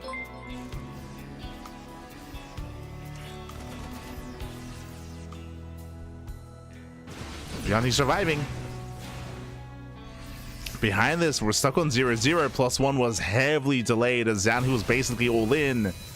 So no +1, no 4th base. 4th base should have already been on the way as well. And Zoun is falling behind. He's falling behind. As I was assuming he was going to be able to break ByuN as well. But nice EMPs, snipes, Widowmine shots as well. And Zoun is going for the 2nd wave. ByuN getting a CC on location. He's crazy. Going for the gold. Gold. Zoun, how many High Templar? 2. 2 Templar. They're both in the prison. These storms, they have to connect.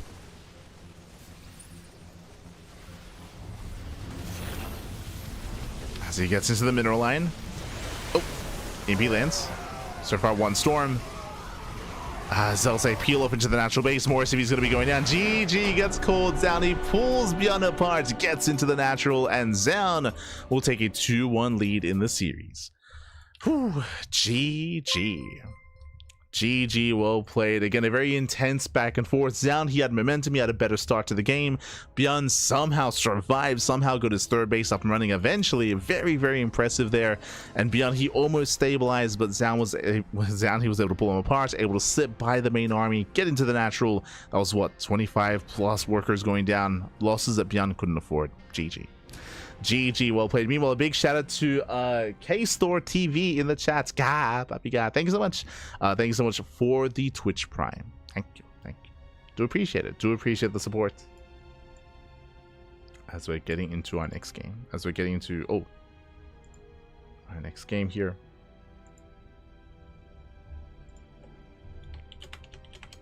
Up next, going to be loading into Maganatha. As Zoun, he has a 2-1 lead over ByuN. ByuN has to win this game to force the ace match. Otherwise, Zoun can close it out here and now. Let's go. Let us go. As spawning in the bottom right-hand corner of Maganatha, we have the South Korean Terran player. We have the blue Terran representing Shopify. It is ByuN.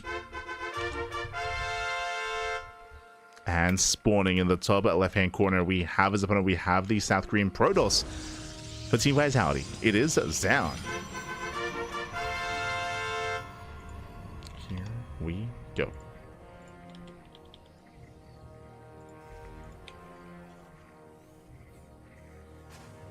Hello, ByuN.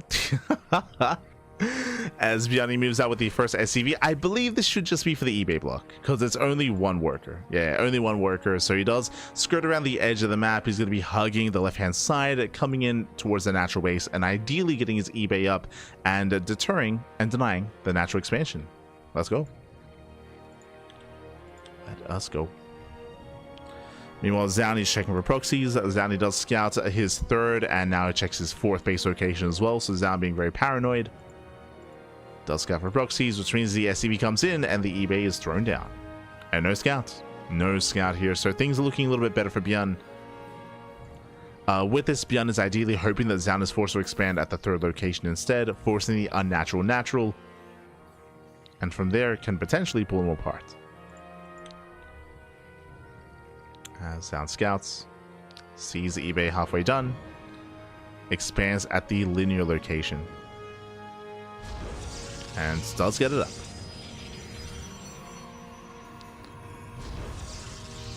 So again, Zoun, he's split between his main base and his now third location. ByuN behind this can try to punish and go into early Hellion production, go into Cyclones. Otherwise, could just play standard. So that factory's on the way. Checking for the counter proxy, true. Not uncommon to see a proxy gateway as a response to punish a Terran player being greedy.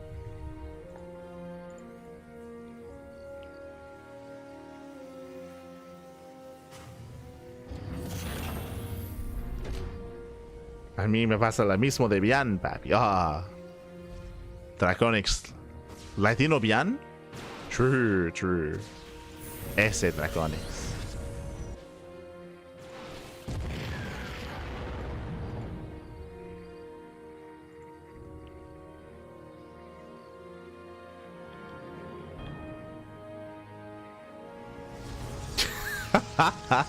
Sí, soy. Ah.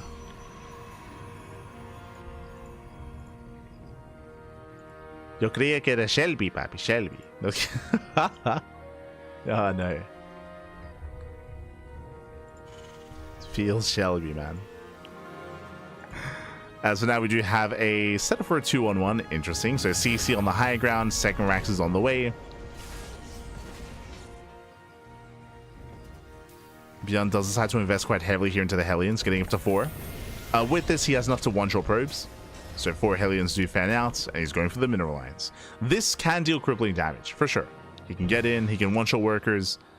We'll see how Zoun responds.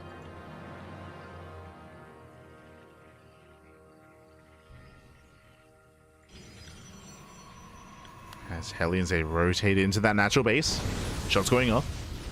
Oh, they do line up. 4 probes so far, not bad. Can he get more? Oh my god, 6! Can we get 8? 7. Uno más. There we go. 8 probes do go down. Not a bad trade here for ByuN as he does get away. Does barely slip away here. Blink is not done. And ByuN gets out. ByuN, he pulls out 2 Hellions for 8 probes. With that, ByuN has a strong start. And behind this, ooh, potentially the setup for a 2-base all-in. Do you see what I see? I see a third Rax. Third Rax, no starport. So no starport, no drop play, no Raven, no Banshee, no none of that. Prioritizing stim. So basically this build, really fast stim. Just insanely fast stim here out of ByuN. Likewise, tank production is underway, and this can very easily turn into a 2-base all-in where you pull the boys. Where you just pull the boys, you send it across the map, and meanwhile Zoun is already here. Zoun punishing the low ground. No bunker, no safety bunker, no tank. SCV is going to be falling. But at the same time, more probe kills. 6 probes. 6 more probes go down. Tank shots go up. And ByuN holds. ByuN, he does hold on. Whew. As those were the final Hellions for ByuN being thrown away across the map. Was worth it. Killing 14 probes in total for 4 Hellions. Strong start for ByuN. He's going for the starport. Okay, he's going for the starport. If he had skipped the starport, then he could pull the boys or even throw down 2 more Raxes. With the starport on the way, it's more indicative that we're going for a longer game. We'll see. We'll see how hard ByuN does commit. But again, I do apologize because it looks like the stream did go down for a moment. Do apologize. But it's going to break the Twitch VOD. Lovely.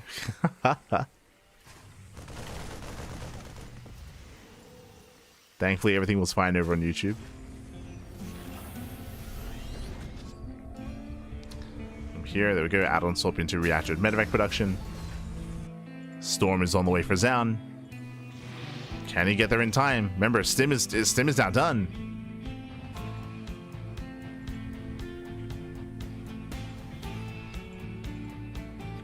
We have the Stim.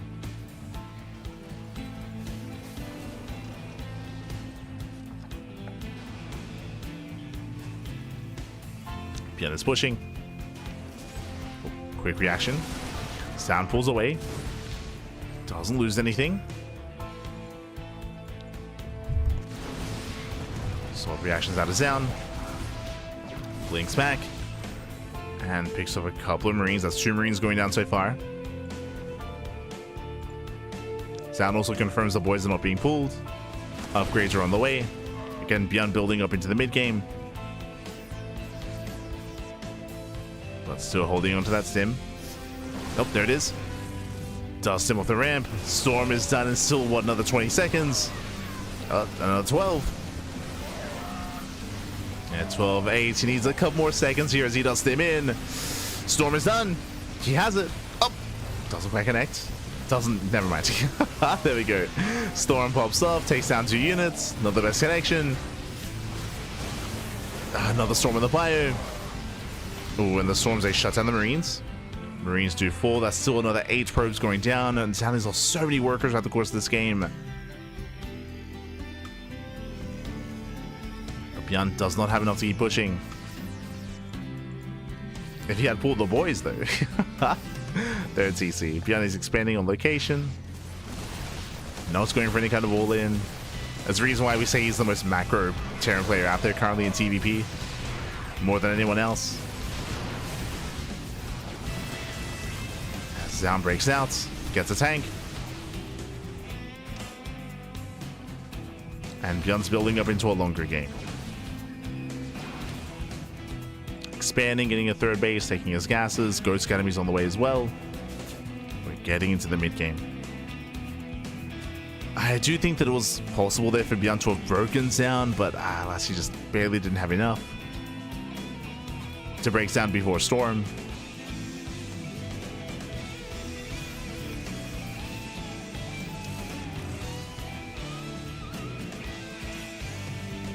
And despite that, ByuN, he's in a good position. Getting his 3rd. Ghost production's underway. Is ahead economically as well. The pressure instead is on Zoun. It's on Zoun here to find some good Storms, to counterattack even as well. Zealot drops, Zealot run-bys.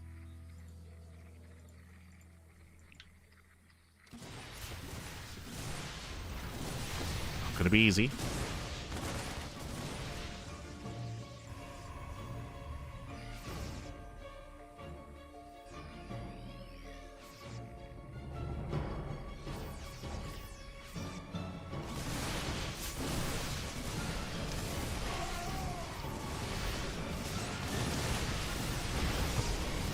Yes, ByuN does force a fight. Storms a will zone away. And Zoun, he does barely hold on. Again, it's only drop play here for ByuN. But he's rallying. Rallying across the map. He's got his Ghost. Ready for the EMPs. A nice connection. Denies the Storm.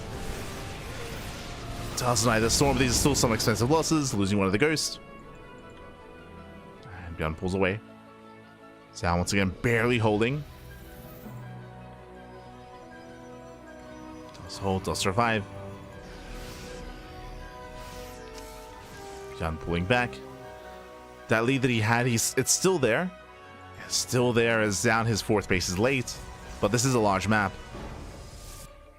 And here comes the 4th base for ByuN. So ByuN maintaining its economy.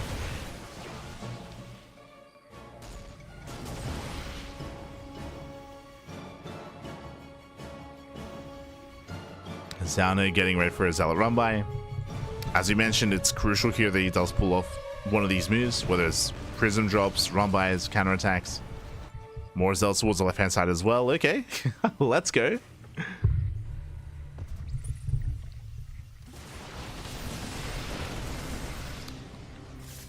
Zoun setting up 2 run-bys.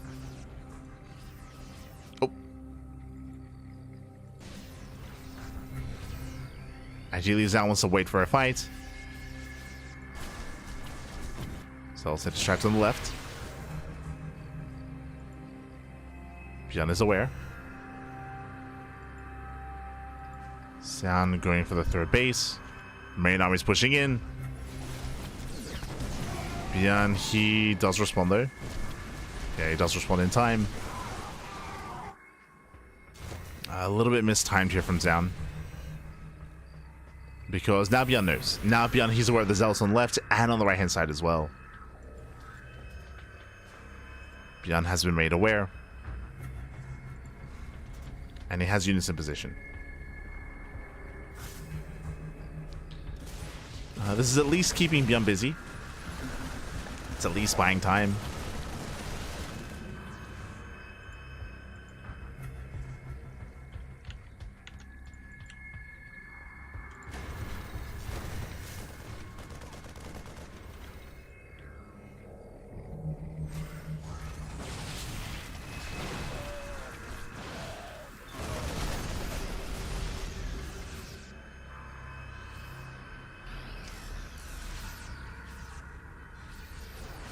Game is slowing down. ByuN once again is going to be the first to max out. He's maxing out. Zoun does take extra gases, so he's getting up to 6. So 6 gas income here from Zoun. Second Robo going into Colossus. This is not like Persephone. Not this time.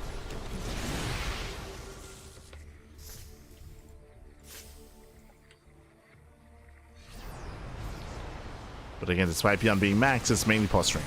Mainly posturing here. And Zoun's keeping up. Oh, ooh, Prism goes down, takes on 2 Templar. 2 Templar to fall. There's still 5 left. Still 5 Templar left over. Zelrama comes in. ByuN is ready for it.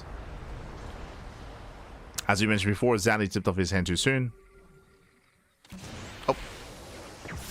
Nice snipe. Has a Templar down to 4. EMP goes up. Down to 3.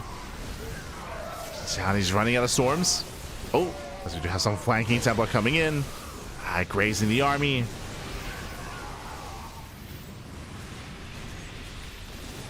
And again, Zoun down to 3 High Templar. Not many storms left over. Not many Colossus either. ByuN, can you push through? Oh my god. One juicy connection though. Yeah, ByuN takes a storm to the face. Ghosts are exposed, losing 4 ghosts almost. Oh no, 5! 5 ghosts go down. That was every ghost. And ByuN taking a brutal fight here. Losing ghosts, medevacs, Vikings as well. Expensive losses there for ByuN. Ay. And Zoun is pushing.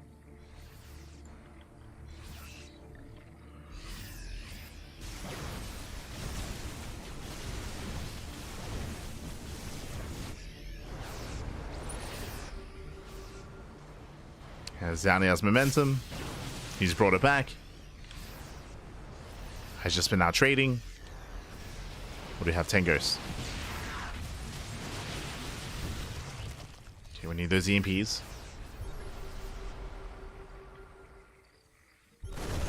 Observer gets caught. Nice snipe.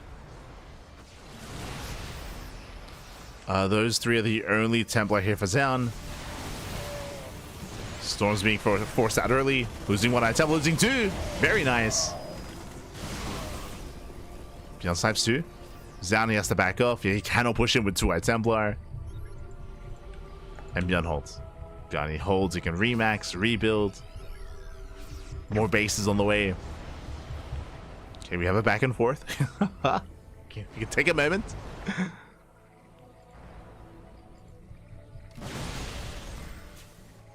Zoun, he's building up his bank. Still down to 3 Templar. Liberator production has begun.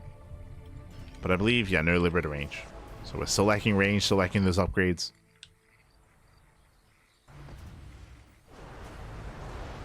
ByuN still has potential with all these ghosts. Those EMPs. Oh.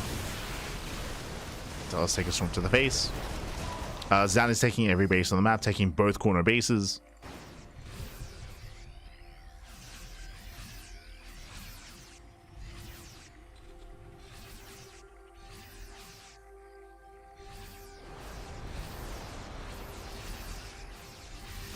Yeah, trying to get the perfect engage. The army stacks, very nice EMPs. EMPs almost everything. That's the only Templar left. Templar gets sniped. There's one more Templar morphing in. Does warp in here at the top base.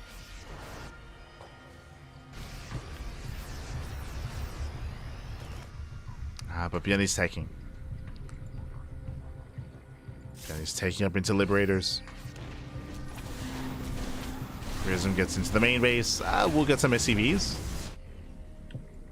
Get a handful of them. Likewise, Zoun just sends it across the map. Pushing into the planetary. And the planetary is going to go down. Or is it? Oh, just barely. Okay, not bad. Throws away mainly Zealots. Zealots a handful of Stalkers. Colossus pulls away. You could argue a little bit wasteful, not the best trade here from Zoun, but he has a bank, right? He has 5,000 minerals. Or 4,000 at this point. Now switching into Mass Disruptor as well. He's done with Templar, done with Colossus. Disruptors, they can be more ideal as they're not vulnerable to EMPs or Vikings. Safe from Vikings, safe from EMPs. Just comes down to the unit control.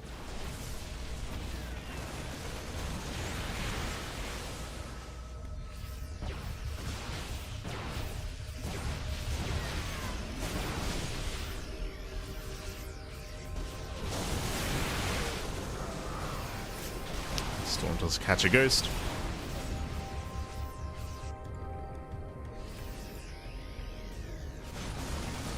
British Army still maxed. Bottom left is denied. Not bad. Oh. Again, the EMPs for ByuN have been on point. That's why we need those disruptors. We need the Novas. They're coming. And how well can ByuN split against Novas? That's the real question.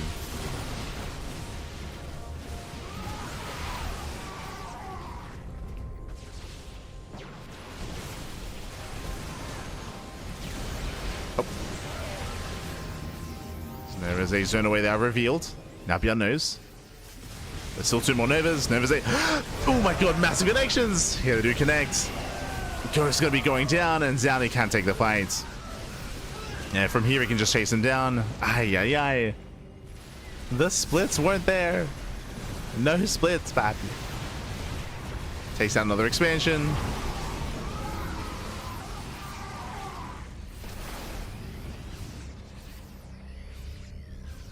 Zoun is not stopping. Rotating around. Oh, so we lost Poppy.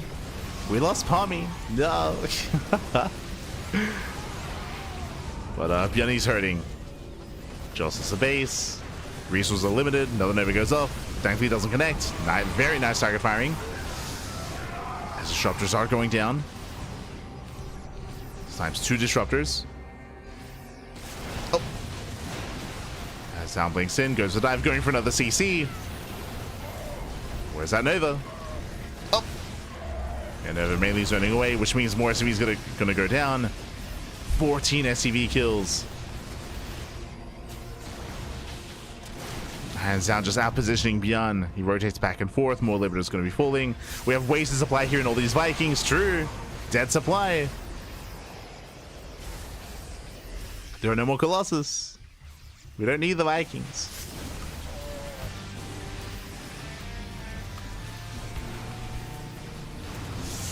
Oh, yes, again, ByuN just cannot keep up with this, losing another 23 SCVs. Does also Novas. Nova grazes the army. Nothing major. These ults are going to go down. A better fight for ByuN.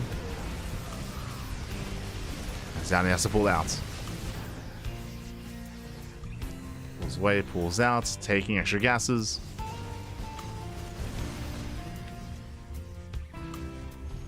ByuN relying on his mules. He's muling as much as he can.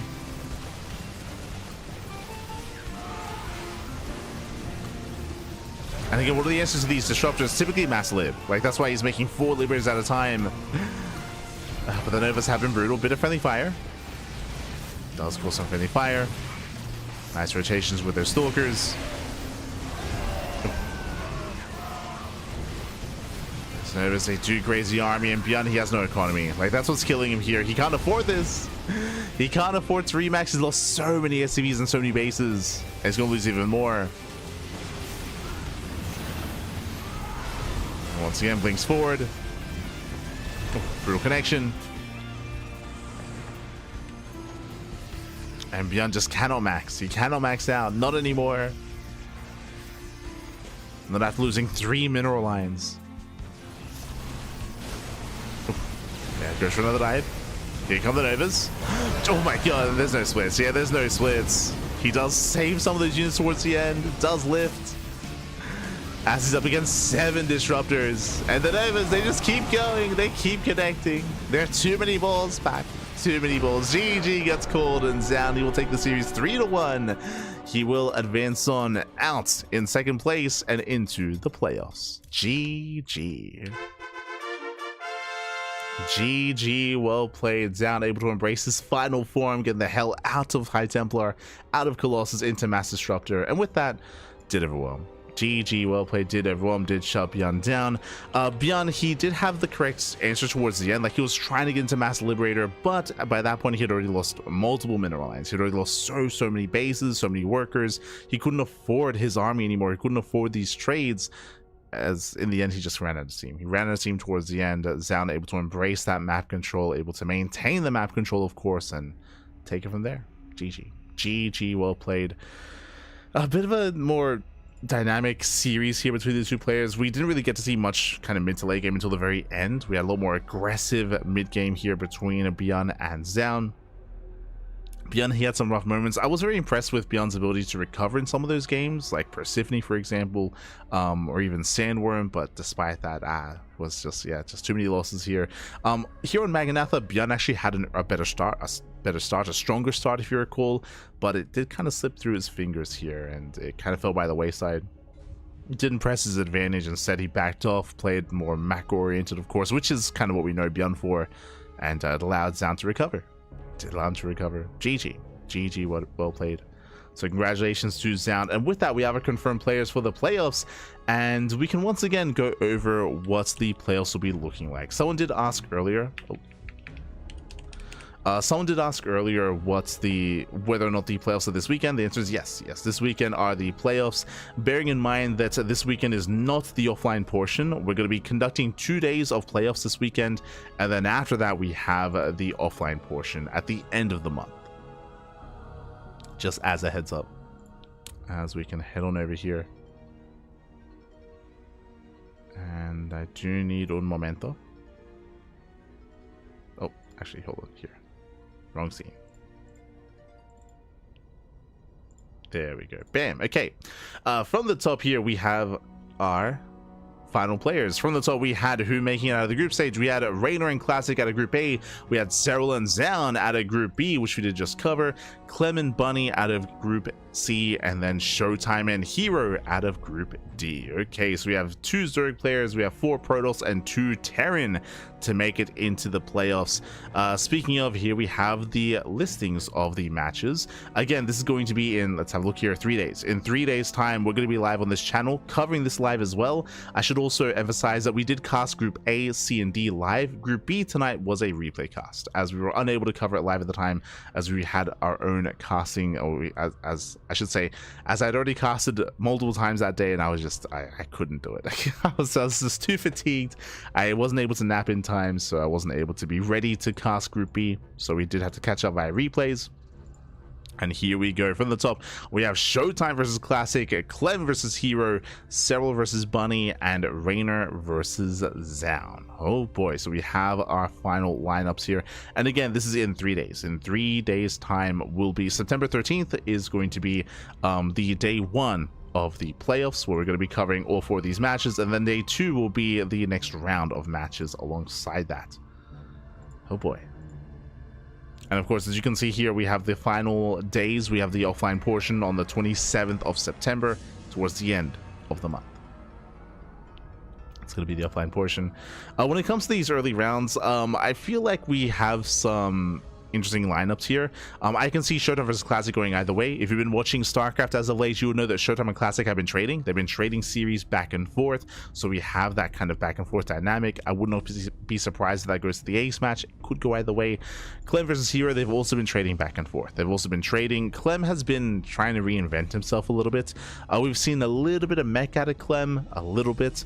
We've seen a little bit of his PvP as well, but we've been seeing a lot more like bio-centric play. Again, if you've been watching StarCraft as of late over the past week, you'll know that Clem, he initially dabbled in mech, and then he kind of abandoned that. He played a couple of series, a couple of matches with mech, and then over time he kind of pulled away from that and went back into bio-oriented play instead. He's had very mixed results with his PvP. I think there's like a false narrative going on where like he's been like winning like series with PvP. That's not true. he's been winning games, individual games. He has been winning against Max, Pax, and Hero, but he has not been winning series with his Protoss. That has not quite been happening. So it's still working on it. Meanwhile, for Serral, Bunny, Rainer, and Zoun, I'll be honest, I do favor Serral and Rainer facing off, and I can very easily see a Serral Rainer rematch from EWC, a ZVZ in the upper bracket semifinals. I look forward to it. But best of luck to Zoun and Bunny against Serral and Rainer. Again, some very, very difficult opponents in the playoffs. Again, the best of the best could be facing off, working towards that offline finals. For those who don't know, this is all leading into a big event in France, a big event that has been crowdfunded, of course, and the final couple of days of the playoffs are going to be offline at this big venue. We're going to be casting it live, of course, here on the CranKy Ducklings, as we always have been, except for, of course, Group B, which was a replay cast. Outside of that, everything else should be live on the channel. Should be. Otherwise, thanks for watching. Thanks for the supports. We have a very busy schedule this week. Right after this, we're going to be live with the OC mid-season playoffs. That is going to be in around 9 hours. So I'm going to go to bed, and in 9 hours time, I'm going to be casting the OC mid-season playoffs. Likewise, we also have the RSL. RSL is going to be tomorrow evening. We have the Pondcast tomorrow evening. We have more RSL, more Galaxy Cup, more content throughout the course of the month. On top of that, we have TLMC, the Team Liquid Map Contest submission phase, I believe, has concluded, and voting, judging is currently underway, and voting is on the horizon. I can say this, for the first time, I was reached out to about becoming a judge for TLMC, and I was like, you know what? I have no time, but sure. I'll make some time, Baba, make some time. I have so little free time because of all the casting we do, and we'll see how we do with it. I have given feedback before regarding maps and regarding map pools when it comes to this most recent, the last season, when it comes to the TLMC voting period, just because if you remember, we hosted and we casted a lot of the TLMC maps leading into the voting phase to kind of determine which maps will be a part of the ladder map pool. So I was able to give a lot of feedback regarding that, which I feel like was quite valuable, but it's a little bit different. I feel like one of my strengths is being able to recognize patterns and being able to recognize play styles and trends and kind of see kind of how things are going, what is an issue, what isn't an issue, like just how certain maps play out. And I was able to like provide a lot of feedback regarding that during that TLMC voting period, because we casted so much, right? That's the other reason for that, because we cast so much StarCraft, and we casted a lot of those new maps. When it comes to judging for TLMC, this is before any tournaments. This is before we've seen any of these maps actually played on. So I'm a little bit I'm definitely less confident. I'm less confident about it just because I'm going to be relying a lot more on not even just intuition, but just on limited information, because I'm going to have no games played on any of these maps. There's like, I want to say 73. There's like 73 submitted maps, and we're going to whittle that all the way down to the final like 16 to be voted on, or 20 to be voted on. So that's going to be a process. I don't think I'm going to stream my like judging process. I think I'm probably going to like maybe make a stream afterwards, after I've already like collected my thoughts regarding the maps, and after I've like kind of, you know, submitted everything. I think that's probably going to be the plan. Just going to go through all the maps in my free time, get a bunch of notes regarding all the maps as well, and then I'll probably make a video afterwards, or just stream afterwards. I think that's the plan. I think that's going to be the plan. Again, I don't really have much time to do it, but there's like a couple of free hours here and there, and if I can like maybe like go through like 5 maps a day for like the next couple of weeks, I think I can get through all the maps. I just have to pace myself like 5 maps, 7 maps a day sort of thing, and then I can get through it, baby. I can get through it. So we'll see. It'll be a lot of fun. It'll be a lot of fun. You'll have time to inspect the maps. Yes, but I won't be like seeing players play on the maps, right? Because there's no, it's a little bit different. Clem now is main Protoss. Cap. A recap. Yeah. I think I'll do a recap stream. But that's why like that's why it's like judging and coming to a conclusion about a map is going to be a lot more difficult because of the limited information that you have. Like, sure, I can have a look at the map and I can go in game and I can see things myself, but a lot of it's going to be like based on theory, right? A lot of it's going to be theoretical instead of like practical, which makes it a little bit more difficult. But it'll be a fun experience. I'll do my best. Do what I can. But yeah. With that, thanks for watching. Thanks for tuning in. We do appreciate it. And again, this tournament will continue in a couple of days' time. This tournament will continue in, was it 3 days? Yeah, in just under 3 days' time, with Showtime versus Classic as the opening match. Oh boy, it's gonna be an intense tournament, so I hope you'll enjoy. I know that we will. We'll be there, of course, to cast as always, and I'll see you guys next time. Again, our next cast is gonna be in 9 hours. In 9 hours time with the OSC mid-season playoffs. Number 2 with day 1, so that's gonna be in 9 hours. Otherwise, we'll see you next time. Until then, thanks for watching. We'll see you next time. Until then, ciao, papi, ciao. See you next time. Nope.